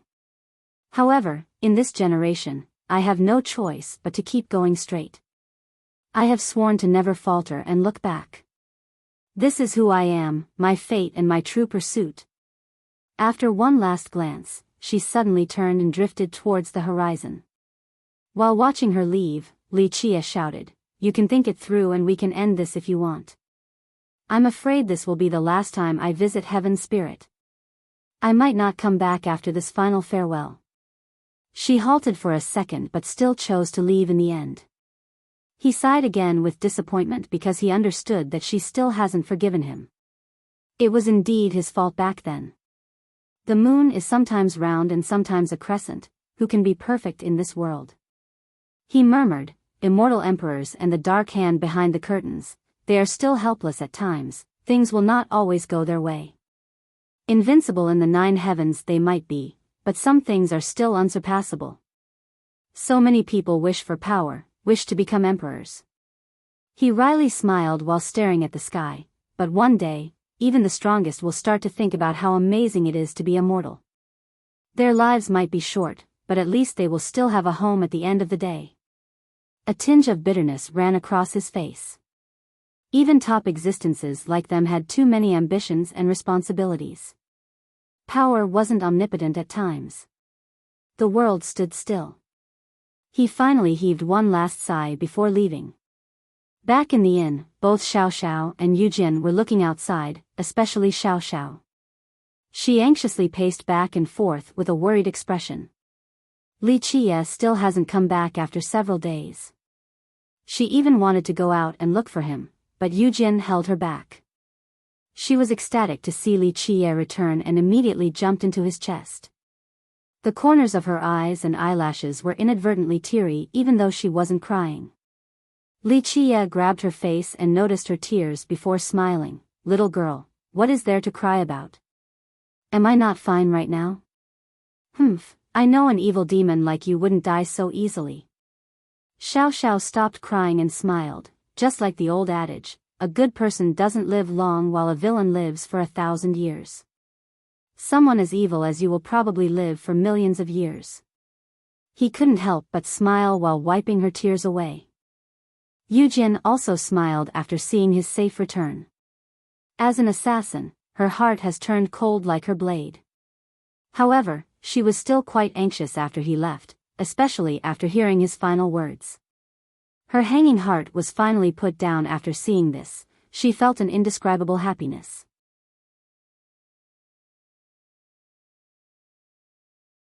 Chapter 1452. Li Qie stayed back at this inn inside the Divine Ridge Citadel for several days without leaving the door. Xiao Xiao found his isolation quite strange. Both of them felt that he wasn't a timid person. In order to satisfy her curiosity, she quipped, "Ego King, what are you doing? Are you trying to be a lady while learning how to do needlework?" Li Qie only chuckled, "Waiting for someone. Who and how long do you want to wait for?" She was certain that something was looming on his mind after his return. He pondered quietly for a moment while staring out the window. A couple more days. If they don't come, then we'll leave the citadel for another place. He lamented in his mind.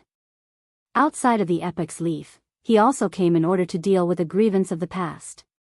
After doing so, he could finally go to the end of the war and fight with a carefree mind. However, if she didn't want to end this with him, there was nothing else he could do but leave Heaven's spirit with regret. Xiao Xiao didn't ask again. Despite her lack of experience due to her tender age, she could still read his expression. During their wait, the citadel was bustling to a chaotic level. People were everywhere as more and more cultivators came. In the beginning, many rushed over like bees after the news about the immortal medicine came out. However, some were still skeptical. Although they came to the ridge, they adopted a wait-and-see mindset.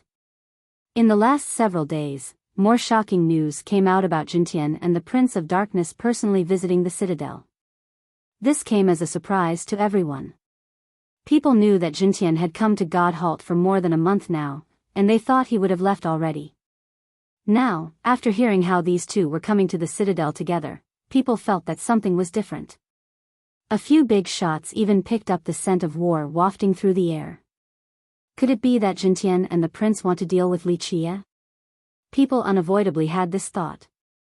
It wouldn't be strange at all.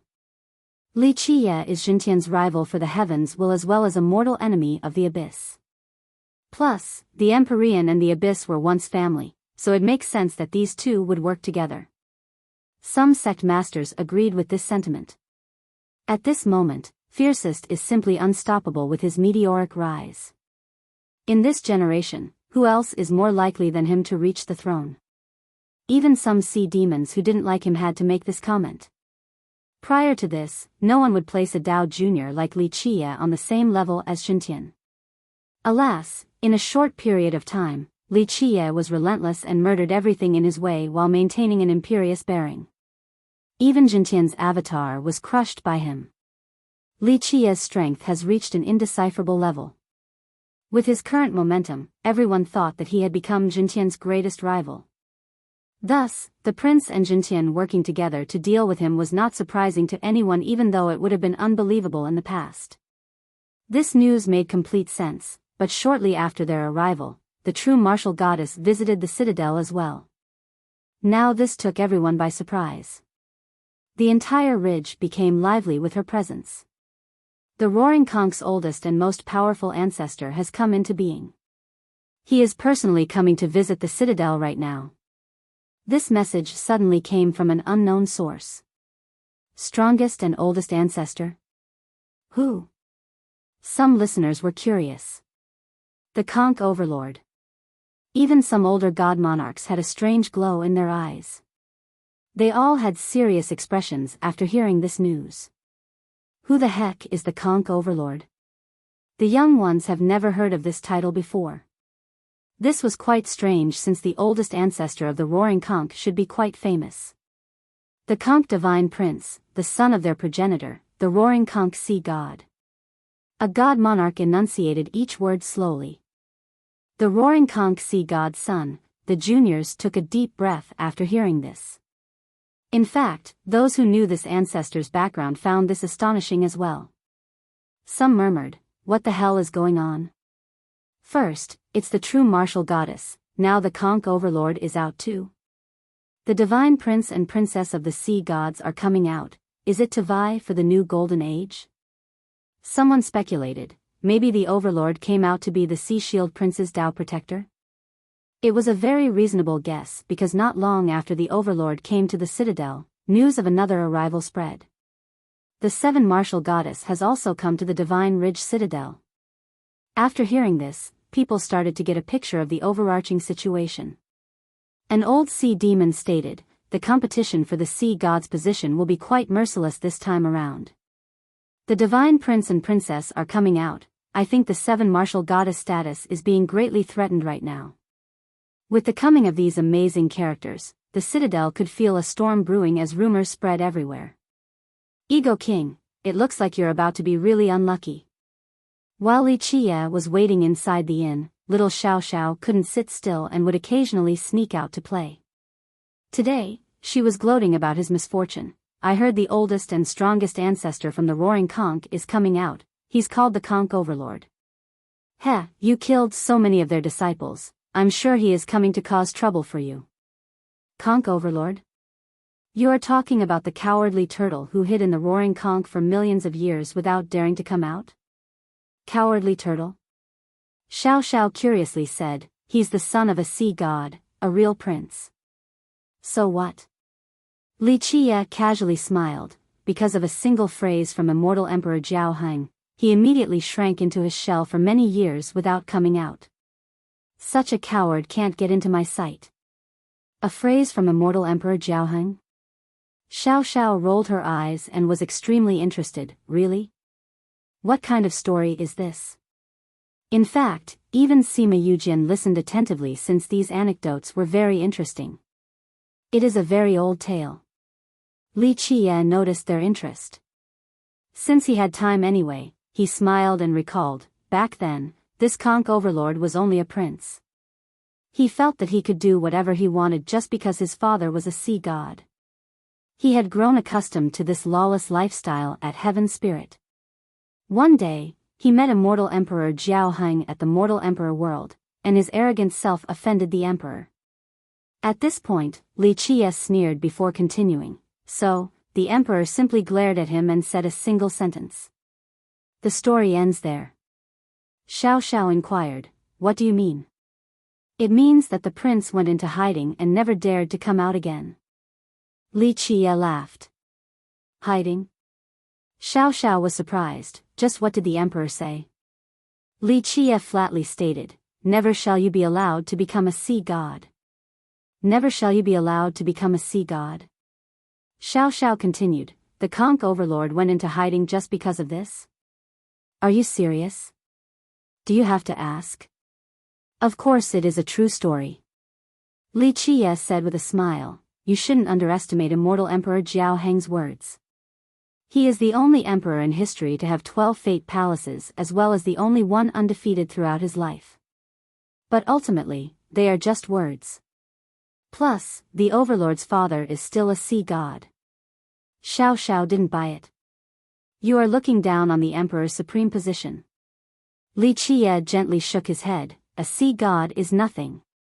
If immortal Emperor Jiao Heng wanted to kill his father, there would be no escaping death.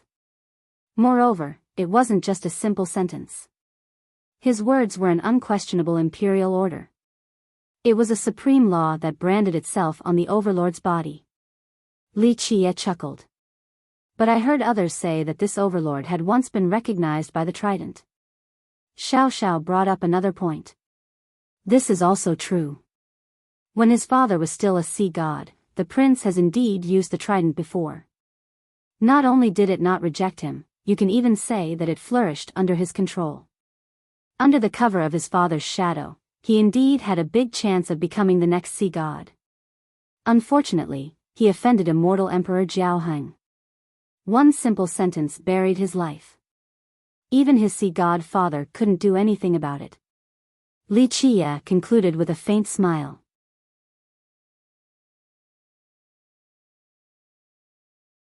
Chapter 1453. Are an emperor's words really that powerful? Yu Jin, standing to the side, chimed in with a question. Immortal Emperor Jiao Heng's reputation is not embellished at all. When his supreme imperial order brands someone, there's no removing it, ever. Li Qie said, after that single phrase, the trident abandoned the overlord and refused to come close. This meant that his dream of becoming a sea god was shattered. Even though his father was the current sea god, he still couldn't dispel the branding. Li Qie continued, in the end, his father sealed him by banishing him into deep space. He wanted to use the power of time to slowly destroy the imperial brand. So does this mean that this brand is now gone from the overlord's body? Xiao Xiao went straight to the crucial point. It should be pretty close.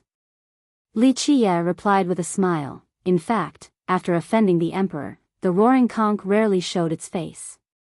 It wasn't until the emperor's era did they rear their ugly heads, and even then, it was all done in secrecy. He snuck out once to become the Dao protector of the young river devourer sea god. Alas, he didn't last long and couldn't bear the damage caused by the indelible mark, so he had to go back into hiding again. Li Qie concluded, now that he's running here in public like this, it does look like the emperor's phrase has been removed by time. Yu Jin murmured, he probably wants to protect the Sea Shield Prince so that he will become the next sea god. Xiao Xiao added, Sea Shield has no chance even with the overlord protecting him since the true martial goddess has come out. I think she has the greatest chance. Li Qie couldn't help but smile after hearing this name. He spoke with a tinge of emotion, she won't become the next sea god. Why not? Xiao Xiao disagreed, I feel that she has the greatest chance. What's so special about the conch overlord? I'm sure he isn't as strong. He might be a prince, but she is also a princess. Li Qie denied, her talents leave no room for criticism. Moreover, her battle experience is rich as well. The overlord is no match for her in both experience and wisdom, but she won't become a sea god. No, she will never become a sea god. Xiao Xiao curiously asked, why can't she become one? A daughter of a sea god should have a better chance to become one more than anyone else. Just because. Li Qie faintly smiled and looked out a window. A few old stories emerged in his mind again. Xiao Xiao could see that he didn't wish to continue this topic after seeing his expression. Li Qie was staying at the citadel to wait for her, but she never came. Instead, someone else visited him. Xiao Xiao quietly told Li Qie, the third elder of the 7 martial pavilion wishes to have an audience. He withdrew his gaze from the window and leisurely replied, let them in. A while later, third elder entered. He didn't come alone this time since there was a girl next to him. This girl made everything inside the room bright, true to the proverbial saying, her presence brings light to their humble abode. She would attract gazes wherever she went. Not only was she beautiful, there was a special aura about her, granting her a unique and charismatic temperament. She was wearing a treasure armor that emitted a blue glow. Of course, this armor didn't hide her curves. Her breathtaking figure was still outlined beneath the armor. Her huggable waist, full and round breasts, slender thighs. Just one glance was enough to see them. The most attractive aspect about her wasn't her appearance or her alluring figure, it was her temperament and aura. She exuded an air of the ocean. Looking at her was the same as looking at the blue sky and sea, making people feel quite pleasant and comfortable. However, this oceanic aura wasn't weak, it was rather firm. This aura wasn't one of peaceful waters and more like a torrential wave.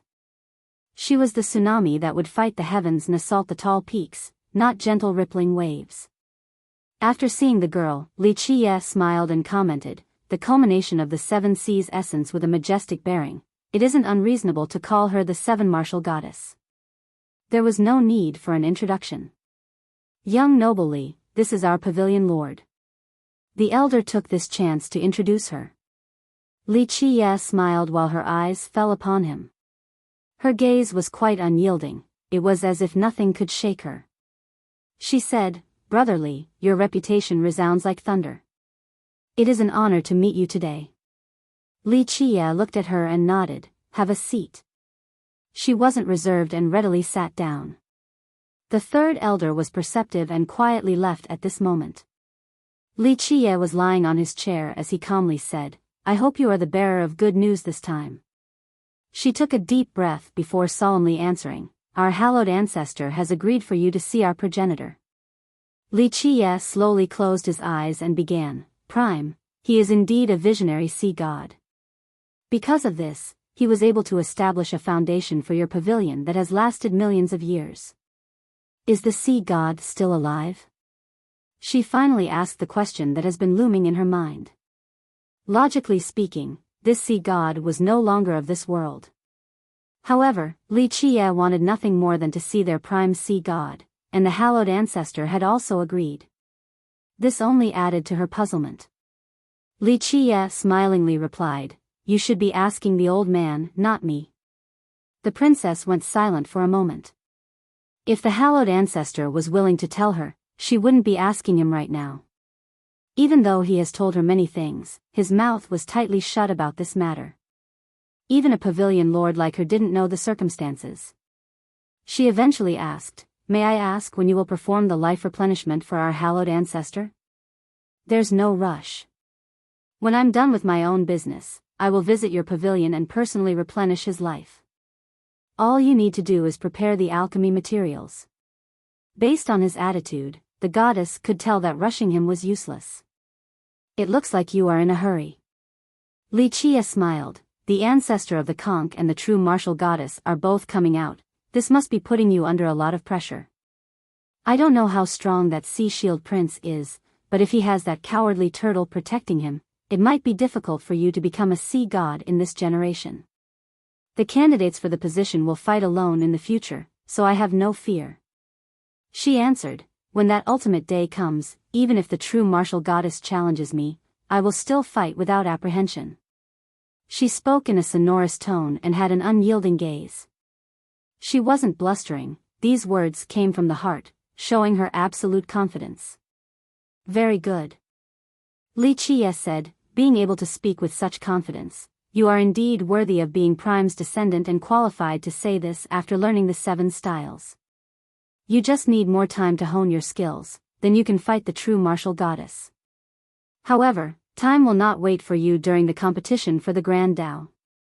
She agreed with his claim. Despite her absolute confidence, she needed more time before being able to fight the other goddess in the future. Presently, she still lacked mastery and experience. Moreover, her opponent was someone who has been accepted by the Trident in the past. That particular gap couldn't be made up in such a short amount of time. While resting in his chair, Li Qiye cheerfully spoke, because of this, you need the 7 hallowed ancestor to help you for a while. He pinpointed the exact reason why they needed the assistance of the hallowed ancestor, making her dumbfounded. Li Qiye asked with a grin, do you want to become a sea god? I will become a sea god in the future. She firmly uttered as if this was already a fact. The path to becoming a sea god isn't difficult.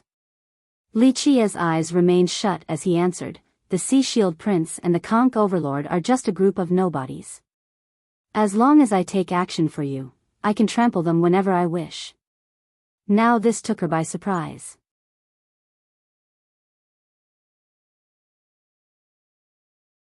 Chapter 1454. The princess mused his arrogant words carefully.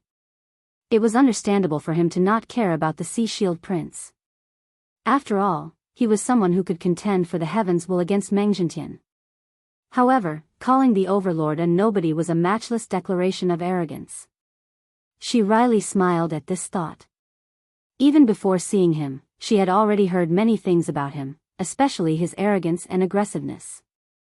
Today, after actually meeting him, all of these rumors appeared to be true. She eventually replied, I can definitely finish this path to become a sea god. Her intention was clear, she was refusing his offer. I know that with the hallowed ancestor protecting you in addition to your own strength and talents, your chances are quite favorable.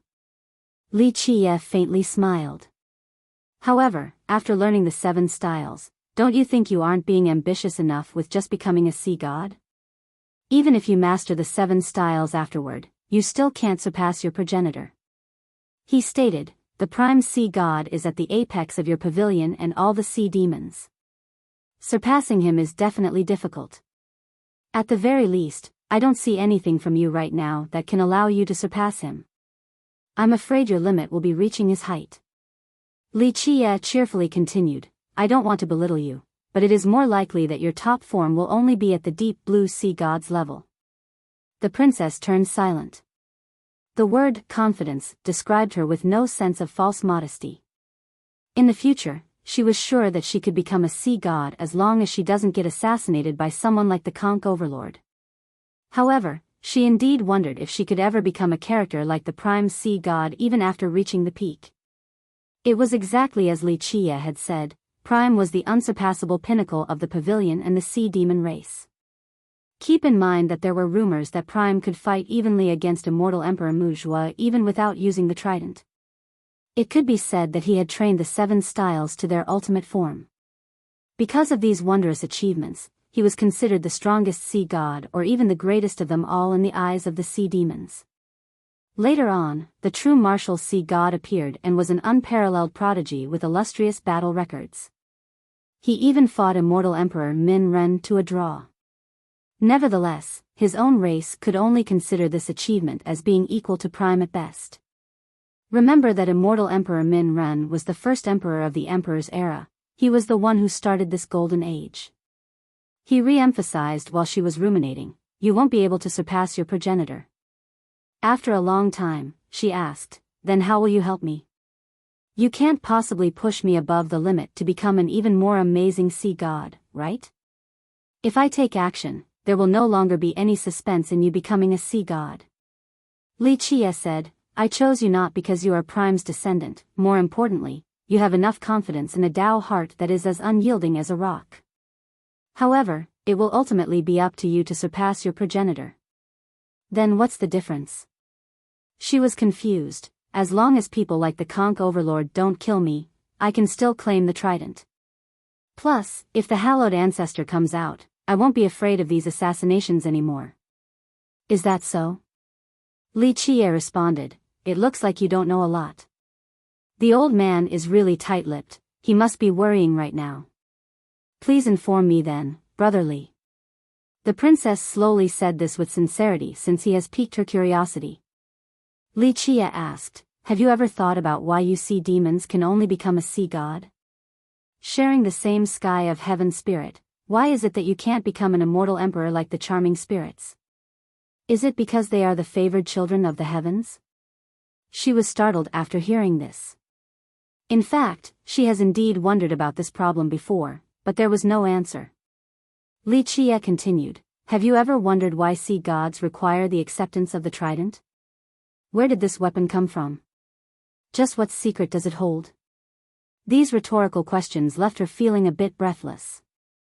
After taking a deep breath, she replied in a serious manner, I'll explore this question after becoming a sea god. The princess had made up her mind to find the answers. It will be too late after you become one. Li Qie smiled and shook his head, your progenitor had the same idea back then as well, unfortunately. She stared at him as her heart began to beat faster and asked, so our progenitor and even our other 2 sea gods have tried to find the secret? Li Qie explained, that's right, they have searched for this answer. The truth is that many sea gods tried as well. There is a great secret within all of this. The old man knows about it, but you haven't reached the level to know, so he will definitely not tell you. She was digesting all of this information. Of course, she didn't blame her ancestor since he was surely acting for her own sake. Maybe our pavilion has a solution to this. She eventually said this due to her great trust in both her pavilion and forefathers. There is. Li Qie replied, just like how the old man's solution is for you to marry me. After I become an immortal emperor and we come together, with my ancient bloodline, we will give birth to a strong offspring. The descendants will be able to sever the roots and will no longer be bound by the shackles of your bloodline. Her fair face turned hot after hearing this. Their pavilion had discussed this already, and the hallowed ancestor himself went to talk to her. In fact, she has already agreed to this proposed marriage. However, it was different when it came from Li Qie's mouth. Even a straightforward girl like her felt a bit bashful. However, what I'm referring to is different from your ancestors' beliefs. He smiled. I can tell you a few things about the mysteries of the trident and also teach you a way to suppress your blood. After becoming a sea god and grasping these methods, you will be very grateful to me. The trident's mysteries? She slowly said, I won't deny that you are matchless and unfathomable. However, I don't think you know as much about the trident as our pavilion. What she said was the truth and not something out of pride. Their pavilion had 3 sea gods, meaning they had control of the trident for 3 generations. Their ancestors had studied this weapon very thoroughly. He smiled and revealed, I won't deny that.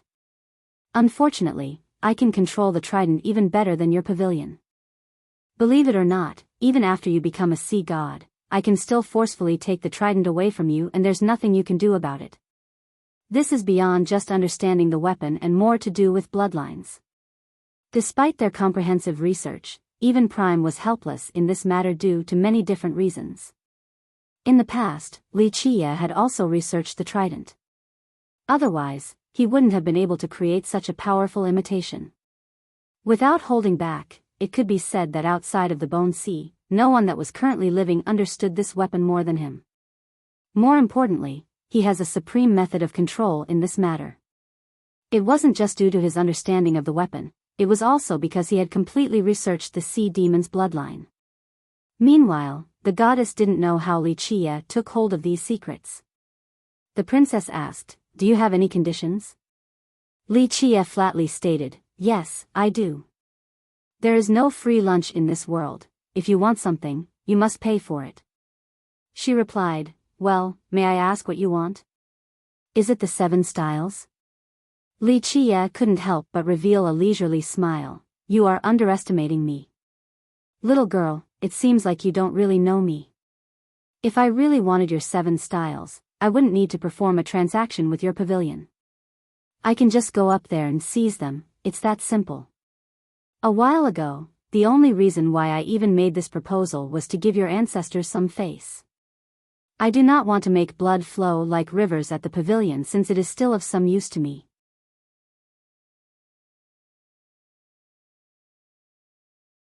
Chapter 1455. The 7 martial goddess didn't know whether to be angry or just smile helplessly after getting a good taste of his overbearing nature. In all of heaven's spirit, how many people would dare to talk about making blood flow like a sea at their pavilion? However, in front of this man, she could only wryly smile. With all of his past exploits, he was domineering to an unimaginable level. They were bloody and had shown the world his power. Because of this, everyone found it natural when he acted this aggressive and fierce. Li Qie continued, the 7 styles are indeed amazing, but having them or not doesn't matter to me. I actually don't want them right now. She slowly asked, then what do you want, Brother Li? He smiled and answered, you. Me? She stared at him in a strange manner and didn't know how to respond. Don't think too much of it. Li Qie elaborated, I don't want a woman, just a sea god. I will give you a chance to break through. Of course, the height that you reach in the future will depend on you. If you can't reach that level, it will be very disappointing due to my poor judgment. In the future, when you have the chance to see me again, it will be the time for you to pledge your allegiance, one that lasts a lifetime. The goddess breathed in deeply before giving her answer. I am grateful to earn your favor, but I'm afraid I am not lucky enough to enjoy your blessing. She spoke very politely. Anyone else would have called Wuxia insane. After all, why would a sea god willingly work for anyone else? This was simply impossible. They wouldn't even want to do so for an immortal emperor. You feel that after becoming a sea god, working under me will be a disgrace. He smiled since he understood her thoughts. Wuxia added, the truth is that if someone doesn't move me, even if they become a sea god, I wouldn't necessarily give them the time of day even if they wanted to join my banner. The princess was completely speechless at this moment. If it wasn't for his historical feats, she would take this as mere blustering. Wuxia finally sat upright and said in a serious manner, you might not know this, but I am not only giving you a chance, I'm also giving the pavilion as well as all the sea demons a chance. To be perfectly candid, I really don't care for your race's well-being, I'm far too lazy for that. Only a few among your race have been chosen by me. Therefore, a frank way of putting it is that even if your race faces extinction, it wouldn't bother me at all. He chuckled at this juncture. This made her shudder since she suddenly realized something at this moment. Why do I want to meet your prime sea god? He continued, do you think it is for my own gains? If I didn't care for your heaven spirit world, I wouldn't have any need to see prime and would just take away the 7 styles, who cares about you sea demons? Alas, I am still giving you, the pavilion, and the sea demons a chance. I can only say that I am too merciful in this matter. She felt a bit dazed. This really piqued her curiosity. Wuxia had given up a lot just to see Prime who shouldn't even be in this world. There were too many questions about this matter. The first 5 styles coupled with the marriage was an offer that no one could refuse. However, Wuxia gave up on them completely in such a nonchalant manner that she couldn't understand his motives at all. In the end, she slowly bowed towards him and sincerely said, I was out of line with my shallow knowledge, please forgive me. There's nothing to be forgiven. He replied, since you can understand and think it through, it shows that you're not stupid and can still be trained.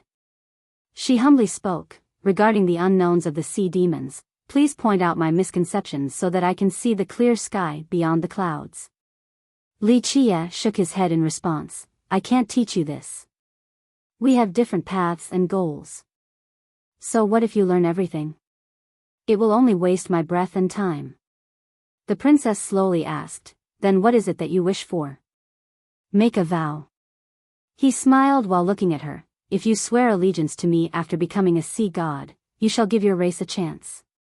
She turned silent after hearing the proposal. Nobody would accept this kind of condition. I'll give you another chance. Wuxia saw her silence and added, after becoming a sea god, if you still don't want to obey me, then just challenge me, simple as that. If you defeat me, you can regain your freedom. If you lose, the same conditions apply. This took her by surprise, she didn't think that he would bring forth this additional clause. After musing her options, she made up her mind and solemnly declared, very well, I agree to your conditions. After becoming a sea god, I will pledge my allegiance to you. She had thought it over carefully. If he was actually plotting against her, he could have done so in a much easier manner. The marriage was already a foregone conclusion since she had already agreed to it. If he wanted to borrow her power, what was closer in this world than husband and wife? They just needed to perform the ceremony to become one. At that point, the pavilion would even use all of their strength to support him. However, he refused this marriage directly, proving that she wasn't his goal. Furthermore, he was giving her a chance to win her freedom. As a confident person, if she were to be defeated by him after becoming a sea god, there would be nothing else to say. Such a brilliant man would be worthy of becoming her leader. Good, few people can make this decision. He saw her use her true fate to make the oath and smiled. You might not have the great insight of your progenitor, but you certainly have his courage. She didn't become complacent from the praise and naturally replied, you flatter me, brotherly. Very well, I shall stay true to my word. It is time for me to teach you. With that, he took out the Pentadeo gates and used its eternal seal to lock this space. At the same time, he performed a supreme art from the space scripture to add another layer of containment by opening up an entirely new space. After these precautions were set, he utilized cryptic space to hide inside the multilayer spatial compartments. Such seriousness shocked the goddess. She was a discerning person and understood that all of these spatial methods were most likely on the same level as methods immortal emperors used. Brotherly, is there a need to be so careful? She spoke with a changed expression. Who can actually come and eavesdrop on us? If it's just a normal conversation, it would be hard for us not to notice intruders. He smiled and said, however, I will not only tell you secrets that your hallowed ancestor has been keeping quiet about, I will also be performing something to your blood. This was when the goddess realized that the scope of this situation was far beyond what she imagined. Do you see why he doesn't want to tell you now? He is afraid of exposing your pavilion's plan, or rather, the Prime Sea God's secret plan. Having said that, he pointed at the sky. She inquired, the high heavens?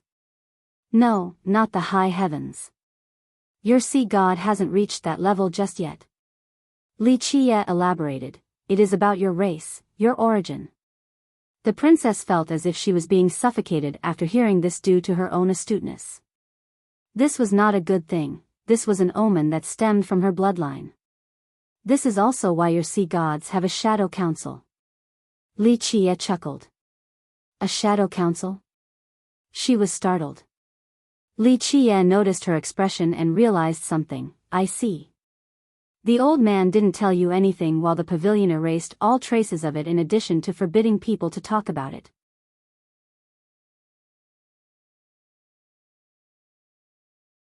Chapter 1456, Li Qie and the Seven Martial Goddess talked for a long time. When she left, her expression was completely different. Ego King, what did you and the Seven Martial Goddess talk about? Xiao Xiao was curious. They talked for several days in one sitting, so it couldn't have been a normal conversation. He blinked and replied, a man and a woman alone together, what else did you think we would talk about? Bah! She turned red right away and ruthlessly stomped on his foot, pervert, deviant. Take this. Little girl, where did your mind drift off to? We were talking about serious business. Only dirty-minded people would actually think about those things. Li Qie laughed after seeing her explosive demeanor. Say that again. She aggressively posed with both hands on her waist again, her signature look when angry. Li Qie never failed to find amusement in teasing this little pepper. He then stared at the sky. Even though the city was very lively at this moment, he found the sky to be quiet and lonely. Pack up a bit, we're about to leave. In the end, he sighed and intended to leave the city in order to meet Su Yonghuang. She noticed his lonely expression and asked, we're not waiting anymore? We can stay for a bit longer. She didn't know who he was waiting for, but when such a nonchalant person revealed this kind of expression, it meant that he was waiting for someone very important to him. Forget it. He said with forlorn, some things can't be forced in this world. Life will always carry some sort of regret. The moon is round and crescent at times, this is the course of life. Xiao Xiao quietly nodded and didn't pry any further. She went off to get ready with Sima Yujin in order to leave with him. During this moment, Li Qie's heart suddenly quaked, causing him to frown. His blood energy surged as his eyes turned cold. He immediately started moving and exclaimed, let's go, we have to save someone. Who? Xiao Xiao was caught off guard. He didn't answer and left right away while the two girls quickly gave chase. He was afraid that the two couldn't keep up, so he simply pulled the two of them and crossed through space. In the depths of the ridge, many powerful cultivators were on an adventure to find the rumored immortal medicine. Of course, even if they couldn't find it, there were still other precious herbs and materials. It wouldn't be a complete waste of their trip. The deeper they go inside, the more dangerous it would be. Nevertheless, this place was extremely tempting even without the famous immortal medicine that was circulating around. Many grasses here were millions of years old. As one of the 12 burial grounds, its perils weren't only in name. Some locations were extremely dangerous, consisting of fierce and elusive beasts or man-eating poisonous plants. Some of the adventurers died without leaving a corpse behind. Of course, some were eventually taken over by seeds and turned into the withered. In fact, most cultivators preferred the former. After all, turning into a different race with something occupying their bodies was quite creepy. Thus, when they saw their companions being taken over, they would destroy their bodies first. Bang! Bang! Bang! A severe battle was waging in a certain location. A woman was struggling with solar flames soaring from her body surrounded by floating suns. She was completely encompassed in this blinding light like a sun goddess. She was elegant and imposing. The sun surrounding her only amplified her dignified and unquestionable aura. She was gravely wounded, but she continued to fight without fear while finding a path of retreat. "Come!" she shouted while sending out a whistling flame. It turned into a fiery dragon and soared to a certain position in the sky. Boom! This fiery solar dragon instantly shattered the fabric of space at this location and created a terrifying black hole. Bang! Right after this explosion, a person jumped out of nowhere and ambushed this woman. She reacted swiftly and waved her hand to command more suns to attack. However, she was a split second too late and was blown away while spewing out a mouthful of blood. This young man, who came out of nowhere, disappeared just as fast. When he showed up again, he was already hovering in the sky. He seemed to be one with the space around him. The clouds obscured his face, so no one could see his appearance. It looked like he was the Lord of Space with full control. All aspects of space were in his grasp. The Sea Shield Prince's void physique is quite terrifying. Not only can he conceal everything, he is also omnipresent. Someone murmured while looking at the youth standing in the sky. This battle has gone on for some time and even attracted the adventurers seeking materials nearby. Well, that lady's extreme young physique is also very powerful. It is a shame that she is being suppressed by God Halt. Otherwise, who knows who the victor will be? An older expert with keen vision noticed the intricacies within. Who is she? Many people couldn't recognize her, so they were very surprised. Even under the suppression of this land, she can still withstand the pursuit of the prince. Maybe she can even contend with him on equal footing. Why don't we know someone as powerful as her? Miss, you won't be able to escape. This continent might be vast, but it is only a foolish hope. The Sea Shield Prince hovered in the sky and glared at the woman. Be smart and hand over the diagram, then I'll stop pursuing you. People didn't know who she was or what diagram the prince was referring to. However, it must be extremely unfathomable and precious to make the prince personally give chase. Despite her injuries, she stood up and coldly retorted, "In your dreams." Even under such dire straits, she was still noble and strong. If you keep on being stubborn, you can't blame me for being merciless.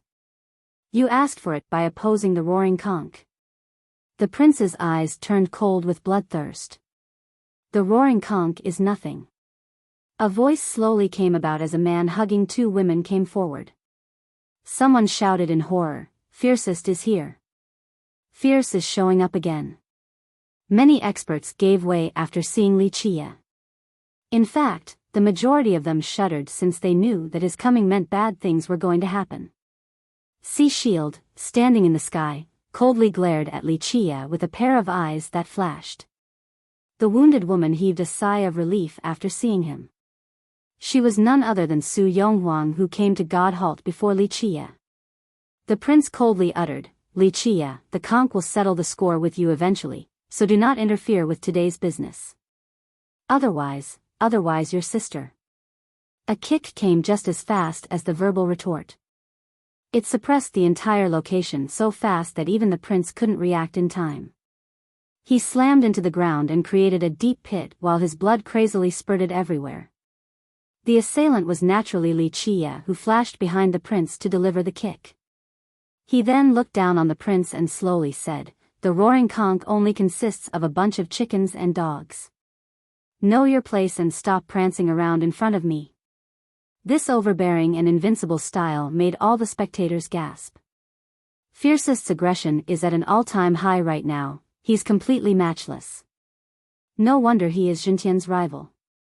Many shuddered with fear after seeing his invincible display. The sea demons were even paler. The Sea Shield Prince was the most hopeful to become a sea god, but he was beaten down in the blink of an eye.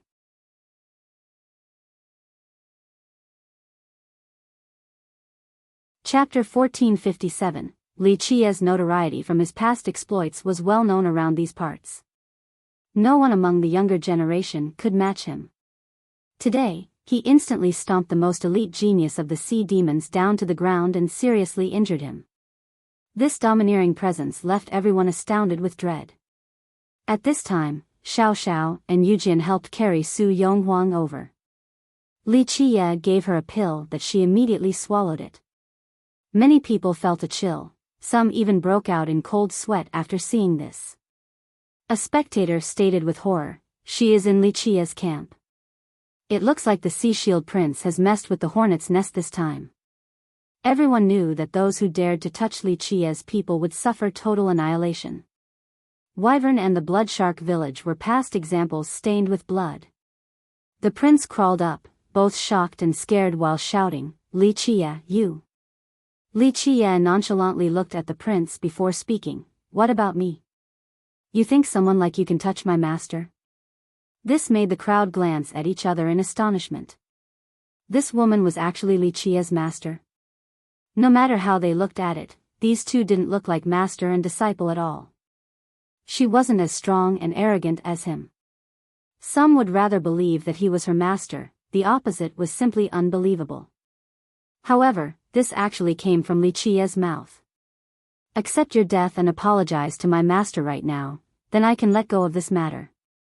Otherwise, I will kill any disciple from the Roaring Conch on sight and trample your sect completely before this is over." Li Qia glared at the prince. The crowd was dumbfounded by these words. They knew that Fierce wasn't messing around and would kill all who stands in his way. The prince had a twisted expression and was trembling with rage. His face turned extremely red like a pig's liver, showing his indescribable anger. He had always been peerlessly famous even before Li Qia. Only characters like the Seven Martial Goddess were qualified to be compared to him. Thus, he had been quite arrogant until now. The truth was that his pride was justified. His cultivation was great and he even has a half-completion void physique. These were enough to let him stand at the top of the younger generation. He was loved and respected wherever he went, but now, Li Qia spoke as if he was only an ant. This was utterly humiliating to him. "Li Qia, do you think you can act presumptuously forever?" The prince shouted, "The Roaring Conch isn't made out of mud that can easily be toyed with by everyone. We have plenty of experts, you are simply suicidal for opposing us. In my eyes, the conch is indeed malleable mud. Your so-called experts are just weaklings. Oh right, you have that cowardly turtle, the conch overlord, as your backing. Good, if you can survive today, go back and tell him to crawl back into his shell and hide.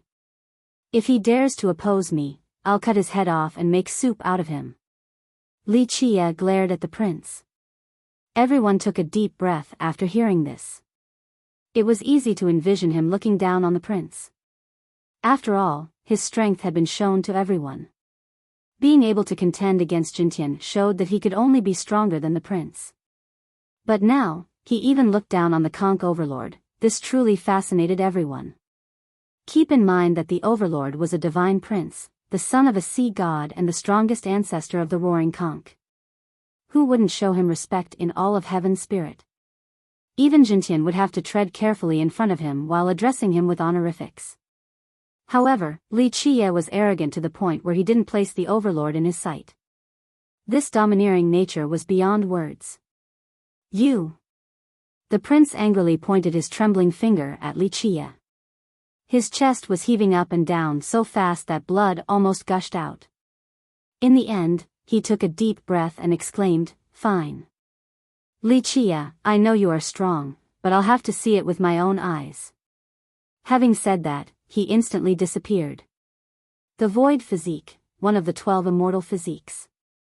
The moment this physique is completed, one would be completely untraceable. It was everywhere yet nowhere, a physique capable of refining space and controlling the world. Many opened their heavenly gazes in order to find his location. However, these experts and their gazes failed to find him. It was as if he had completely vanished. At this moment, a silent punch headed for Wuxia. Despite not making any sound, it was mighty enough to drill a hole through the ground or sink an ocean. Bang! It couldn't connect with Wuxia's head. Wuxia casually repelled it with a fist. The prince was exposed under Wuxia's attack and went flying. Such a carefree retaliation resulted in Wuxia's victory. It wasn't because the prince was weak, it was because Wuxia was simply too mighty. He had entered the path of the heavens, a completely unprecedented one. This allowed each of his techniques to have a world-destroying power. With the grand primordial Tao, all the mysteries of the world were in his grasp. At this moment, cultivation realms didn't matter to him outside of trying to shoulder the heavens' will. The crowd shuddered in the face of this easy victory once more with cold sweat running. The sea demons were even more dejected. This prince and the 7 martial goddess have been their pride.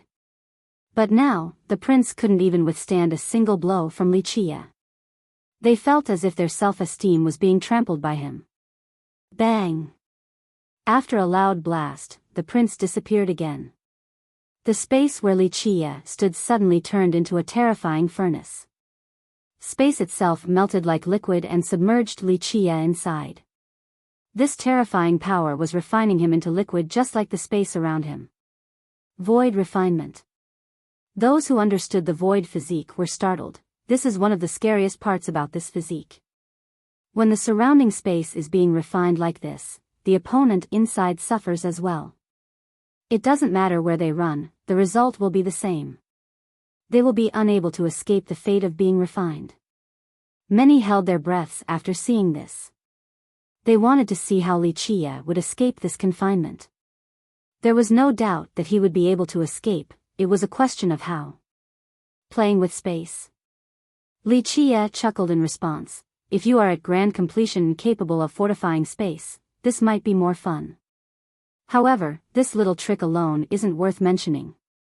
Having said that, he gently pressed down with his palm. Buzz, a faint tremble resounded. The melting space was suddenly reshaped. In the blink of an eye, everything returned to normal as if nothing had happened. Bang! Before anyone could react, the prince, who was hiding perfectly in the void, was swatted away like a fly by Wuxia once more. It didn't matter where he hid, he would be easily found again and forced down to the ground. There was nothing else for the spectators to say. Sea Shield was far from being Wuxia's match and could only take the beating.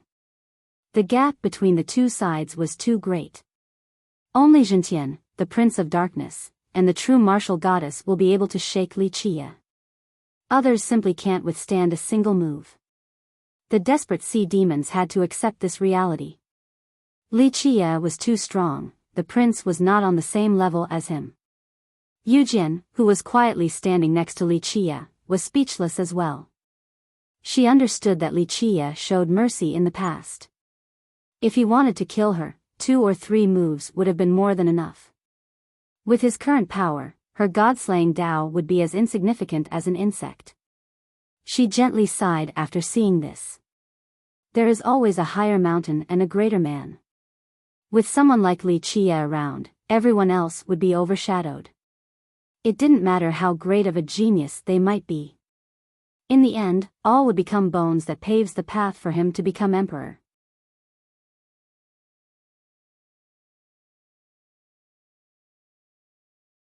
Chapter 1458. In a flash, the world became quiet. Both sea demons and charming spirits were completely speechless and horrified. A casual attack was enough to defeat the Sea Shield Prince. This was both a blow to them and a cause for respect. Ah! The Sea Shield Prince suddenly howled with a fierce expression. No, it was more accurate to describe it as hideous since he was caught in a state of madness. This was too great of a blow to him. Until now, he has pridefully considered himself to be extraordinary. In fact, he was indeed extraordinary with few rivals among the younger generation. He could definitely sweep through all of the other geniuses outside of the era evaders. Who would have thought that Li Qie would make short work out of him so easily? How could he handle this humiliation? Rumble. In the blink of an eye, his body erupted with bright lights. It seemed as if he was being divided.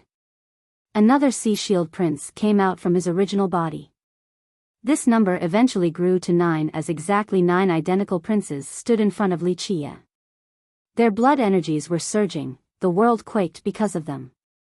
The 9 princes exerted the same power and couldn't be distinguished from one another. They had the same cultivation and strength as the original body. Are these avatars? People couldn't tell the real one from the fakes. Normally, avatars would be weaker than the real body. However, this wasn't the case, so the crowd couldn't tell them apart. They're not avatars. A sea demon paragon murmured, "This is the 9 images physique art created by the roaring conch sea god based on the immortal physique law." Die. The 9 princes' howl could shatter the sky vault. They all jumped at the same time and attacked together with heaven-shattering punches. Alongside this attack, a great ocean emerged behind them. At this moment, each of them looked like a sea god. 9 sea gods attacking together with their destructive oceans were flying towards Li Qie. They carried the power of the entire dragon demon sea. 9 of them meant 9 demon dragon seas, each with unparalleled power. A single punch could kill a god monarch. That's a real ace technique, what incredible power. Many were aghast after seeing this heaven-defying technique.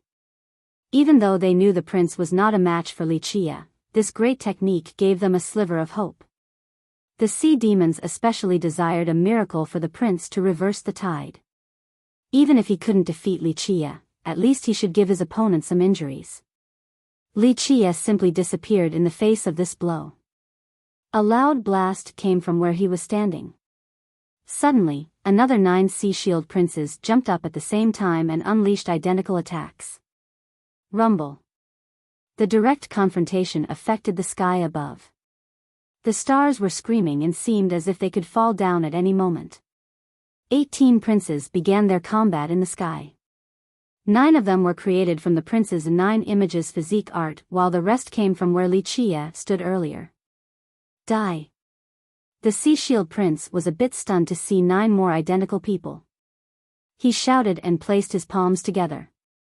The void turned into a crescent slash that aimed straight for his enemies. The other 9 also shouted and did the same. They used their palms to form a sword and unleashed the same spatial slash towards the first 9. Rumble. At this time, the 18 princes were ravaging the sky with amazing momentum. Both sides used the same techniques with the same power. No one could do anything to the other. It was as if the prince was desperately fighting against himself. What is going on? The spectators became silly while watching this. They didn't know where the other 9 princes came from. Is this another of Li Qie's demonic arts? This was the sentiment that echoed across the crowd after Li Qie disappeared and turned into the 9 identical princes. They had never seen this method before. It was one thing for him to turn into the 9 princes, but it was impossible to copy all of the prince's techniques. Moreover, these techniques were completely alike and had the same power. Symmetrical dimension, this was another wondrous spatial technique. The space scripture had 4 major arts, and parallelism was one of them. Symmetrical dimension was part of parallelism. When he utilized this art, it would create a parallel space that mirrors his combatants exactly in techniques, merit laws, and power. Under its effect, his enemies would have to fight against themselves. Outside of death or escape, there was no other way of dispelling this space. The prince crazily rose to his strongest state. However, the other 9 did the same. They continued to shatter the sky and fought until blood was spilled. This was the prince injuring himself. Everyone was at a loss for words while watching this. No one had an answer for this type of demonic art. Not interesting at all. After enough blood was spilled, Li Qie suddenly appeared and spoke while shaking his head. Bang! Bang! Bang! In a split second, his soaring immortal and hell-suppressing physiques erupted at the same time. He directly lunged forward without using any techniques or weapons. The 18 princes were originally at a tie where no side had the advantage, so when Li Qie suddenly attacked, the prince was obviously not his match.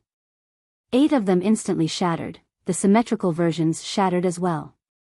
The prince's real body was slammed flying outside with blood spurting everywhere. He was seriously injured.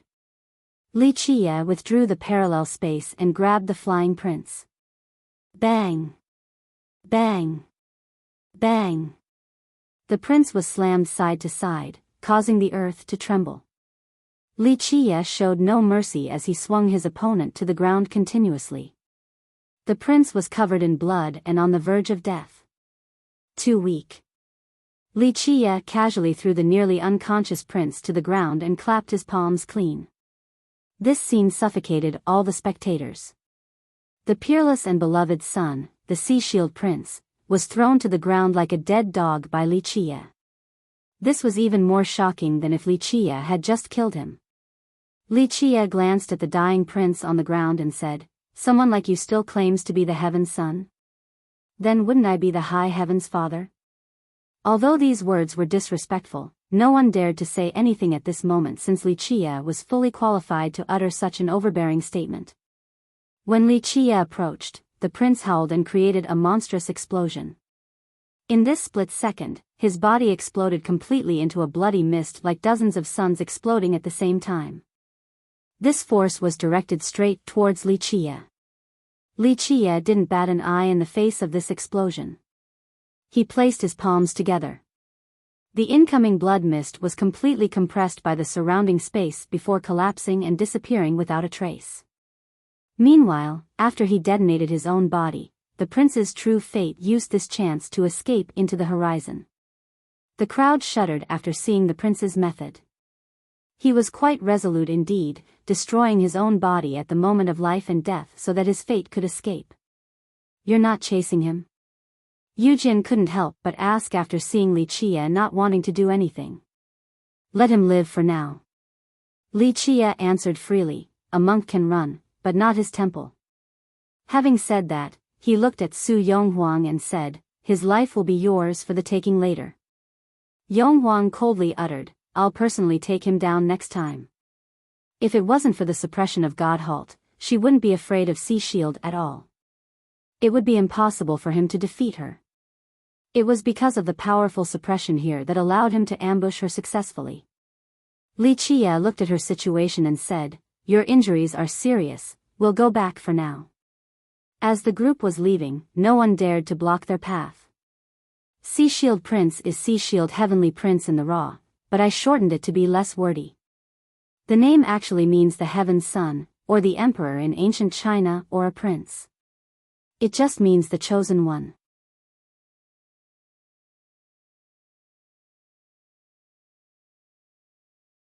Chapter 1459. After returning to the inn, Li Qie looked at Su Yonghuang and asked, "Why did that kid ambush you? What is this stew?" She angrily glared at him and reminded, "I'm your master, so be good and call me master, don't lose your sense of propriety." This beauty was indeed an elegant noble. As the descendant of an immortal emperor, her aura was dignified and stately. When she glared at him like this, there was a special style worthy of savoring. "Okay, I know you are indeed my master by luck." He smiled, "Even though I can give you some good stuff for being my master, don't always take advantage of me." "You." Her teeth were itching from anger, and she didn't let up her merciless glare. Before Li Qie, she didn't look like an imposing master at all. It was more accurate to say that Li Qie was her master. Despite being his master in name, Su Yonghuang had never taught him how to cultivate, it was only ever the other way around. Li Qie was the one who took care and guided her, so it was no wonder why he would tease her and call her a master by luck. He smiled at her annoyed expression. "Did you find that place?" "I did, and I also found my clan's treasure there. The ancestor did die on that spot." She gently sighed. Li Qie flatly said, in order to marry his sweetheart, he must have promised her seniors to go get an item. How do you know? She was startled because she only found out after seeing his dying message at that location. I just calculated with my fingers. He leisurely replied. What else could they be doing after visiting that place? It wasn't just the ancestor, the lady also came with him. Both of them died there. She sighed again. It's a blessing within a disaster then. Li Qiye smiled and said, it is still a meaningful death. He alone couldn't do anything in that place. Yong Huang eventually calmed down and told Li Qiye with excitement, there is a divine root there, an incredible one. I know. Li Qiye wasn't surprised at all, a highly coveted one, even by immortal emperors. Unfortunately, they couldn't get it since the time isn't ripe. What about now? I feel a great momentum suitable for ascension. Even though I don't really know alchemy, I can sense that the medicine has matured enough. She recalled her observation. You should be happy about being able to maintain your Dao heart and not getting tempted by it. Otherwise, your fate would have been bad. He chuckled. Of course I realized that, I'm not stupid. She gracefully glared at him with a charm that could make the heart beat faster. She was able to enter due to having 2 pieces of the diagram. She found the remains of her ancestor, and according to his last words, she knew that this place had a peerless divine root. Moreover, she felt an ascending momentum coming from that place as well. However, Li Qiye had warned her before, so she fortified her Dao heart and didn't infiltrate any further. After taking back the treasure from her clan, she immediately left. At the same time, the Sea Shield Prince ambushed her because of the map. Who knows how he found this place or where he received the message that she had this map. Before she left the ridge, he ambushed her in order to take the diagram. Li Qiye smiled while looking at her charming expression. She gently sighed and took out an old box before handing it to Li Qiye. This is our Su clan's ultimate treasure. She didn't need to hide anything in front of him. They treated each other with sincerity, and she could give him her all. Li Qiye opened the box and an immortal light gushed out. He couldn't help but sigh while looking at the treasure within. The past resurfaced in his mind. All along, he felt that he still owed the ancestor of this clan. He was the one who dragged her into the mess and gave her a promise. On the path towards the Tao, she had sacrificed a lot. She formulated plans for immortal Emperor Min Ren while carrying out conquests all over the 9 worlds on top of defensive campaigns. When the Emperor failed, she was there by his side. After he accomplished his Tao, she was also there, silently standing beside him.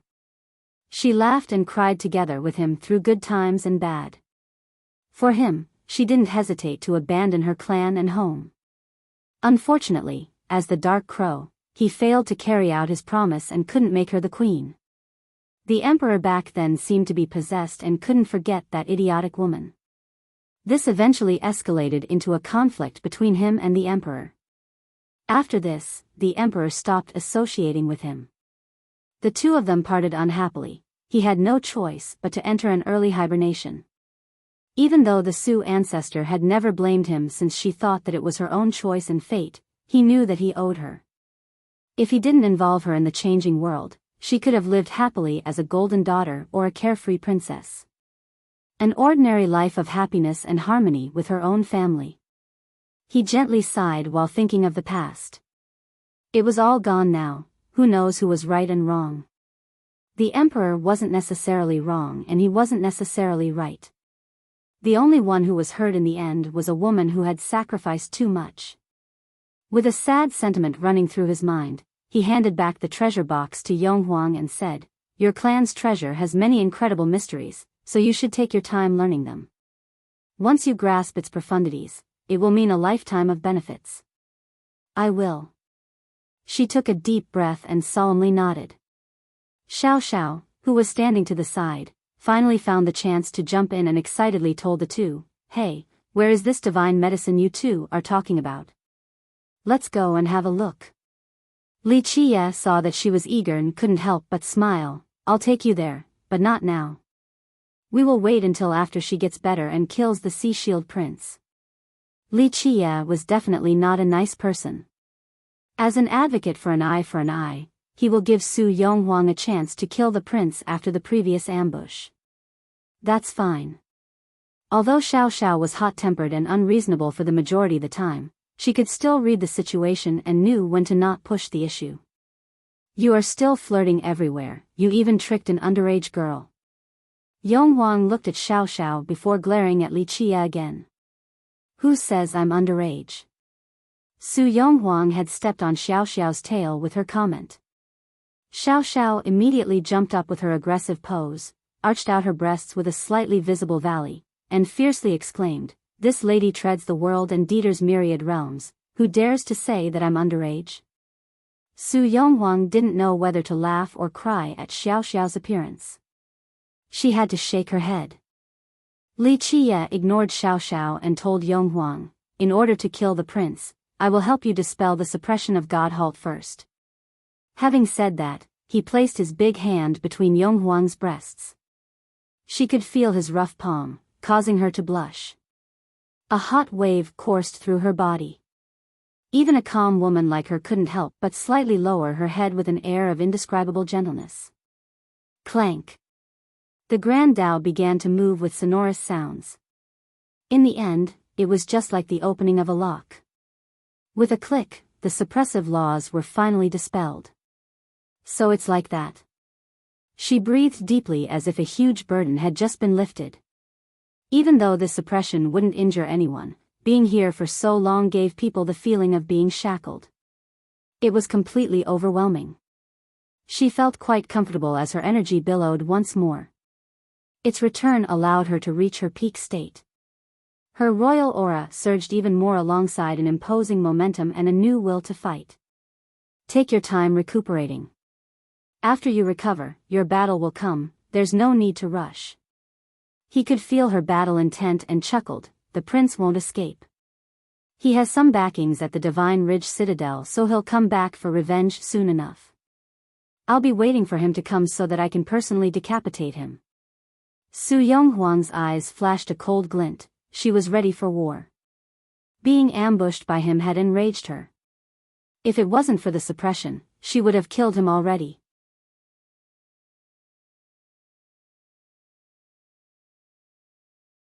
Chapter 1460. While Yonghuang was recovering, the group stayed at the citadel to wait for her so that she could kill the Sea Shield Prince when the time comes. On this day, someone arrived at the citadel and caused a huge commotion even before entering. It was a middle-aged man with the bearing of a king. He didn't move very quickly. However, the world thumped with each of his steps. He was walking with a very particular cadence, neither fast nor slow. His steps weren't loud either, but people felt as if the world was shaking and that the ridge itself was a beating heart. Visual phenomena appeared at the citadel with his coming. The sky turned peerlessly green and the city was engulfed in a verdant light. This majestic life force spread to every corner of the city. In the sky, leaves began to fall. Each leaf was very delicate and seemed to be heralding new life to the city. Moreover, a path was formed below his steps with leaves and grasses. They were all precious alchemy ingredients.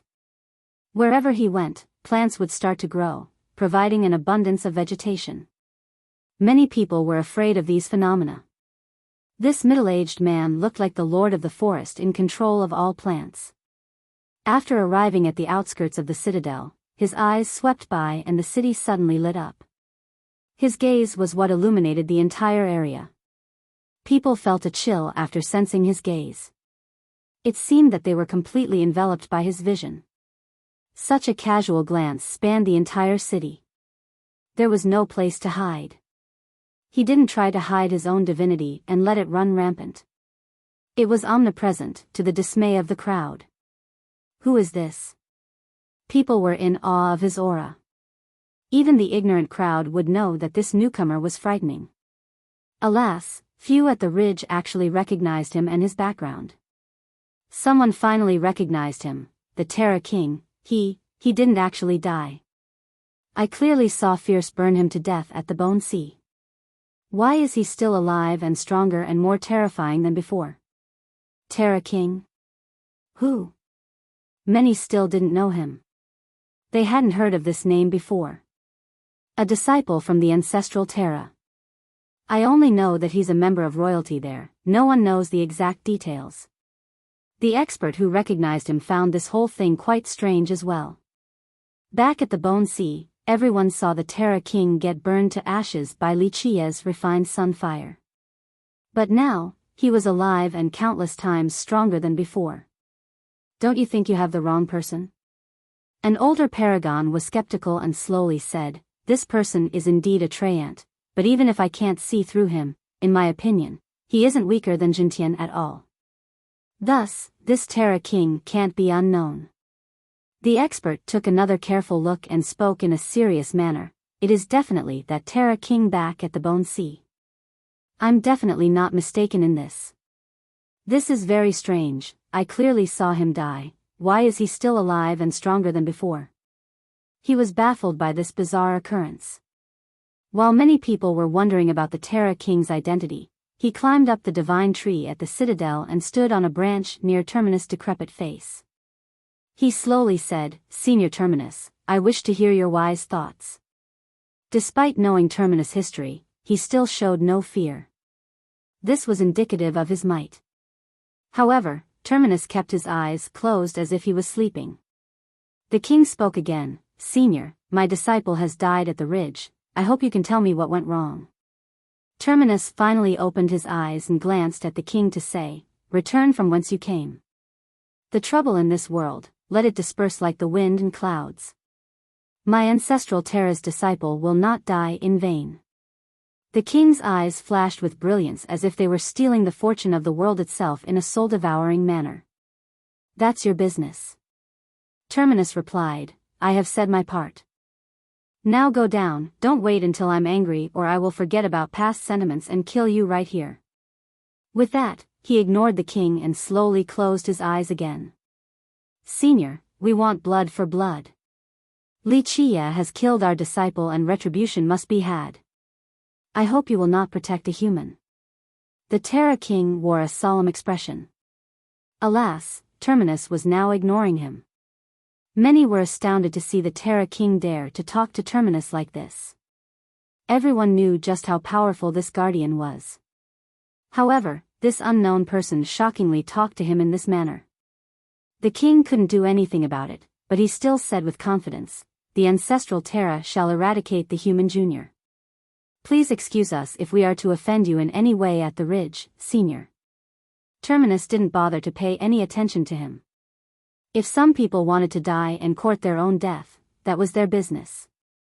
He didn't wish to be dragged into this battle. In his eyes, the Terra King was already a dead man, and it was only a matter of time before the ancestral Terra gets destroyed. At that time, heaven's spirit will tremble. All the ancestors who believe that they're invincible will come to understand the type of existence they were provoking.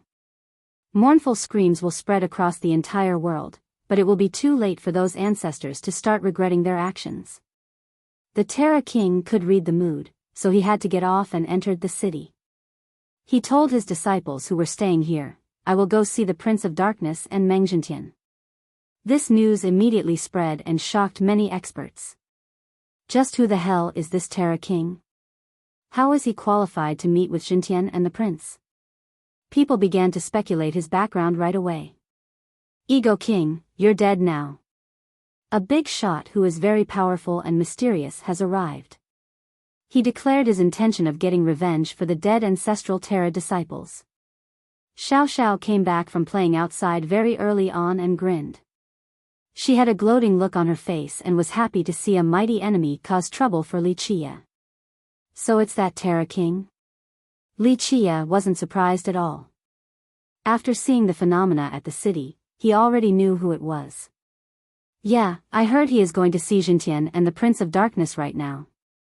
Huh, it looks like all of your enemies are working together to kill you. She laughed. Wuxia chuckled and rubbed his chin. This is actually really good news for me. I was afraid that the people from that sect wouldn't come for revenge. Killing a minor character is meaningless. Only killing a big shot will truly provoke the hornet's nest. Ego King, what are you trying to do? Xiao Xiao immediately had a bad feeling after seeing his expression. He gently smiled in response. I have a dream where I plant a towering tree, and the ancestral terra is a very good place. However, it does seem a bit cruel to use millions of corpses to nourish a tree. Isn't this situation just perfect? Since the ancestral terra wants to kill me, it will be natural for me to annihilate them completely. The ancestral terra? Don't you know that this is a place praised to be impregnable even by immortal emperors? She was a little startled.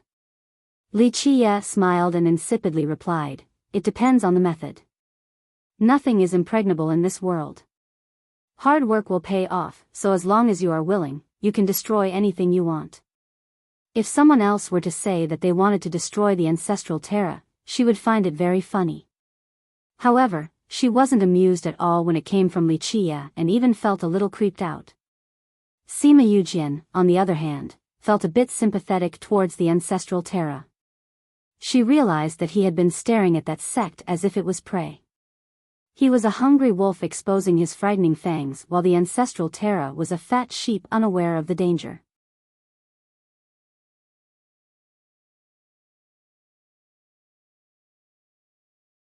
Chapter 1461. On the second day after the Terra King arrived at the citadel, many experts suddenly received a divine order. A convention of myriad races is taking place at the citadel. This shocking news spread across the city like a storm. A convention of myriad races?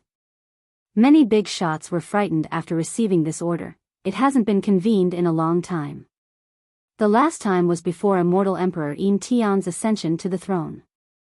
Even ancestors were shocked. Not just anyone can call for this convention. What's the reason this time? Who is qualified to preside over this meeting? Another piece of news answered this particular question. The son of a sea god and the vice ancestor of the Treants. They are capable of presiding over a convention of myriad races. Some grand characters were alarmed and murmured, is the storm coming now? That's right, the storm is coming. All enemies of us charming spirits, Treants, and sea demons should be eradicated. Heaven's spirit must have the next emperor. This declaration stirred the people. The younger generation had never heard of this matter, so they asked out of confusion, what kind of convention is this? A senior explained, there are two major points to this convention. First, all races can participate. Second, it is to deal with the problems of heaven's spirit. This convention is very majestic and important. Generally speaking, the less influential people can only sit on the sidelines and watch without being able to make decisions. They will discuss all the grand matters in heaven's spirit. Of course, the final say is up to the behemoths behind closed doors. They will announce the result to everyone at the convention.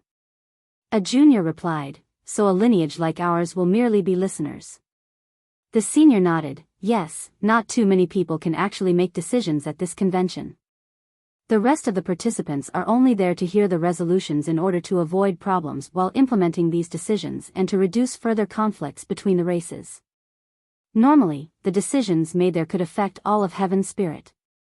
For example, the Lithodidee sea god. After the battle at the War Cliff, his position was fortified.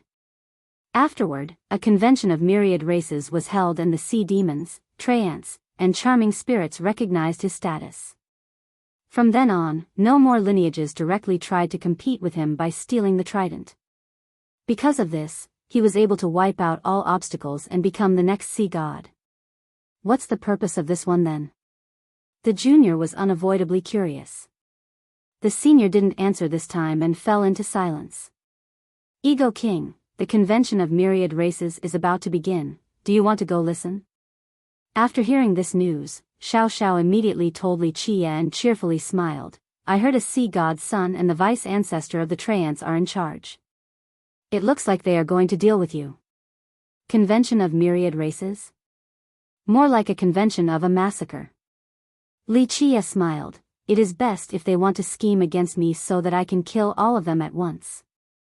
There will be fewer problems that way. Su Yonghuang reminded him, I'm afraid the enemies want you to do just that. They are digging a pit and waiting for you to jump in so that they can make you the enemy of all the races in heaven's spirit. After several days of recuperation, her injuries were much better. Li Qie laughed in response, so what if this is a trap? Nothing can be better, there can only be more enemies. Slaughter 100,000 and they will think they can still fight. Kill 1,000,000 and they would still think that there is a chance for retaliation. However, if you kill billions, all of heaven's spirit will shut up. Silence will finally come. It's only a couple races. Just wait until I begin the massacre, people will soon figure out which side is the right one. Obey me and live, disobey me and die. Those who stand in my way shall be killed without mercy. It doesn't matter if blood drowns this entire world. He softly smiled at this point. It was a stark and jarring contrast between his gentle smile and the cruel contents of his speech. Xiao Xiao, who just wanted to tease him, felt a chill after hearing his response. She believed that he wasn't just speaking for fun, this was his intention from the start. Su Yonghuang couldn't do anything but wryly smile. She had grown accustomed to Li Qie's slaughtering wrath. In this split second, he raised his brows and told Yonghuang, "You want to kill Sea Shield, right? He will definitely go to this convention, so that will be your time to shine." Xiao Xiao added, "That scared conch overlord might be there to protect him." Li Qie casually handed an item to Yonghuang and said, "Go find the true martial goddess. If that cowardly turtle dares to cause trouble, she will protect you. Kill the Sea Shield Prince at the convention to show everyone the fate of those who dare to attack my people." Having said that, he turned and left. This surprised both of the girls. After calming down, Yonghuang raised her voice, "Where are you going?" "I'm going to see someone. Like I said before, don't wait for me. If I don't come back, just go back to your homes." He disappeared into the sky before finishing his sentence. A shadow crossed the city's sky. It was so fast that no one was able to detect it. However, Li Qie immediately gave chase to this shadow. He could cross realms by utilizing the immeasurable speed of his soaring immortal physique. Eventually, he was able to catch up. It was the same woman who was drifting through the void. It looked as if she was walking slowly, but her speed was amazing. She looked like a strolling fairy with a wonderful posture, completely kingdom-toppling. This fairy-like woman landed on a peak and turned around to coldly stare at Li Qie. Li Qie also stopped and met her gaze. He said, "I've been waiting for you." He was met with the same indifferent gaze and silence just like last time. He bitterly smiled after seeing this. "I know it was all my fault, but no matter what, I hope we can end this so that you can have closure before I leave." Clank. A sword left its sheath with its tip touching Li Qie's throat. If he moved even a tiny bit, it would immediately pierce through him. Li Qie didn't panic at all. He slowly closed his eyes and sighed, "If killing me can take away the hatred in your heart, then go ahead. I won't be mad at you even if you chop me into pieces. You cultivate the death physique." In the end, she finally spoke with a voice as heavenly as an immortal. Despite the cold intent, it was still very pleasant to the ears. "Yes, you understand me too well." Li Qie chuckled without hiding anything. She coldly uttered, "Understand you? If I did, I wouldn't have been tricked by you." He pondered for a moment before opening his mouth to speak. However, she interrupted him, "You shouldn't say it was all for my sake.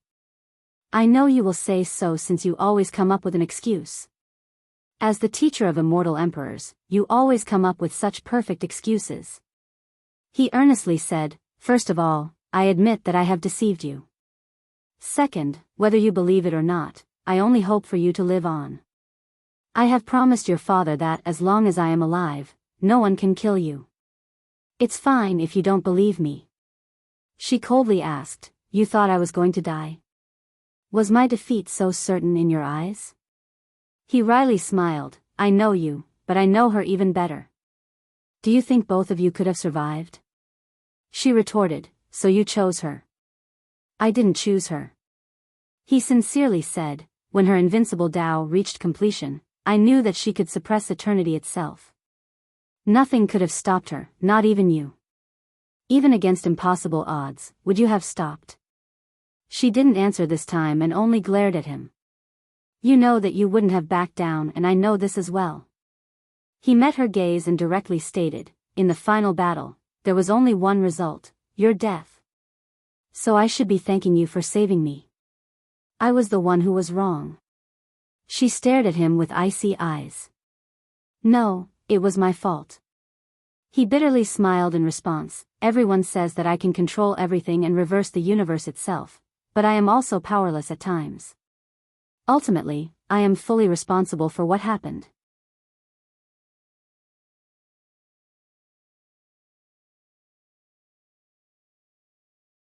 Chapter 1462. It took some time before she finally answered him with a voice void of sympathy. You think it is better if I live?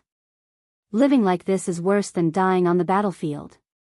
Li Qie forced a smile and eventually answered, I understand, that's why I owe you. I'm standing here in order to make it up to you. Back in the ancient Ming era when you were still a little girl, I personally sealed you from the secular world, hoping that you could live a happy life during a better time. At that time, I promised your father that as long as I am still in the 9 worlds, no one can take your life. Alas, you came into being early in that generation and it ended up like this. I have hurt you. He helplessly sighed at this point.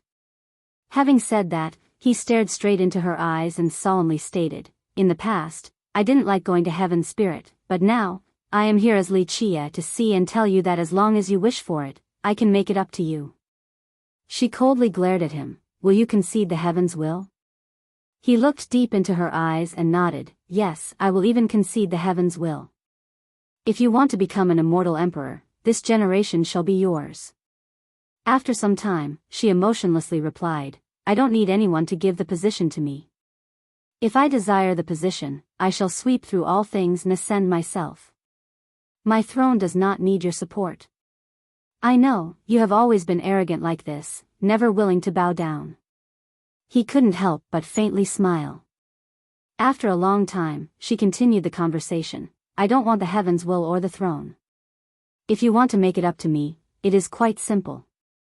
Stop and stay here, this would be more than enough. Li Qie began to quietly ponder her words.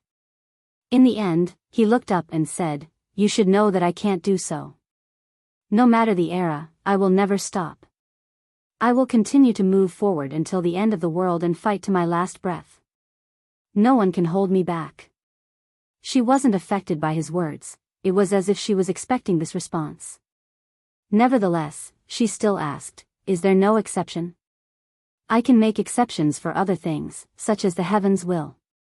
Despite knowing that I have to fight to the end, I can still give it to you and continue on regardless. He calmly let her gaze into his heart, however, stopping in something I will never do.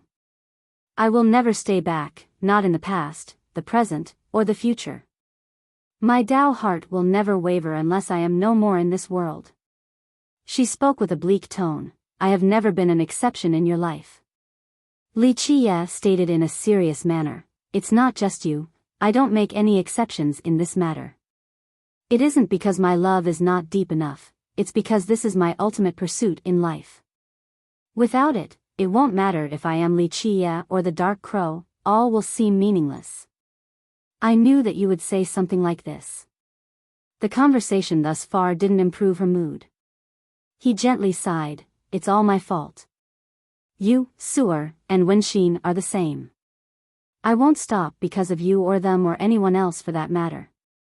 I am me, a moth flying towards the flame. I will never stop until the finality or death. I am grateful to have met you all who have made my life even more brilliant. I can only say that. I am too selfish. He concluded with a bitter smile. Go. Eventually, she slowly spoke. I am not a resentful woman, I don't need you to make it up regardless of whether you owe me or not. His heart fluttered as he looked at the woman standing so close to him and couldn't help but reach out to gently touch her beautiful face. At this time, images of the past resurfaced in his mind. In those times, he was a rash and violent youth named Li Qie who relied on his own talents and looked down on people while she was a woman trapped in love.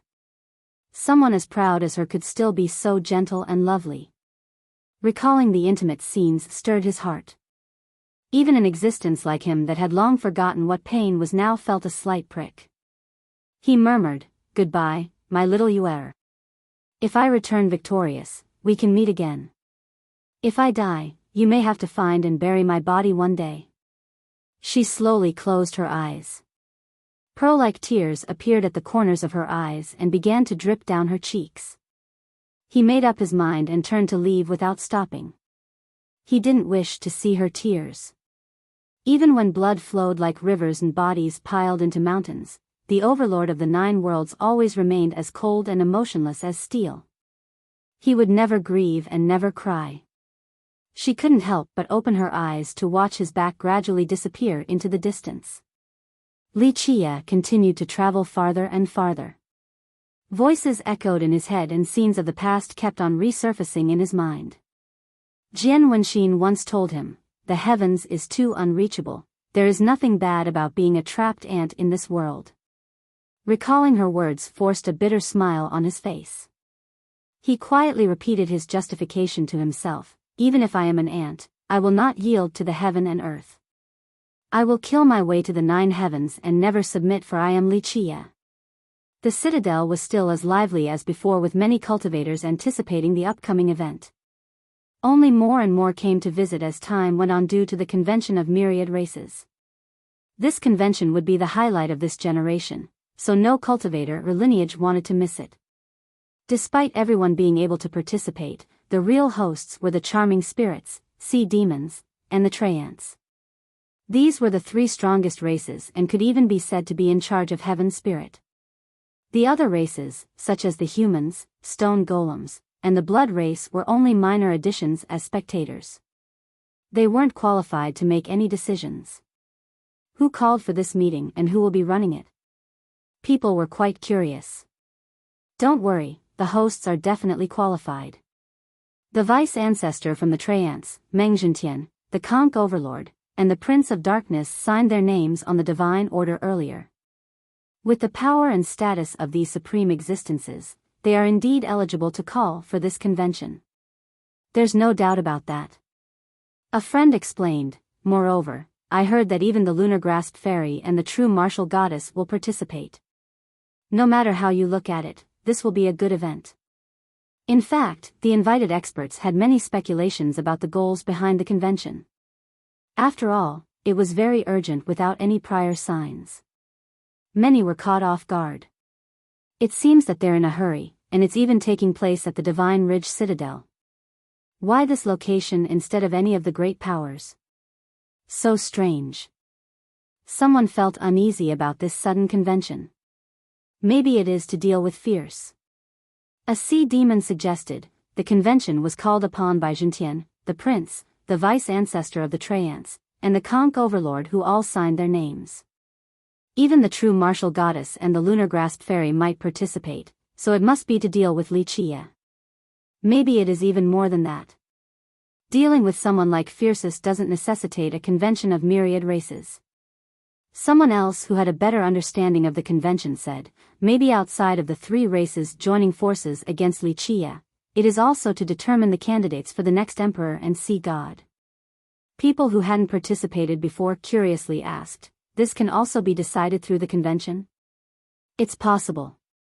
This knowledgeable expert responded, if the geniuses from Heaven's spirit are stuck in a deadlock, they will use this method to divide the benefits with agreements. Right now, I think Zhentian will be the emperor candidate. As for the sea god candidates, it could be the 7 martial goddess, the sea shield prince, or the true martial goddess. It is easier to decide the imperial candidate since the charming spirits want Zhentian. On the other hand, it is a lot more intense for the sea god position. The sea demons don't want heavy losses during this competition. You're tuning into the Biyao's Wuxia Chronicles YouTube channel. Don't forget to subscribe and join us on this journey to catch the most captivating stories.